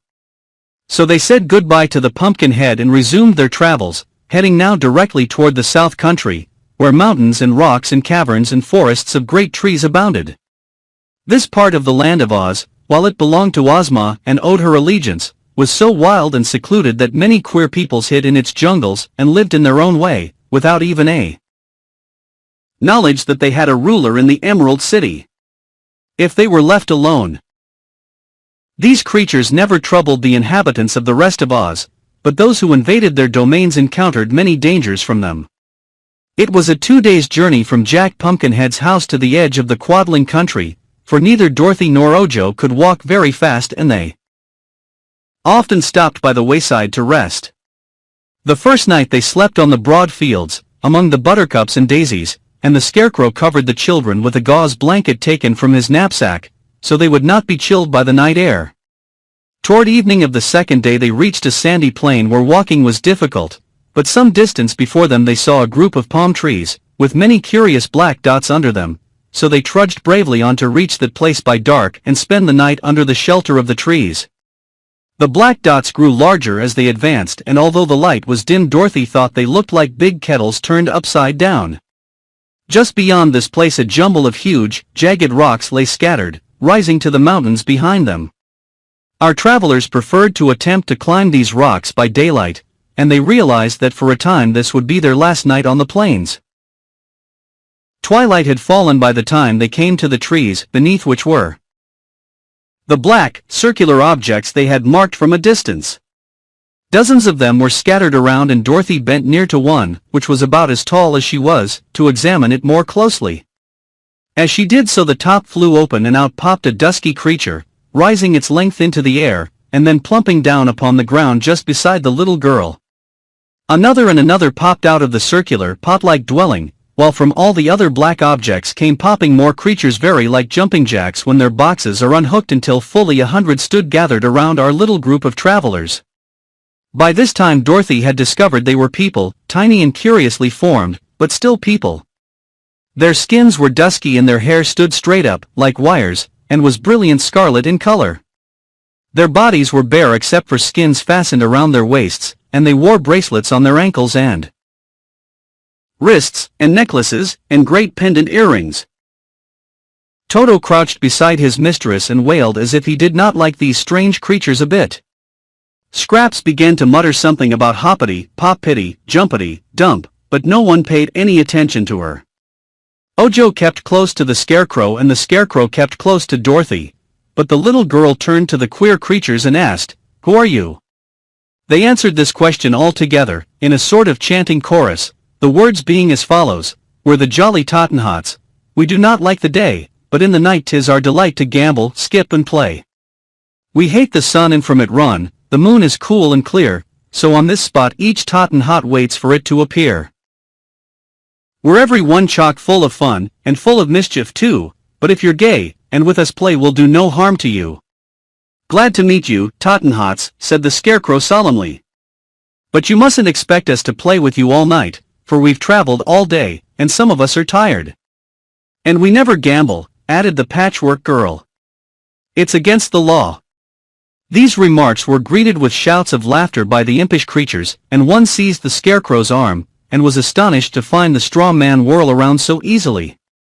So the Tottenhot raised the Scarecrow high in the air, and tossed him over the heads of the crowd. Someone caught him and tossed him back, and so with shouts of glee they continued throwing the Scarecrow here and there, as if he had been a basketball. Presently another imp seized Scraps and began to throw her about, in the same way. They found her a little heavier than the Scarecrow but still light enough to be tossed like a sofa cushion, and they were enjoying the sport immensely when Dorothy, angry and indignant at the treatment her friends were receiving, rushed among the Tottenhots and began slapping and pushing them until she had rescued the Scarecrow and the Patchwork Girl and held them close on either side of her. Perhaps she would not have accomplished this victory so easily had not Toto helped her, barking and snapping at the bare legs of the imps until they were glad to flee from his attack. As for Ojo, some of the creatures had attempted to toss him, also, but finding his body too heavy they threw him to the ground, and a row of the imps sat on him, and held him from assisting Dorothy in her battle. The little brown folks were much surprised at being attacked by the girl and the dog, and one or two who had been slapped hardest began to cry. Then suddenly they gave a shout, all together, and disappeared in a flash into their various houses, the tops of which closed with a series of pops that sounded like a bunch of firecrackers being exploded. The adventurers now found themselves alone, and Dorothy asked anxiously, "Is anybody hurt?" "Not me," answered the Scarecrow.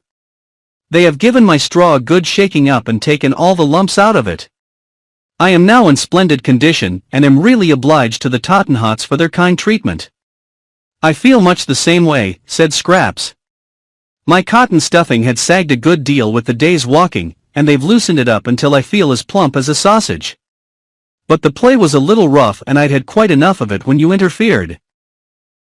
"6 of them sat on me," said Ojo, "but as they are so little they didn't hurt me much." Just then the roof of the house in front of them opened and a Tottenhot stuck his head out, very cautiously, and looked at the strangers. "Can't you take a joke?" he asked, reproachfully. "Haven't you any fun in you at all?" "If I had such a quality," replied the Scarecrow, "your people would have knocked it out of me. But I don't bear grudges. I forgive you." "So do I," added Scraps. "That is, if you behave yourselves after this." "It was just a little rough house, that's all," said the Tottenhot. "But the question is not if we will behave, but if you will behave? We can't be shut up here all night, because this is our time to play, nor do we care to come out and be chewed up by a savage beast or slapped by an angry girl. That slapping hurts like 60, some of my folks are crying about it. So here's the proposition, you let us alone and we'll let you alone." "You began it," declared Dorothy. "Well, you ended it, so we won't argue the matter. May we come out again? Or are you still cruel and slappy?" "Tell you what we'll do," said Dorothy. "We're all tired and want to sleep until morning. If you'll let us get into your house, and stay there until daylight, you can play outside all you want to." "That's a bargain," cried the Tottenhot eagerly, and he gave a queer whistle that brought his people popping out of their houses on all sides.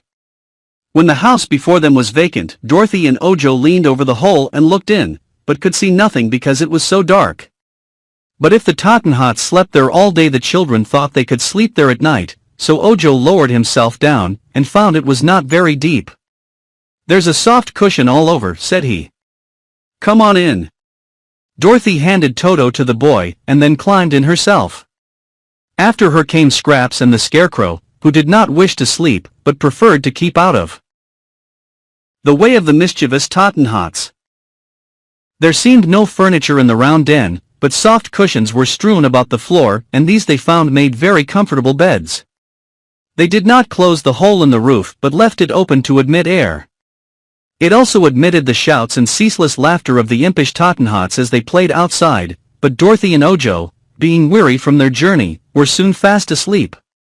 Toto kept an eye open, however, and uttered low, threatening growls whenever the racket made by the creatures outside became too boisterous, and the Scarecrow and the Patchwork Girl sat leaning against the wall and talked in whispers all night long. No one disturbed the travelers until daylight, when in popped the Tottenhot who owned the place and invited them to vacate his premises. Chapter 20, The Captive Yup.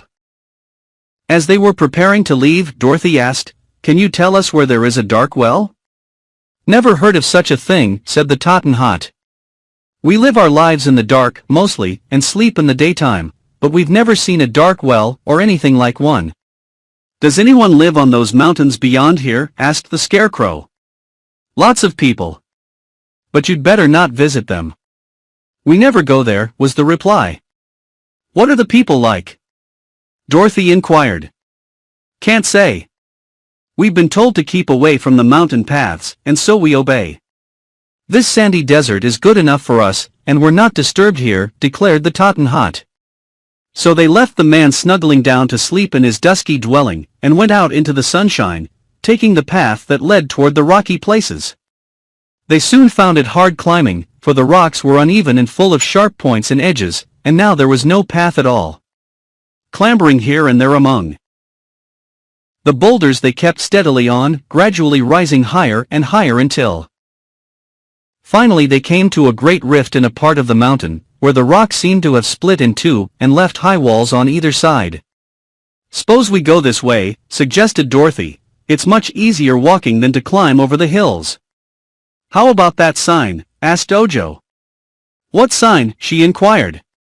The Munchkin boy pointed to some words painted on the wall of rock beside them, which Dorothy had not noticed. The words read, "Look out for Yup." The girl eyed this sign a moment and turned to the Scarecrow, asking, "Who is Yup, or what is Yup?" The straw man shook his head. Then looked at Toto and the dog said woof. "Only way to find out is to go on," said Scraps. This being quite true, they went on. As they proceeded, the walls of rock on either side grew higher and higher.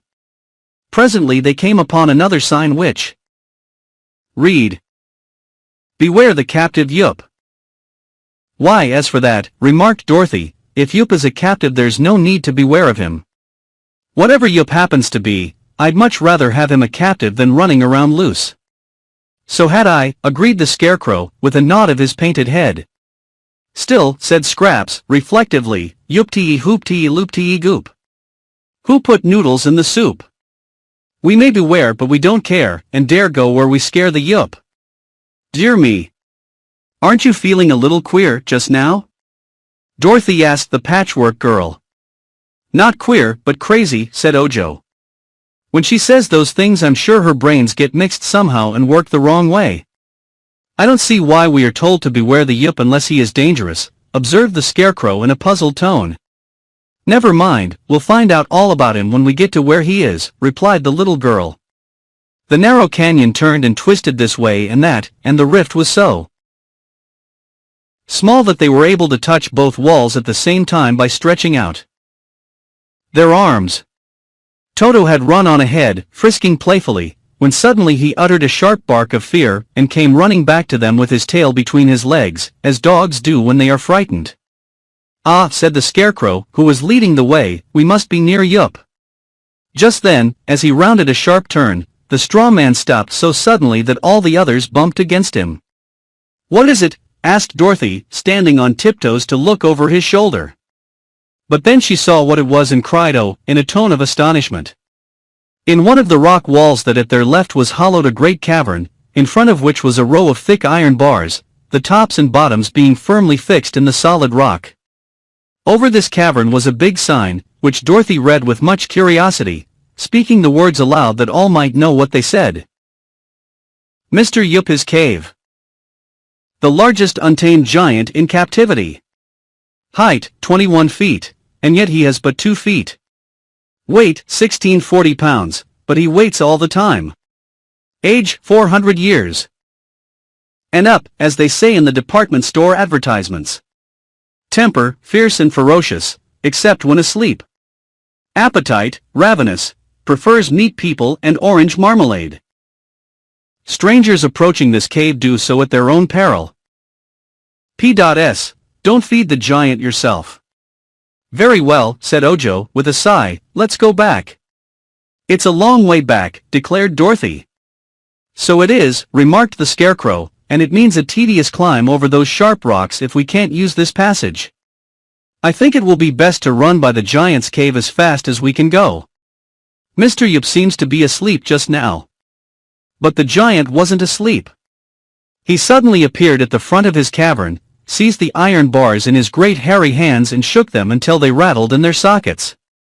Yup was so tall that our friends had to tip their heads way back to look into his face, and they noticed he was dressed all in pink velvet, with silver buttons and braid.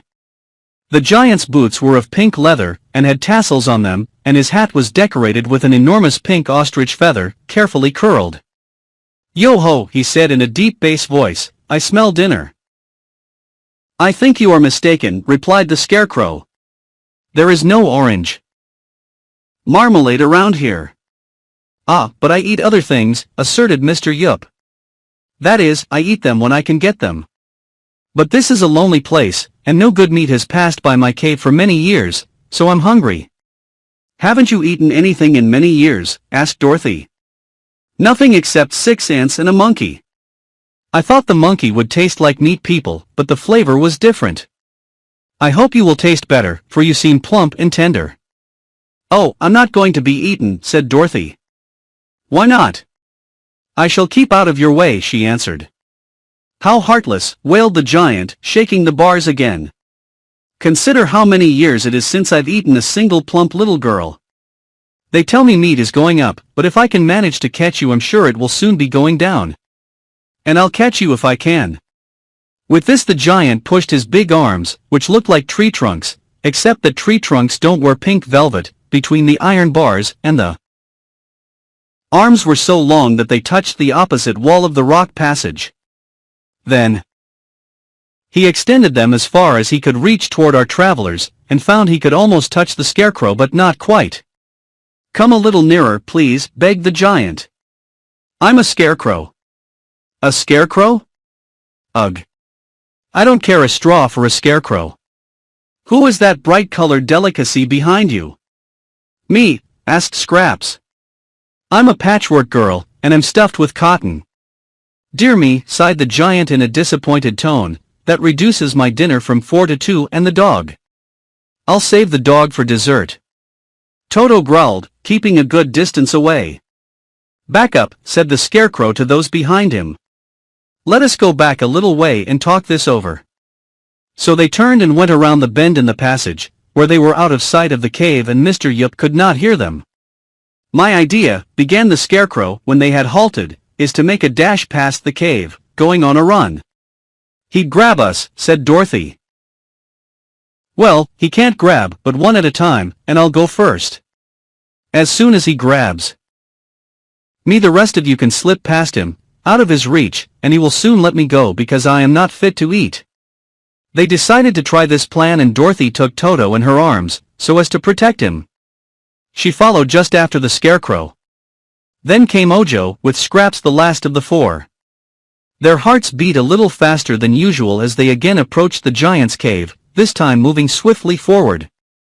It turned out about the way the Scarecrow had planned. Mr. Yup was quite astonished to see them come flying toward him, and thrusting his arms between the bars, he seized the Scarecrow in a firm grip. In the next instant he realized, from the way the straw crunched between his fingers, that he had captured the non-eatable man, but during that instant of delay Dorothy and Ojo had slipped by the giant and were out of reach. Uttering a howl of rage the monster threw the Scarecrow after them with one hand and grabbed Scraps with the other. The poor Scarecrow went whirling through the air, and so cleverly was he aimed that he struck Ojo's back and sent the boy tumbling head over heels, and he tripped Dorothy, and sent her, also, sprawling upon the ground.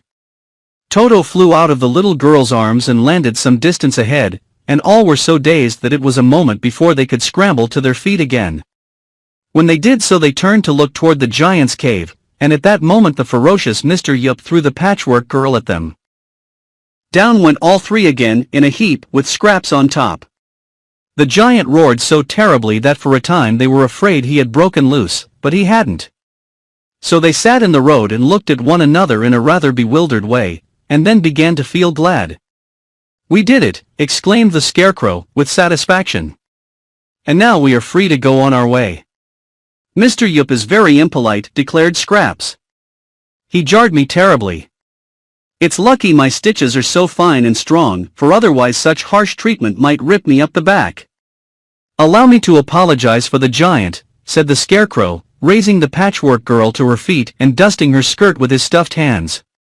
"Mr. Yup is a perfect stranger to me, but I fear, from the rude manner in which he has acted, that he is no gentleman." Dorothy and Ojo laughed at this statement and Toto barked as if he understood the joke, after which they all felt better and resumed the journey in high spirits. "Of course," said the little girl when they had walked away along the passage, "it was lucky for us the giant was caged, for, if he had happened to be loose, perhaps, in that case, he wouldn't be hungry any more," said Ojo gravely. Chapter 21, Hip Hopper the Champion. They must have had good courage to climb all those rocks, for after getting out of the canyon they encountered more rock hills to be surmounted. Toto could jump from one rock to another quite easily, but the others had to creep and climb with care, so that after a whole day of such work Dorothy and Ojo found themselves very tired. As they gazed upward at the great mass of tumbled rocks that covered the steep incline, Dorothy gave a little groan and said, "That's going to be a terribly hard climb, Scarecrow. I wish we could find the dark well without so much trouble." "Suppose," said Ojo, "you wait here and let me do the climbing, for it's on my account we're searching for the dark well. Then, if I don't find anything, I'll come back and join you." "No," replied the little girl, shaking her head positively, "we'll all go together, for that way we can help each other. If you went alone, something might happen to you, Ojo." So they began the climb and found it indeed difficult for a way. But presently, in creeping over the big crags, they found a path at their feet which wound in and out among the masses of rock, and was quite smooth and easy to walk upon. As the path gradually ascended the mountain, although in a roundabout way, they decided to follow it. "This must be the road to the country of the Hoppers," said the Scarecrow. "Who are the Hoppers?" asked Dorothy. "Some people Jack Pumpkinhead told me about," he replied. "I didn't hear him," replied the girl. "No, you were asleep," explained the Scarecrow. "But he told Scraps and me that the Hoppers and the Horners live on this mountain." "He said in the mountain," declared Scraps, "but of course he meant on it." "Didn't he say what the Hoppers and Horners were like?" inquired Dorothy. "No, he only said they were two separate nations, and that the Horners were the most important." "Well, if we go to their country we'll find out all about 'em," said the girl. "But I've never heard Ozma mention those people, so they can't be very important." "Is this mountain in the land of Oz?" asked Scraps. "Course it is," answered Dorothy. "It's in the south country of the Quadlings. When one comes to the edge of Oz, in any direction, there is nothing more to be seen at all. Once you could see sandy desert all around Oz, but now it's different, and no other people can see us, any more than we can see them. If the mountain is under Ozma's rule, why doesn't she know about the Hoppers and the Horners?" Ojo asked. "Why, it's a fairyland," explained Dorothy, "and lots of queer people live in places so tucked away that those in the Emerald City never even hear of 'em. In the middle of the country it's different, but when you get around the edges you're sure to run into strange little corners that surprise you." "I know, for I've traveled in Oz a good deal, and so has the Scarecrow." "Yes," admitted the straw man, "I've been considerable of a traveler, in my time, and I like to explore strange places. I find I learn much more by traveling than by staying at home." During this conversation they had been walking up the steep pathway and now found themselves well up on the mountain. They could see nothing around them, for the rocks beside their path were higher than their heads. Nor could they see far in front of them, because the path was so crooked. But suddenly they stopped, because the path ended and there was no place to go. Ahead was a big rock lying against the side of the mountain, and this blocked the way completely. There wouldn't be a path though, if it didn't go somewhere, said the Scarecrow, wrinkling his forehead in deep thought. This is somewhere, isn't it? Asked the Patchwork Girl, laughing at the bewildered looks of the others. The path is locked, the way is blocked, yet here we've innocently flocked, and now we're here. It's rather queer there's no front door that can be knocked. Please don't, Scraps, said Ojo. You make me nervous. Well, said Dorothy, I'm glad of a little rest, for that's a dreadful steep path. As she spoke she leaned against the edge of the big rock that stood in their way. To her surprise it slowly swung backward and showed behind it a dark hole that looked like the mouth of a tunnel. Why, here's where the path goes to, she exclaimed. So it is, answered the Scarecrow. But the question is, do we want to go where the path does?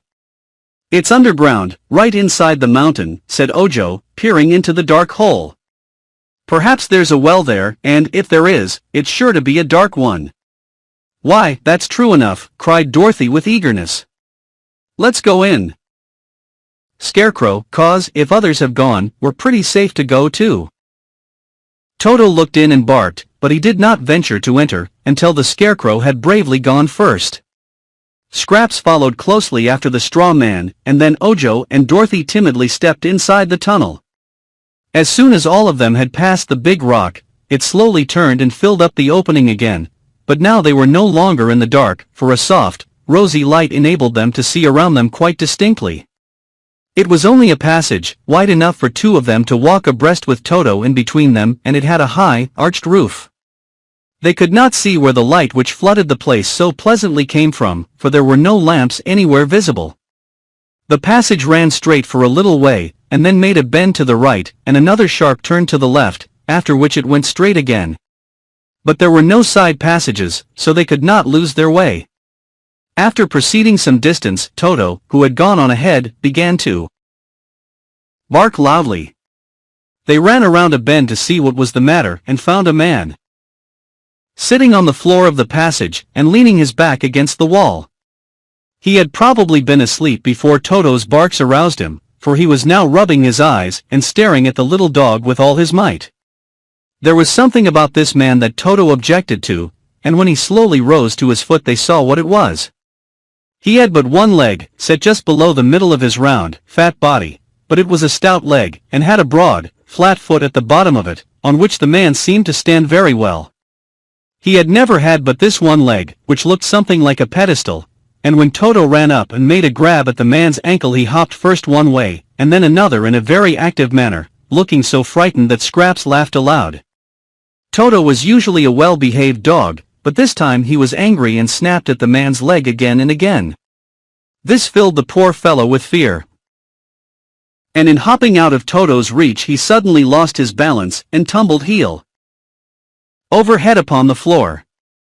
When he sat up he kicked Toto on the nose and made the dog howl angrily, but Dorothy now ran forward and caught Toto's collar, holding him back. "Do you surrender?" she asked the man. "Who? Me?" asked the hopper. "Yes, you," said the little girl. "Am I captured?" he inquired. "Of course. My dog has captured you," she said. "Well," replied the man, "if I'm captured I must surrender, for it's the proper thing to do. I like to do everything proper, for it saves one a lot of trouble." "It does, indeed," said Dorothy. "Please tell us who you are." "I'm Hip Hopper, the champion." "Champion what?" she asked in surprise. "Champion wrestler. I'm a very strong man, and that ferocious animal which you are so kindly holding is the first living thing that has ever conquered me." "And you are a hopper," she continued. "Yes. My people live in a great city not far from here. Would you like to visit it?" "I'm not sure," she said with hesitation. "Have you any dark wells in your city?" "I think not. We have wells, you know, but they're all well lighted, and a well-lighted well cannot well be a dark well. But there may be such a thing as a very dark well in the Horner country, which is a black spot on the face of the earth." "Where is the Horner country?" Ojo inquired. the other side of the mountain. There's a fence between the Hopper country and the Horner country, and a gate in the fence, but you can't pass through just now, because we are at war with the Horners." "That's too bad," said the Scarecrow. "What seems to be the trouble?" "Why, one of them made a very insulting remark about my people. He said we were lacking in understanding, because we had only one leg to a person.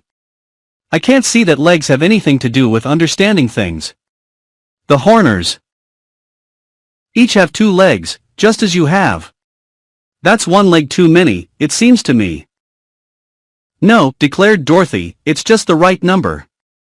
"You don't need them," argued the Hopper obstinately. "You've only 1 head and 1 body and 1 nose and mouth. 2 legs are quite unnecessary, and they spoil one's shape." "But how can you walk with only 1 leg?" asked Ojo. "Walk? Who wants to walk?" exclaimed the man. "Walking is a terribly awkward way to travel. I hop, and so do all my people. It's so much more graceful and agreeable than walking." "I don't agree with you," said the Scarecrow. "But tell me, is there any way to get to the Horner country without going through the city of the Hoppers?" "Yes, there is another path from the rocky lowlands, outside the mountain, that leads straight to the entrance of the Horner country. But it's a long way around, so you'd better come with me. Perhaps they will allow you to go through the gate, but we expect to conquer them this afternoon, if we get time, and then you may go and come as you please." They thought it best to take the Hopper's advice, and asked him to lead the way. This he did in a series of hops, and he moved so swiftly in this strange. Chapter 22, The Joking Horners. It was not long before they left the passage and came to a great cave, so high that it must have reached nearly to the top of the mountain within which it lay. It was a magnificent cave, illumined by the soft, invisible light, so that everything in it could be plainly seen. The walls were of polished marble, white with veins of delicate colors running through it, and the roof was arched and fantastic and beautiful. Built beneath this vast dome was a pretty village not very large, for there seemed not more than 50 houses altogether, and the dwellings were of marble and artistically designed. No grass nor flowers nor trees grew in this cave, so the yards surrounding the houses carved in designs both were smooth and bare, and had low walls around them to mark their boundaries. In the streets and the yards of the houses were many people, all having 1 leg growing below their bodies, and all hopping here and there whenever they moved. Even the children stood firmly upon their single legs and never lost their balance. "All hail, champion!" cried a man in the first group of hoppers they met. "Whom have you captured?" "No one," replied the champion in a gloomy voice. "These strangers have captured me." "Then," said another, "we will rescue you and capture them, for we are greater in number." "No," answered the champion, "I can't allow it. I've surrendered, and it isn't polite to capture those you've surrendered to." "Never mind that," said Dorothy. "We will give you your liberty and set you free." "Really?" asked the champion in joyous tones. "Yes," said the little girl, "your people may need you to help conquer the Horners." At this all the hoppers looked downcast and sad. Several more had joined the group by this time, and quite a crowd of curious men, women and children surrounded the strangers. "This war with our neighbors is a terrible thing," remarked one of the women. "Someone is almost sure to get hurt." "Why do you say that, madam?" inquired the Scarecrow. "Because the horns of our enemies are sharp, and in battle they will try to stick those horns into our warriors," she replied. "How many horns do the Horners have?" asked Dorothy. "Each has 1 horn in the center of his forehead," was the answer. "Oh, then they're unicorns," declared the Scarecrow. "No, they're Horners. We never go to war with them if we can help it, on account of their dangerous horns. But this insult was so great and so unprovoked that our brave men decided to fight, in order to be revenged," said the woman. "What weapons do you fight with?" the Scarecrow asked. "We have no weapons," explained the champion. "Whenever we fight the Horners, our plan is to push them back, for our arms are longer than theirs." "Then you are better armed," said Scraps. "Yes, but they have those terrible horns, and unless we are careful they prick us with the points," returned the champion with a shudder. "That makes a war with them dangerous, and a dangerous war cannot be a pleasant one." "I see very clearly," remarked the Scarecrow, "that you are going to have trouble in conquering those Horners unless we help you." "Oh," cried the Hoppers in a chorus, "can you help us?" "Please do. We will be greatly obliged." "It would please us very much," and by these exclamations the Scarecrow knew that his speech had met with favor. "How far is it to the Horner country?" he asked. "Why, it's just the other side of the fence," they answered, and the champion added, "Come with me, please, and I'll show you the Horners." So they followed the champion and several others through the streets, and just beyond the village came to a very high picket fence, built all of marble, which seemed to divide the great cave into two equal parts. But the part inhabited by the Horners was in no way as grand in appearance as that of the Hoppers. Instead of being marble, the walls and roof were of dull gray rock, and the square houses were plainly made of the same material. But in extent the city was much larger than that of the Hoppers, and the streets were thronged with numerous people who busied themselves in various ways. Looking through the open pickets of the fence, our friends watched the Horners, who did not know they were being watched by strangers, and found them very unusual in appearance. They were little folks in size and had bodies round as balls and short legs and arms. Their heads were round too, and they had long, pointed ears and a horn set in the center of the forehead. The horns did not seem very terrible, for they were not more than 6 inches long, but they were ivory white and sharp-pointed, and no wonder the Hoppers feared them. The skins of the Horners were light brown, but they wore snow-white robes and were barefooted. Dorothy thought the most striking thing about them was their hair, which grew in 3 distinct colors on each and every head: red, yellow and green. The red was at the bottom and sometimes hung over their eyes, then came a broad circle of yellow, and the green was at the top and formed a brush-shaped topknot. None of the Horners was yet aware of the presence of strangers, who watched the little brown people for a time, and then went to the big gate in the center of the dividing fence. It was locked on both sides, and over the latch was a sign reading, "War is declared."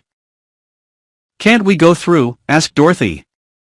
"Not now," answered the champion. "I think," said the Scarecrow, "that if I could talk with those Horners they would apologize to you, and then there would be no need to fight." "Can't you talk from this side?" asked the champion. "Not so well," replied the Scarecrow. "Do you suppose you could throw me over that fence? It is high, but I am very light." "We can try it," said the Hopper. "I am perhaps the strongest man in my country, so I'll undertake to do the throwing. But I won't promise you will land on your feet." "No matter about that," returned the Scarecrow. "Just toss me over, and I'll be satisfied." So the champion picked up the Scarecrow and balanced him a moment, to see how much he weighed, and then with all his strength tossed him high into the air. Perhaps if the Scarecrow had been a trifle heavier, he would have been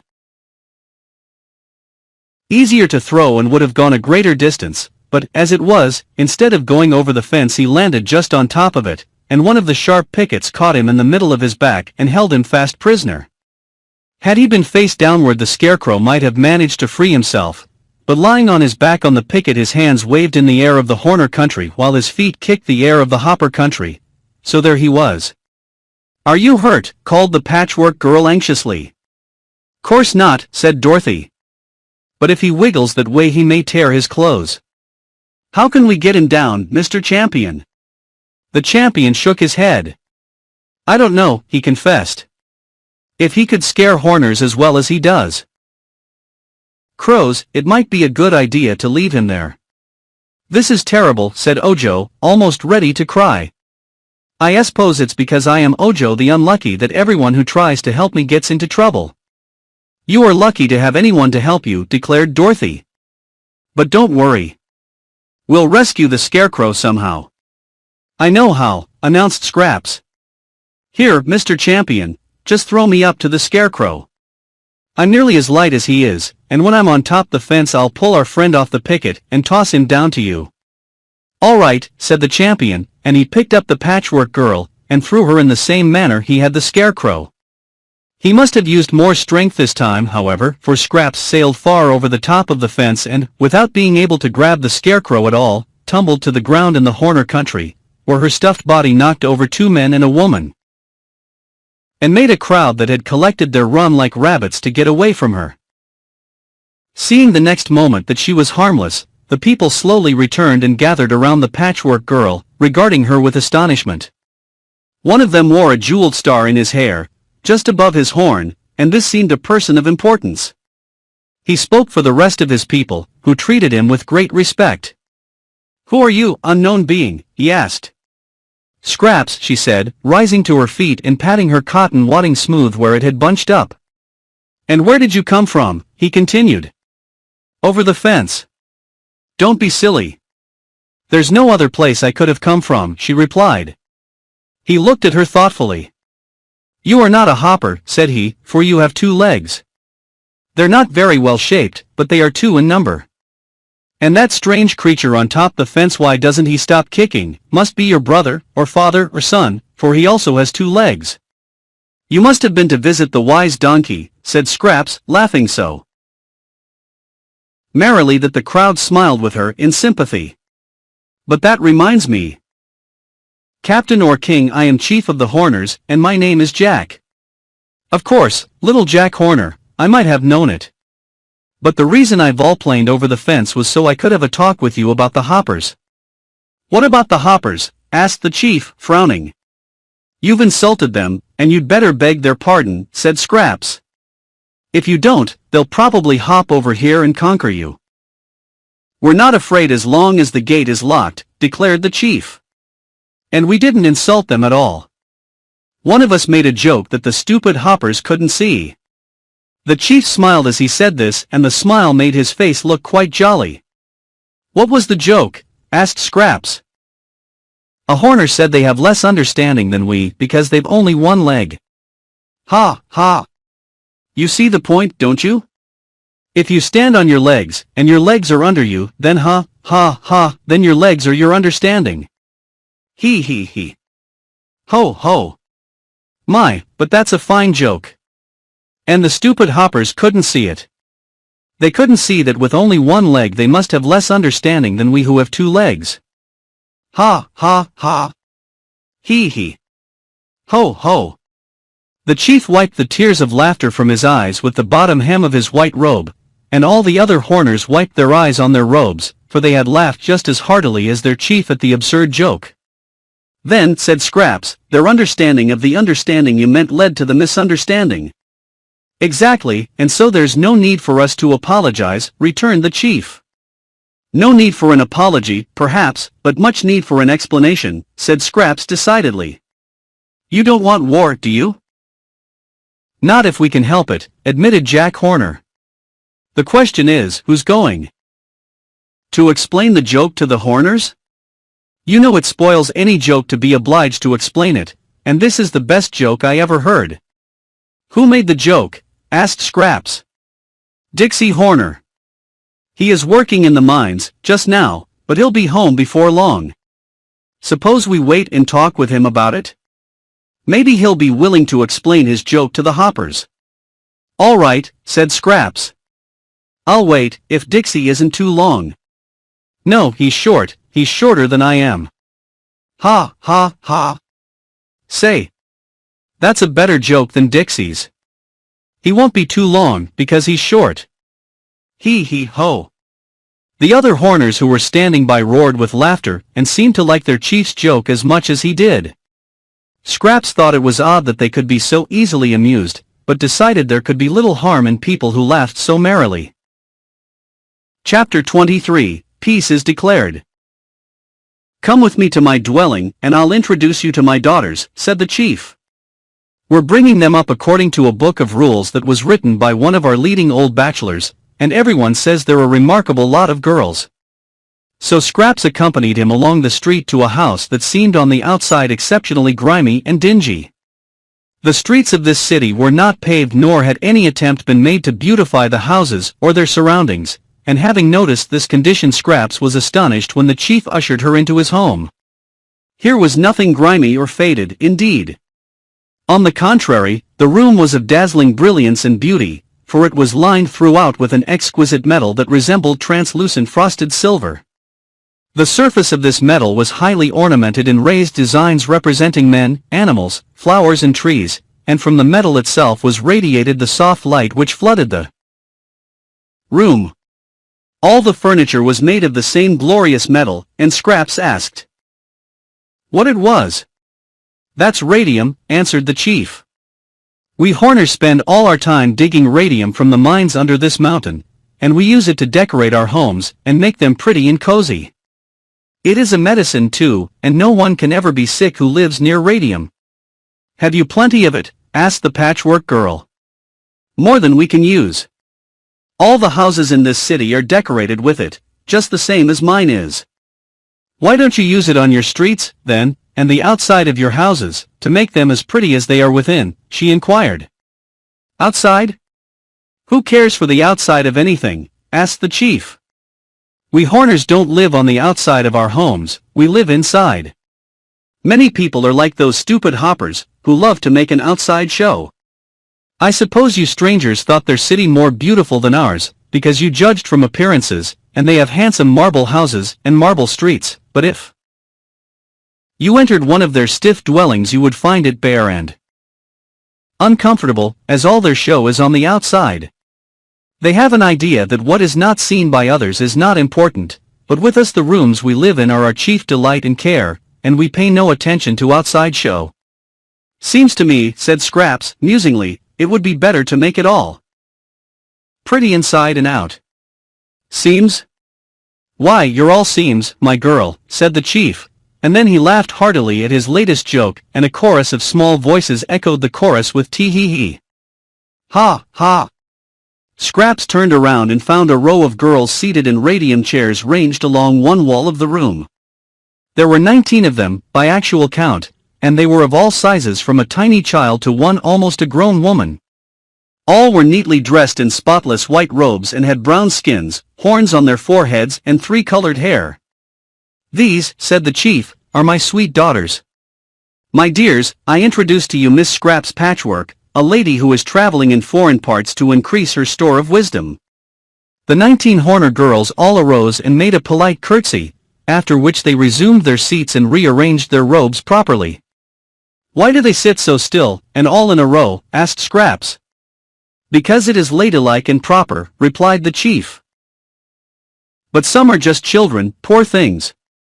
Don't they ever run around and play and laugh, and have a good time? No, indeed, said the chief. That would be improper in young ladies, as well as in those who will sometime become young ladies. My daughters are being brought up according to the rules and regulations laid down by a leading bachelor, who has given the subject much study, and is himself a man of taste and culture. Politeness is his great hobby, and he claims that if a child is allowed to do an impolite thing one cannot expect the grown person to do anything better. Is it impolite to romp and shout and be jolly? Asked Scraps. Well, sometimes it is, and sometimes it isn't, replied the Horner, after considering the question. By curbing such inclinations in my daughters we keep on the safe side. Once in a while I make a good joke, as you have heard, and then I permit my daughters to laugh decorously, but they are never allowed to make a joke themselves. That old bachelor who made the rules ought to be skinned alive, declared Scraps, and would have said more on the subject had not the door opened to admit a little Horner man whom the chief introduced as Dixie. What's up, chief? Asked Dixie, winking 19 times at the 19 girls, who demurely cast down their eyes because their father was looking. The chief told the man that his joke had not been understood by the dull hoppers, who had become so angry that they had declared war. So the only way to avoid a terrible battle was to explain the joke, so they could understand it. All right, replied Dixie, who seemed a good-natured man, I'll go at once to the fence and explain. I don't want any war with the hoppers, for wars between nations always cause hard feelings. So the chief and Dixie and Scraps left the house, and went back to the marble picket fence. The scarecrow was still stuck on the top of his picket, but had now ceased to struggle.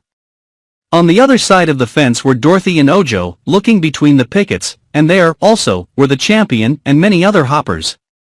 Dixie went close to the fence and said, My good hoppers, I wish to explain that what I said about you was a joke. You have but one leg each, and we have 2 legs each. Our legs are under us, whether 1 or 2, and we stand on them. So, when I said you had less understanding than we, I did not mean that you had less understanding, you understand, but that you had less stand-undering, so to speak. Do you understand that? The hoppers thought it over carefully. Then one said, that is clear enough, but where does the joke come in? Dorothy laughed, for she couldn't help it, although all the others were solemn enough. I'll tell you where the joke comes in, she said, and took the hoppers away to a distance where the Horners could not hear them.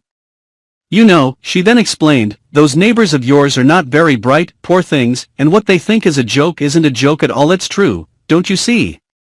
True that we have less understanding? Asked the champion. Yes, it's true because you don't understand such a poor joke. If you did, you'd be no wiser than they are. Ah, yes, of course, they answered, looking very wise. So I'll tell you what to do, continued Dorothy. Laugh at their poor joke and tell them it's pretty good for a Horner. Then they won't dare say you have less understanding, because you understand as much as they do. The hoppers looked at one another questioningly and blinked their eyes and tried to think what it all meant, but they couldn't figure it out. What do you think, champion? Asked one of them. I think it is dangerous to think of this thing any more than we can help, he replied. Let us do as this girl says and laugh with the Horners, so as to make them believe we see the joke. Then there will be peace again, and no need to fight. They readily agreed to this and returned to the fence laughing as loud and as hard as they could, although they didn't feel like laughing a bit. The Horners were much surprised. That's a fine joke for a Horner and we are much pleased with it, said the champion, speaking between the pickets. But please don't do it again. I won't, promised Dixie. If I think of another such joke I'll try to forget it. Good, cried the chief Horner. The war is over and peace is declared. There was much joyful shouting on both sides of the fence, and the gate was unlocked and thrown wide open, so that Scraps was able to rejoin her friends. What about the Scarecrow? She asked Dorothy. We must get him down, somehow or other, was the reply. Perhaps the Horners can find a way, suggested Ojo. So they all went through the gate and Dorothy asked the chief Horner how they could get the Scarecrow off the fence. The chief didn't know how, but Dixie said, a ladder's the thing. Have you one? Asked Dorothy. To be sure. We use ladders in our mines, said he. Then he ran away to get the ladder, and while he was gone the Horners gathered around and welcomed the strangers to their country, for through them a great war had been avoided. In a little while Dixie came back with a tall ladder which he placed against the fence. Ojo at once climbed to the top of the ladder and Dorothy went about halfway up and Scraps stood at the foot of it. Toto ran around it and barked. Then Ojo pulled the Scarecrow away from the picket and passed him down to Dorothy, who in turn lowered him to the Patchwork Girl. As soon as he was on his feet and standing on solid ground the Scarecrow said, much obliged. I feel much better. I'm not stuck on that picket anymore. The Horners began to laugh, thinking this was a joke, but the Scarecrow shook himself and patted his straw a little and said to Dorothy, is there much of a hole in my back? The little girl examined him carefully. There's quite a hole, she said. But I've got a needle and thread in the knapsack and I'll sew you up again. Do so, he begged earnestly, and again the hoppers laughed, to the Scarecrow's great annoyance. While Dorothy was sewing up the hole in the straw man's back Scraps examined the other parts of him. One of his legs is ripped, too, she exclaimed. Oh ho, cried little Dixie, that's bad. Give him the needle and thread, and let him mend his ways. Ha, ha, ha, laughed the chief, and the other Horners at once roared with laughter. What's funny? Inquired the Scarecrow sternly. Don't you see? Asked Dixie, who had laughed even harder than the others. That's a joke. It's by odds the best joke I ever made. You walk with your legs, and so that's the way you walk, and your legs are the ways. See? So, when you mend your legs, you mend your ways. Ho ho ho. Hee hee. I'd no idea I could make such a fine joke. Just wonderful, echoed the chief. How do you manage to do it, Dixie? I don't know, said Dixie modestly. Perhaps it's the radium, but I rather think it's my splendid intellect. If you don't quit it, the Scarecrow told him, there'll be a worse war than the one you've escaped from. Ojo had been deep in thought, and now he asked the chief, "Is there a dark well in any part of your country?" "A dark well? None that ever I heard of," was the answer. "Oh, yes," said Dixie, who overheard the boy's question. "There's a very dark well down in my radium mine." "Is there any water in it?" Ojo eagerly asked. "Can't say, I've never looked to see. But we can find out." So, as soon as the scarecrow was mended, they decided to go with Dixie to the mine. When Dorothy had patted the straw man into shape again, he declared he felt as good as new and equal to further adventures. "Still," said he, "I prefer not to do picket duty again. High life doesn't seem to agree with my constitution." And then they hurried away to escape the laughter of the Horners, who thought this was another joke. Chapter 24, Ojo Finds the Dark Well. They now followed Dixie to the farther end of the great cave, beyond the Horner city, where there were several round, dark holes leading into the ground in a slanting direction. Dixie went to one of these holes and said, "Here is the mine in which lies the dark well you are seeking. Follow me and step carefully, and I'll lead you to the place." He went in first, and after him came Ojo, and then Dorothy, with the scarecrow behind her. The Patchwork Girl entered last of all, for Toto kept close beside his little mistress. A few steps beyond the mouth of the opening it was pitch dark.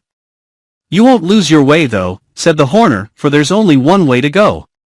The mine's mine and I know every step of the way. How's that for a joke, eh? The mine's mine." Then he chuckled gleefully as they followed him silently down the steep slant. The hole was just big enough to permit them to walk upright, although the scarecrow, being much the taller of the party, often had to bend his head to keep from hitting the top. The floor of the tunnel was difficult to walk upon because it had been worn smooth as glass, and pretty soon Scraps, who was some distance behind the others, slipped and fell head foremost. At once she began to slide downward, so swiftly that when she came to the scarecrow she knocked him off his feet, and sent him tumbling against Dorothy, who tripped up Ojo. The boy fell against the Horner, so that all went tumbling down the slide in a regular mix-up, unable to see where they were going because of the darkness.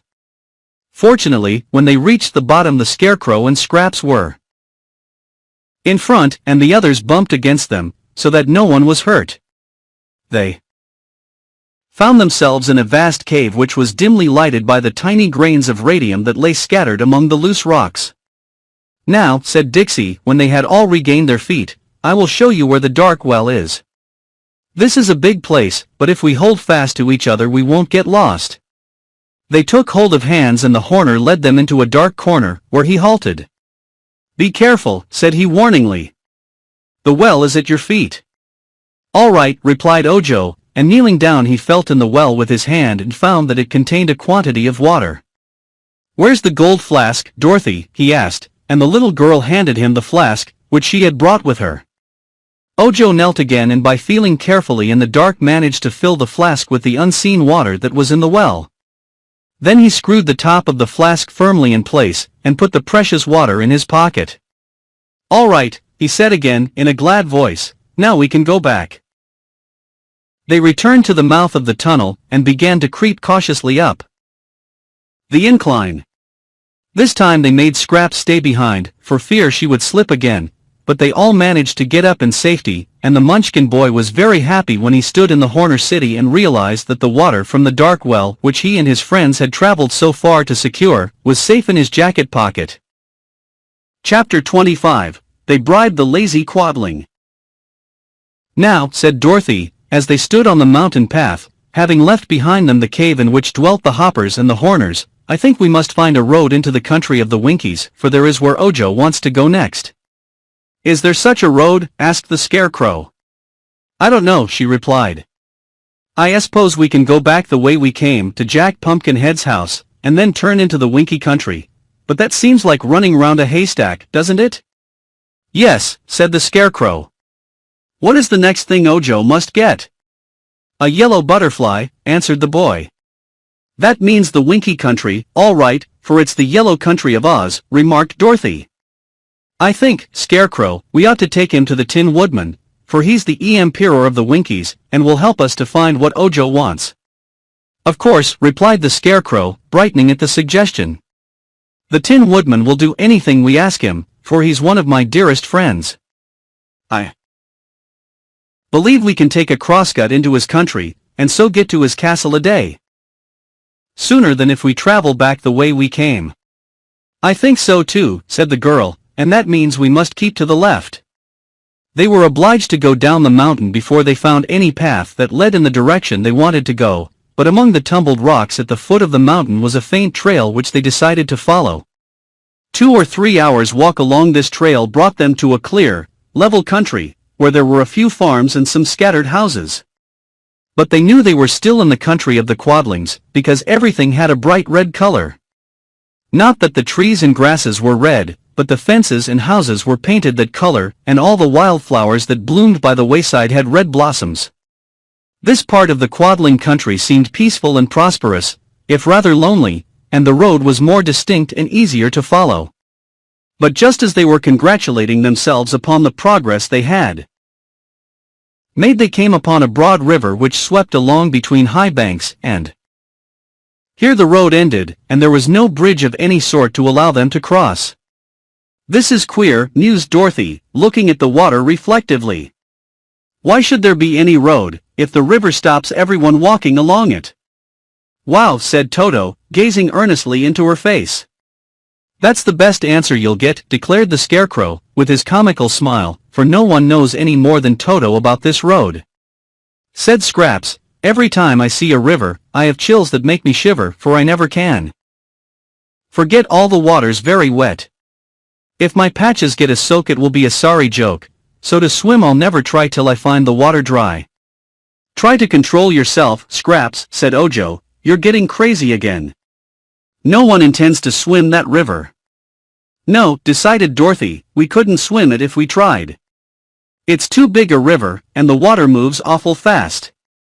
There ought to be a ferryman with a boat, said the Scarecrow, but I don't see any. Couldn't we make a raft, suggested Ojo. There's nothing to make one of, answered Dorothy. Wow, said Toto again, and Dorothy saw he was looking along the bank of the river. Why, he sees a house over there, cried the little girl. I wonder we didn't notice it ourselves. Let's go and ask the people how to get across the river. A quarter of a mile along the bank stood a small, round house, painted bright red, and as it was on their side of the river they hurried toward it. A chubby little man, dressed all in red, came out to greet them, and with him were 2 children, also in red costumes. The man's eyes were big and staring as he examined the Scarecrow, and the Patchwork Girl, and the children shyly hid behind him, and peeked timidly at Toto. Do you live here, my good man? Asked the Scarecrow. I think I do, most mighty magician, replied the Quadling, bowing low, but whether I'm awake or dreaming I can't be positive, so I'm not sure where I live. If you'll kindly pinch me I'll find out all about it. You're awake, said Dorothy, and this is no magician, but just the Scarecrow. But he's alive, protested the man, and he oughtn't to be, you know. And that other dreadful person, the girl who is all patches, seems to be alive too. Very much so, declared Scraps, making a face at him. But that isn't your affair, you know. I've a right to be surprised, haven't I? Asked the man meekly. I'm not sure, but anyhow you've no right to say I'm dreadful. The Scarecrow, who is a gentleman of great wisdom, thinks I'm beautiful, retorted Scraps. Never mind all that, said Dorothy. Tell us, good Quadling, how we can get across the river. I don't know, replied the Quadling. Don't you ever cross it? Asked the girl. Never. Don't travelers cross it? Not to my knowledge, said he. They were much surprised to hear this, and the man added, it's a pretty big river, and the current is strong. I know a man who lives on the opposite bank, for I've seen him there a good many years, but we've never spoken because neither of us has ever crossed over. That's queer, said the Scarecrow. Don't you own a boat? The man shook his head. Nor a raft. Where does this river go to? Asked Dorothy. That way, answered the man, pointing with one hand. It goes into the country of the Winkies, which is ruled by the Tin Emperor, who must be a mighty magician because he's all made of tin, and yet he's alive.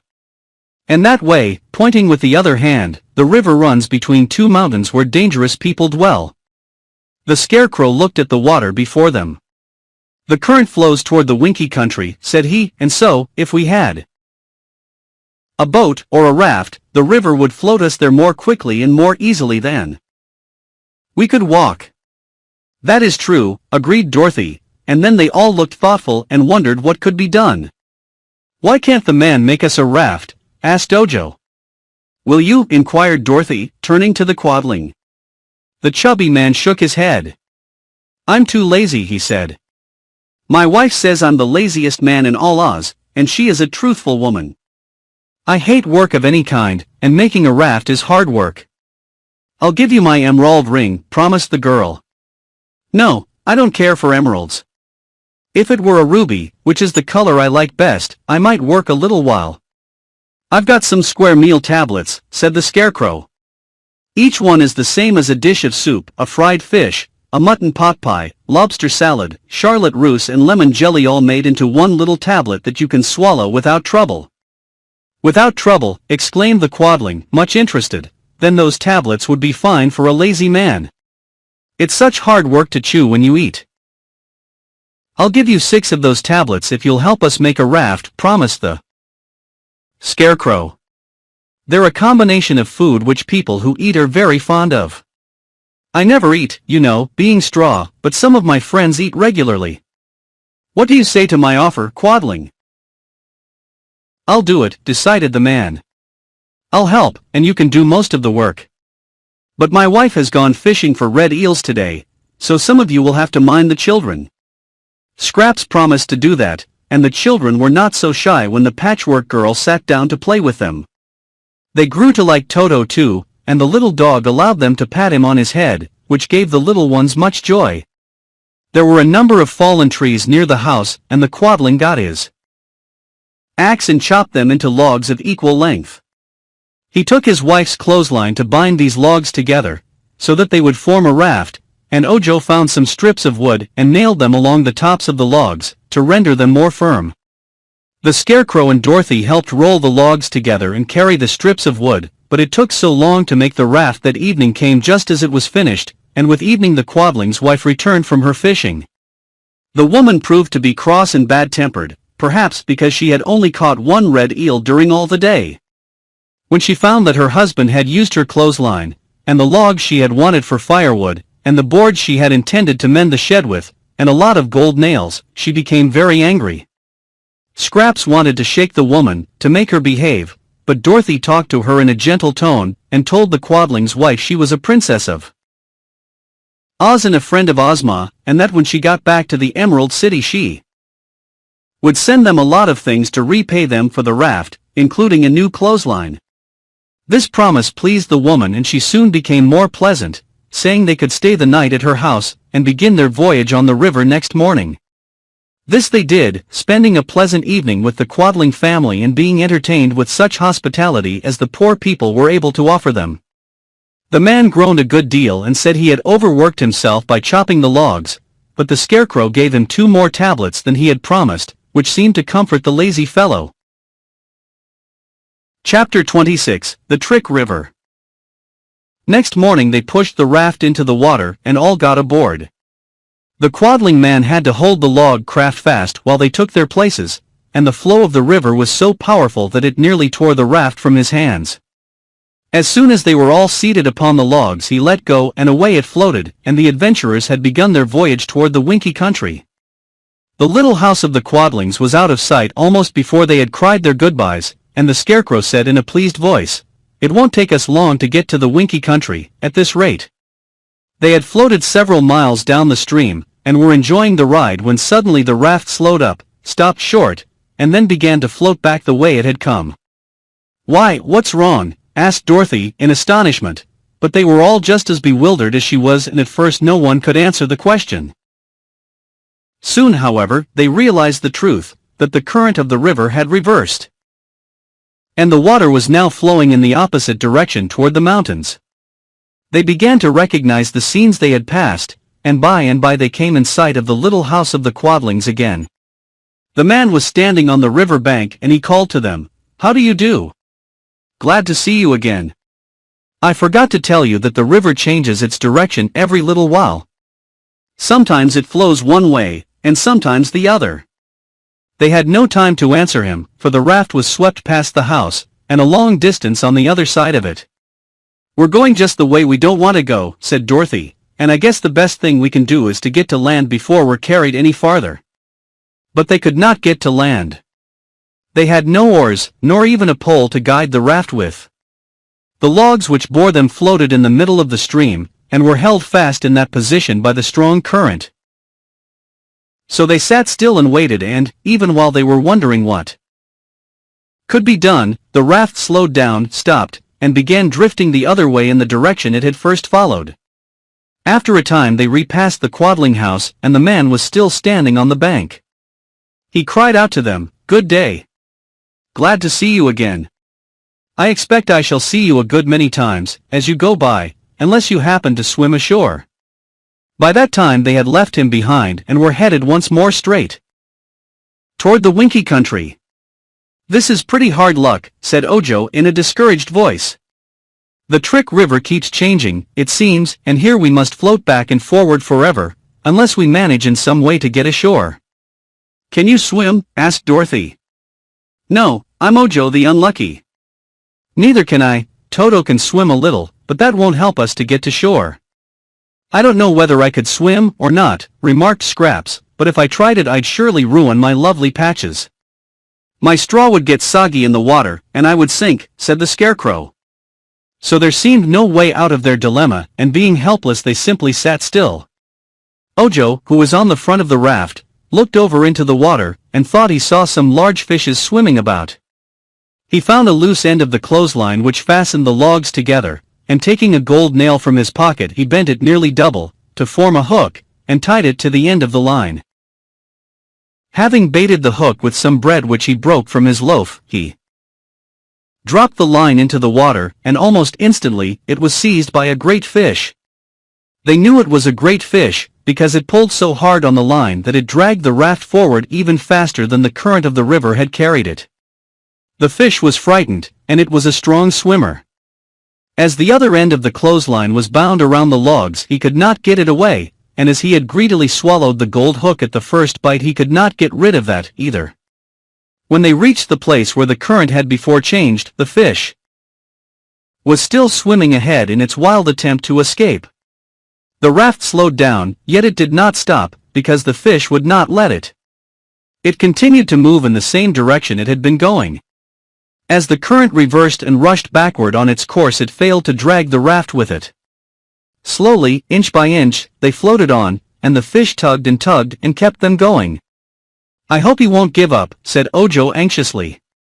"If the fish can hold out until the current changes again, we'll be all right."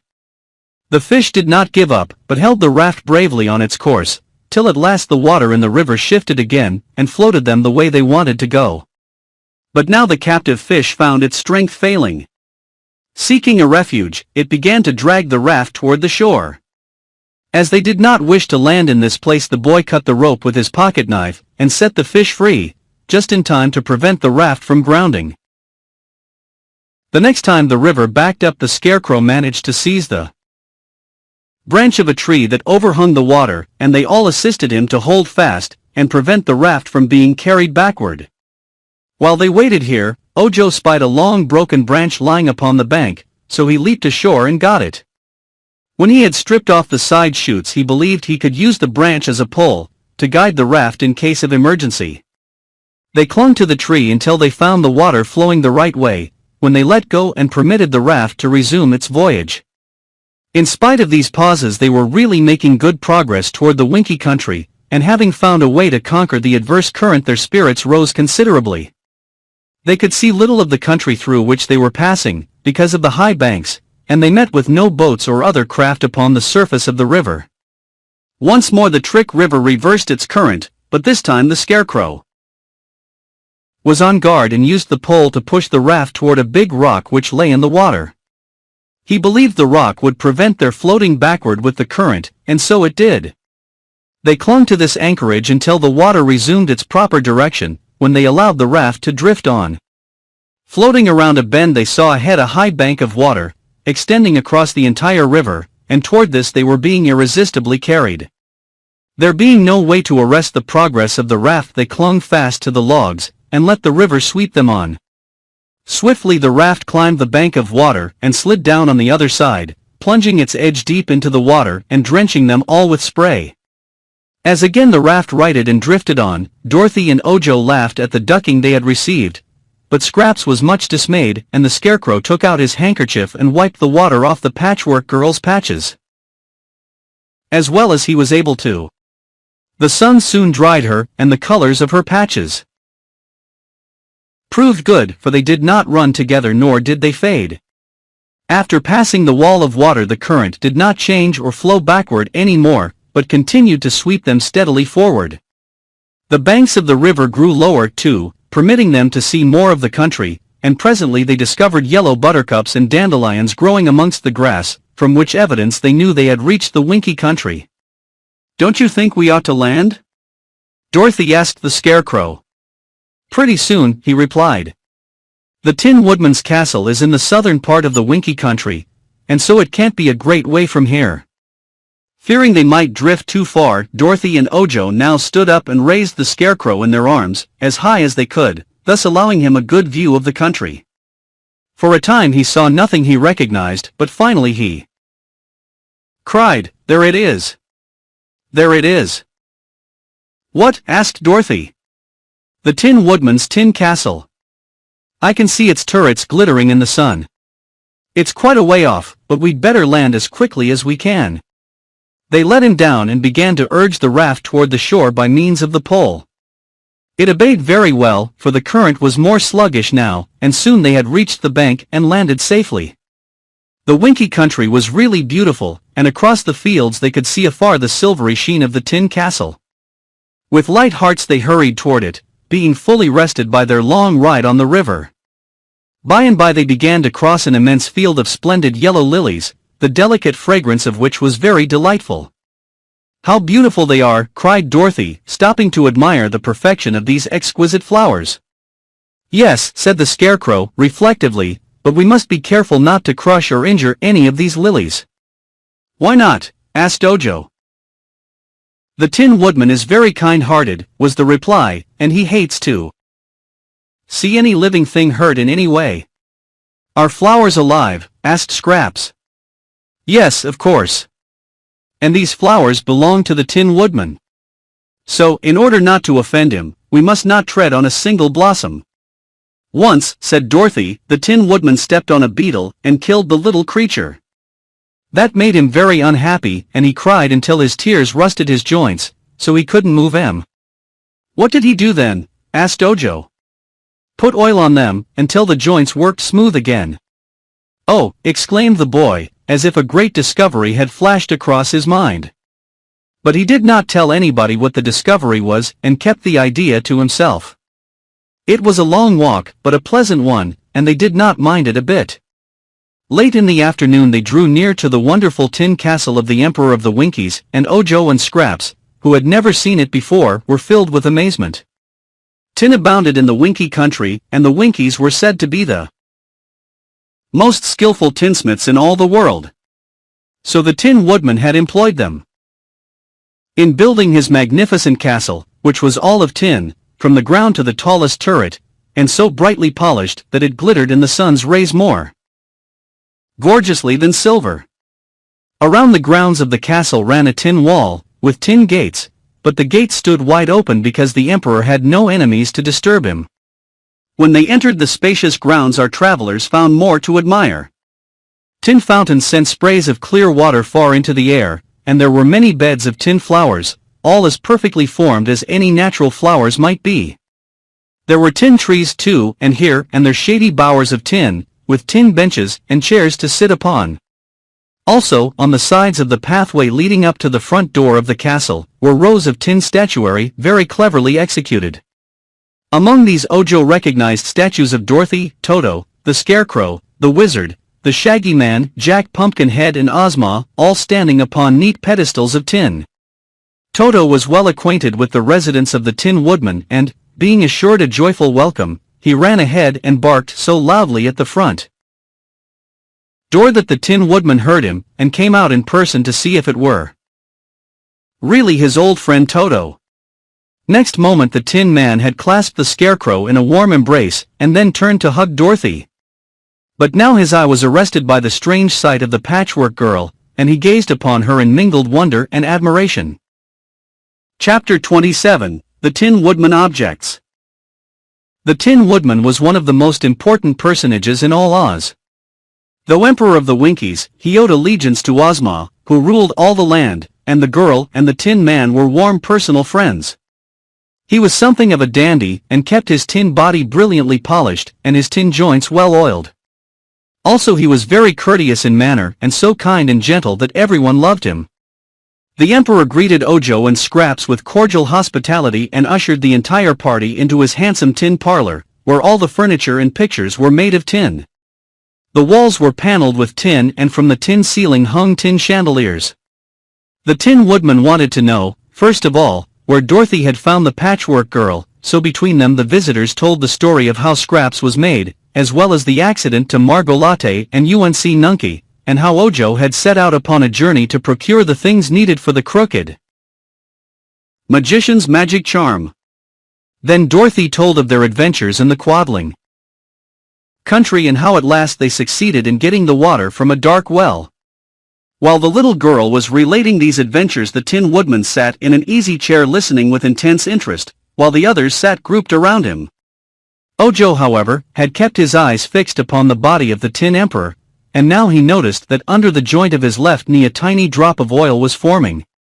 He watched this drop of oil with a fast-beating heart, and feeling in his pocket brought out a tiny vial of crystal, which he held secreted in his hand. Presently the Tin Woodman changed his position, and at once Ojo, to the astonishment of all, dropped to the floor, and held his crystal vial under the Emperor's knee joint. Just then the drop of oil fell, and the boy caught it in his bottle and immediately corked it tight. Then, with a red face and embarrassed manner, he rose to confront the others. "What in the world were you doing?" asked the Tin Woodman. "I caught a drop of oil that fell from your knee joint," confessed Ojo. "A drop of oil," exclaimed the Tin Woodman. "Dear me, how careless my valet must have been in oiling me this morning.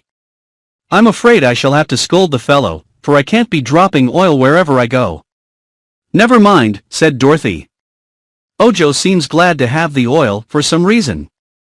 "Yes," declared the Munchkin boy, "I am glad. For one of the things the crooked magician sent me to get was a drop of oil from a live man's body. I had no idea, at first, that there was such a thing, but it's now safe in the little crystal vial."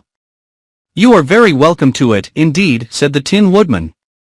"Have you now secured all the things you were in search of?"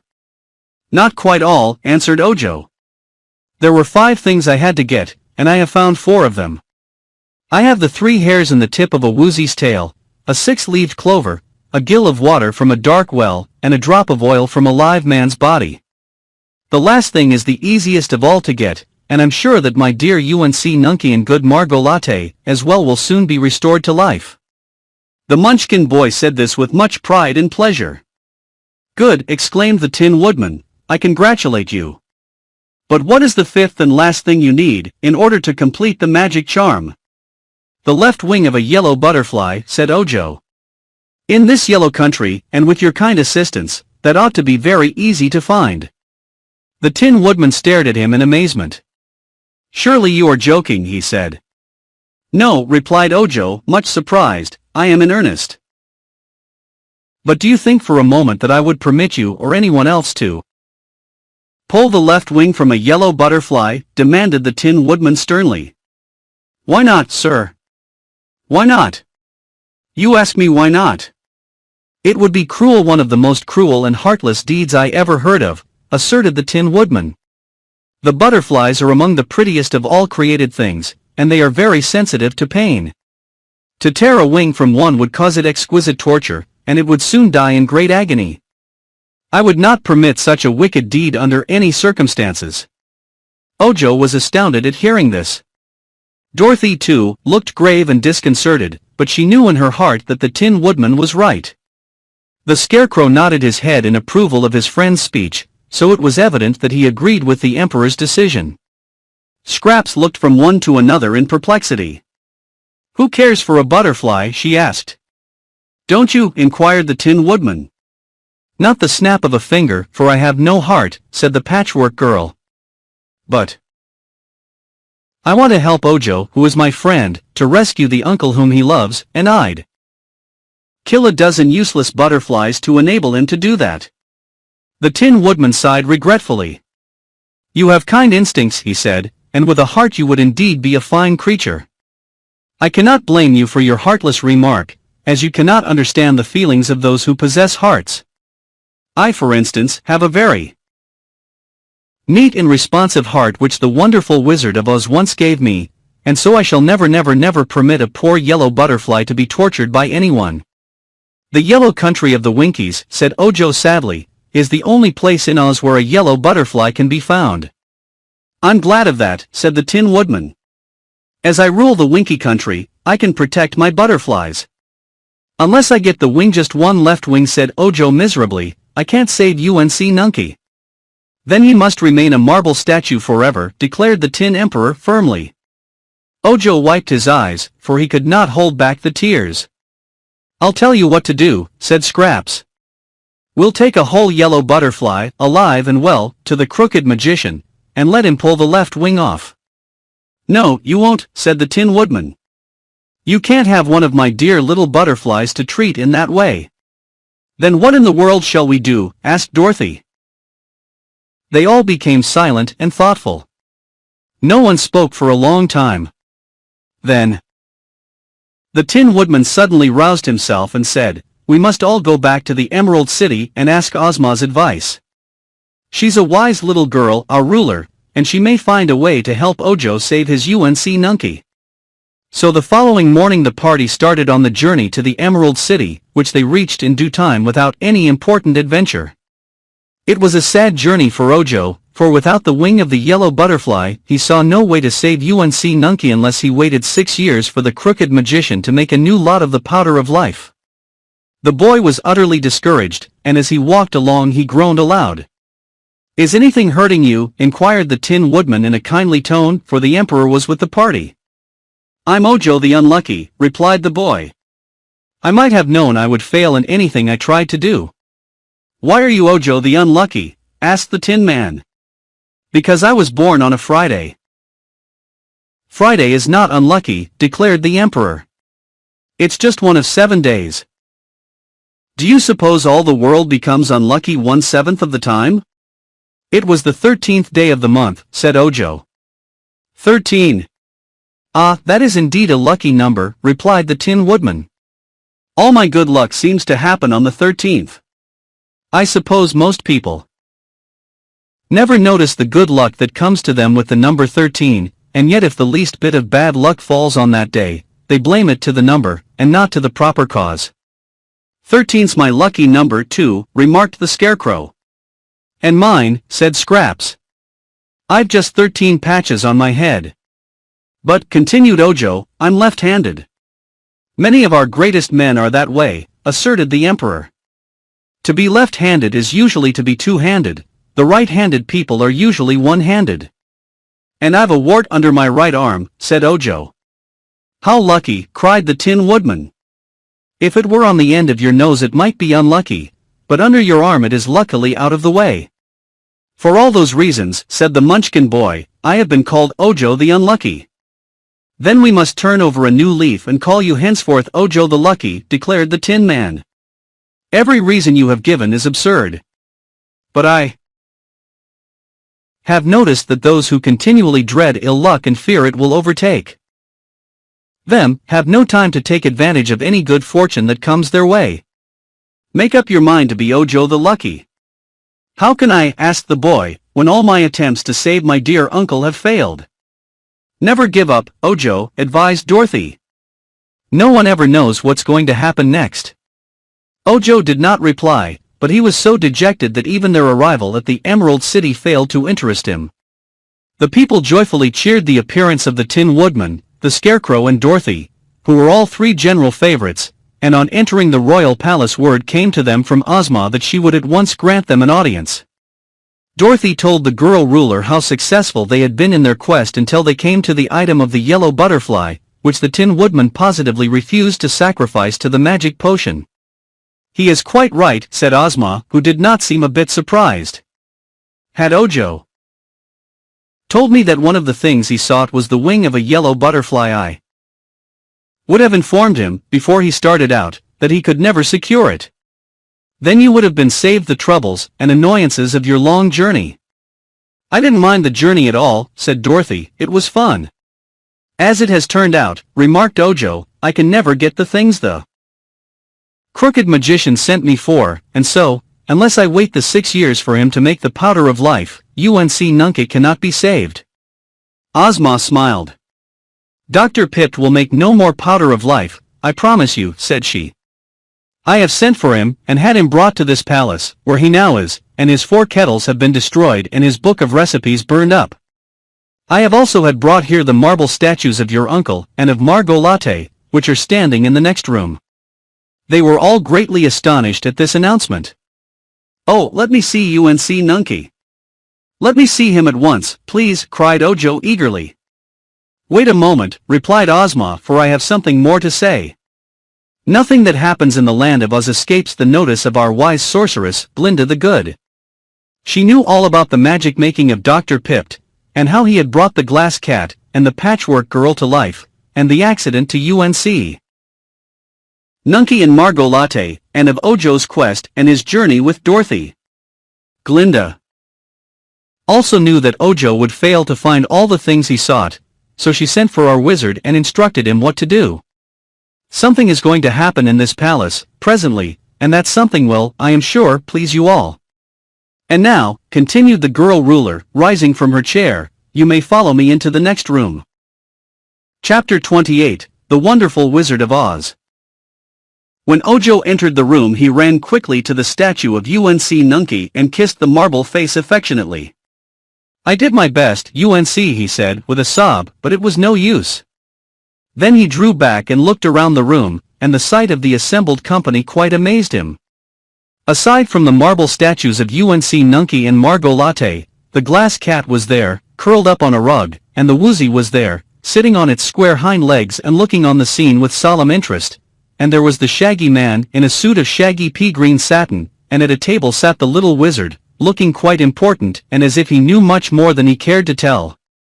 Last of all, Dr. Pipt was there, and the crooked magician sat humped up in a chair, seeming very dejected but keeping his eyes fixed on the lifeless form of his wife Margot Latte, whom he fondly loved, but whom he now feared was lost to him forever. Ozma took a chair which Jellia Jam wheeled forward for the ruler, and back of her stood the Scarecrow, the Tin Woodman and Dorothy, as well as the Cowardly Lion and the Hungry Tiger. The wizard now arose and made a low bow to Ozma, and another less deferent bow to the assembled company. "Ladies and gentlemen and beasts," he said, "I beg to announce that our gracious ruler has permitted me to obey the commands of the great sorceress, Glinda the Good, whose humble assistant I am proud to be. We have discovered that the crooked magician has been indulging in his magical arts contrary to law, and therefore, by royal edict, I hereby deprive him of all power to work magic in the future. He is no longer a crooked magician, but a simple munchkin. He is no longer even crooked, but a man like other men." As he pronounced these words, the wizard waved his hand toward Dr. Pipt, and instantly every crooked limb straightened out and became perfect. The former magician, with a cry of joy, sprang to his feet, looked at himself in wonder, and then fell back in his chair and watched the wizard with fascinated interest. "The glass cat, which Dr. Pipt lawlessly made," continued the wizard, "is a pretty cat, but its pink brains made it so conceited that it was a disagreeable companion to everyone. So the other day I took away the pink brains and replaced them with transparent ones, and now the glass cat is so modest and well behaved that Ozma has decided to keep her in the palace as a pet." "I thank you," said the cat, in a soft voice. "The Woozy has proved himself a good Woozy and a faithful friend," the wizard went on, "so we will send him to the royal menagerie, where he will have good care and plenty to eat all his life." "Much obliged," said the Woozy. "That beats being fenced up in a lonely forest and starved." "As for the Patchwork Girl," resumed the wizard, "she is so remarkable in appearance, and so clever and good-tempered, that our gracious ruler intends to preserve her carefully, as one of the curiosities of the curious land of Oz. Scraps may live in the palace or wherever she pleases, and be nobody's servant but her own. That's all right, said Scraps.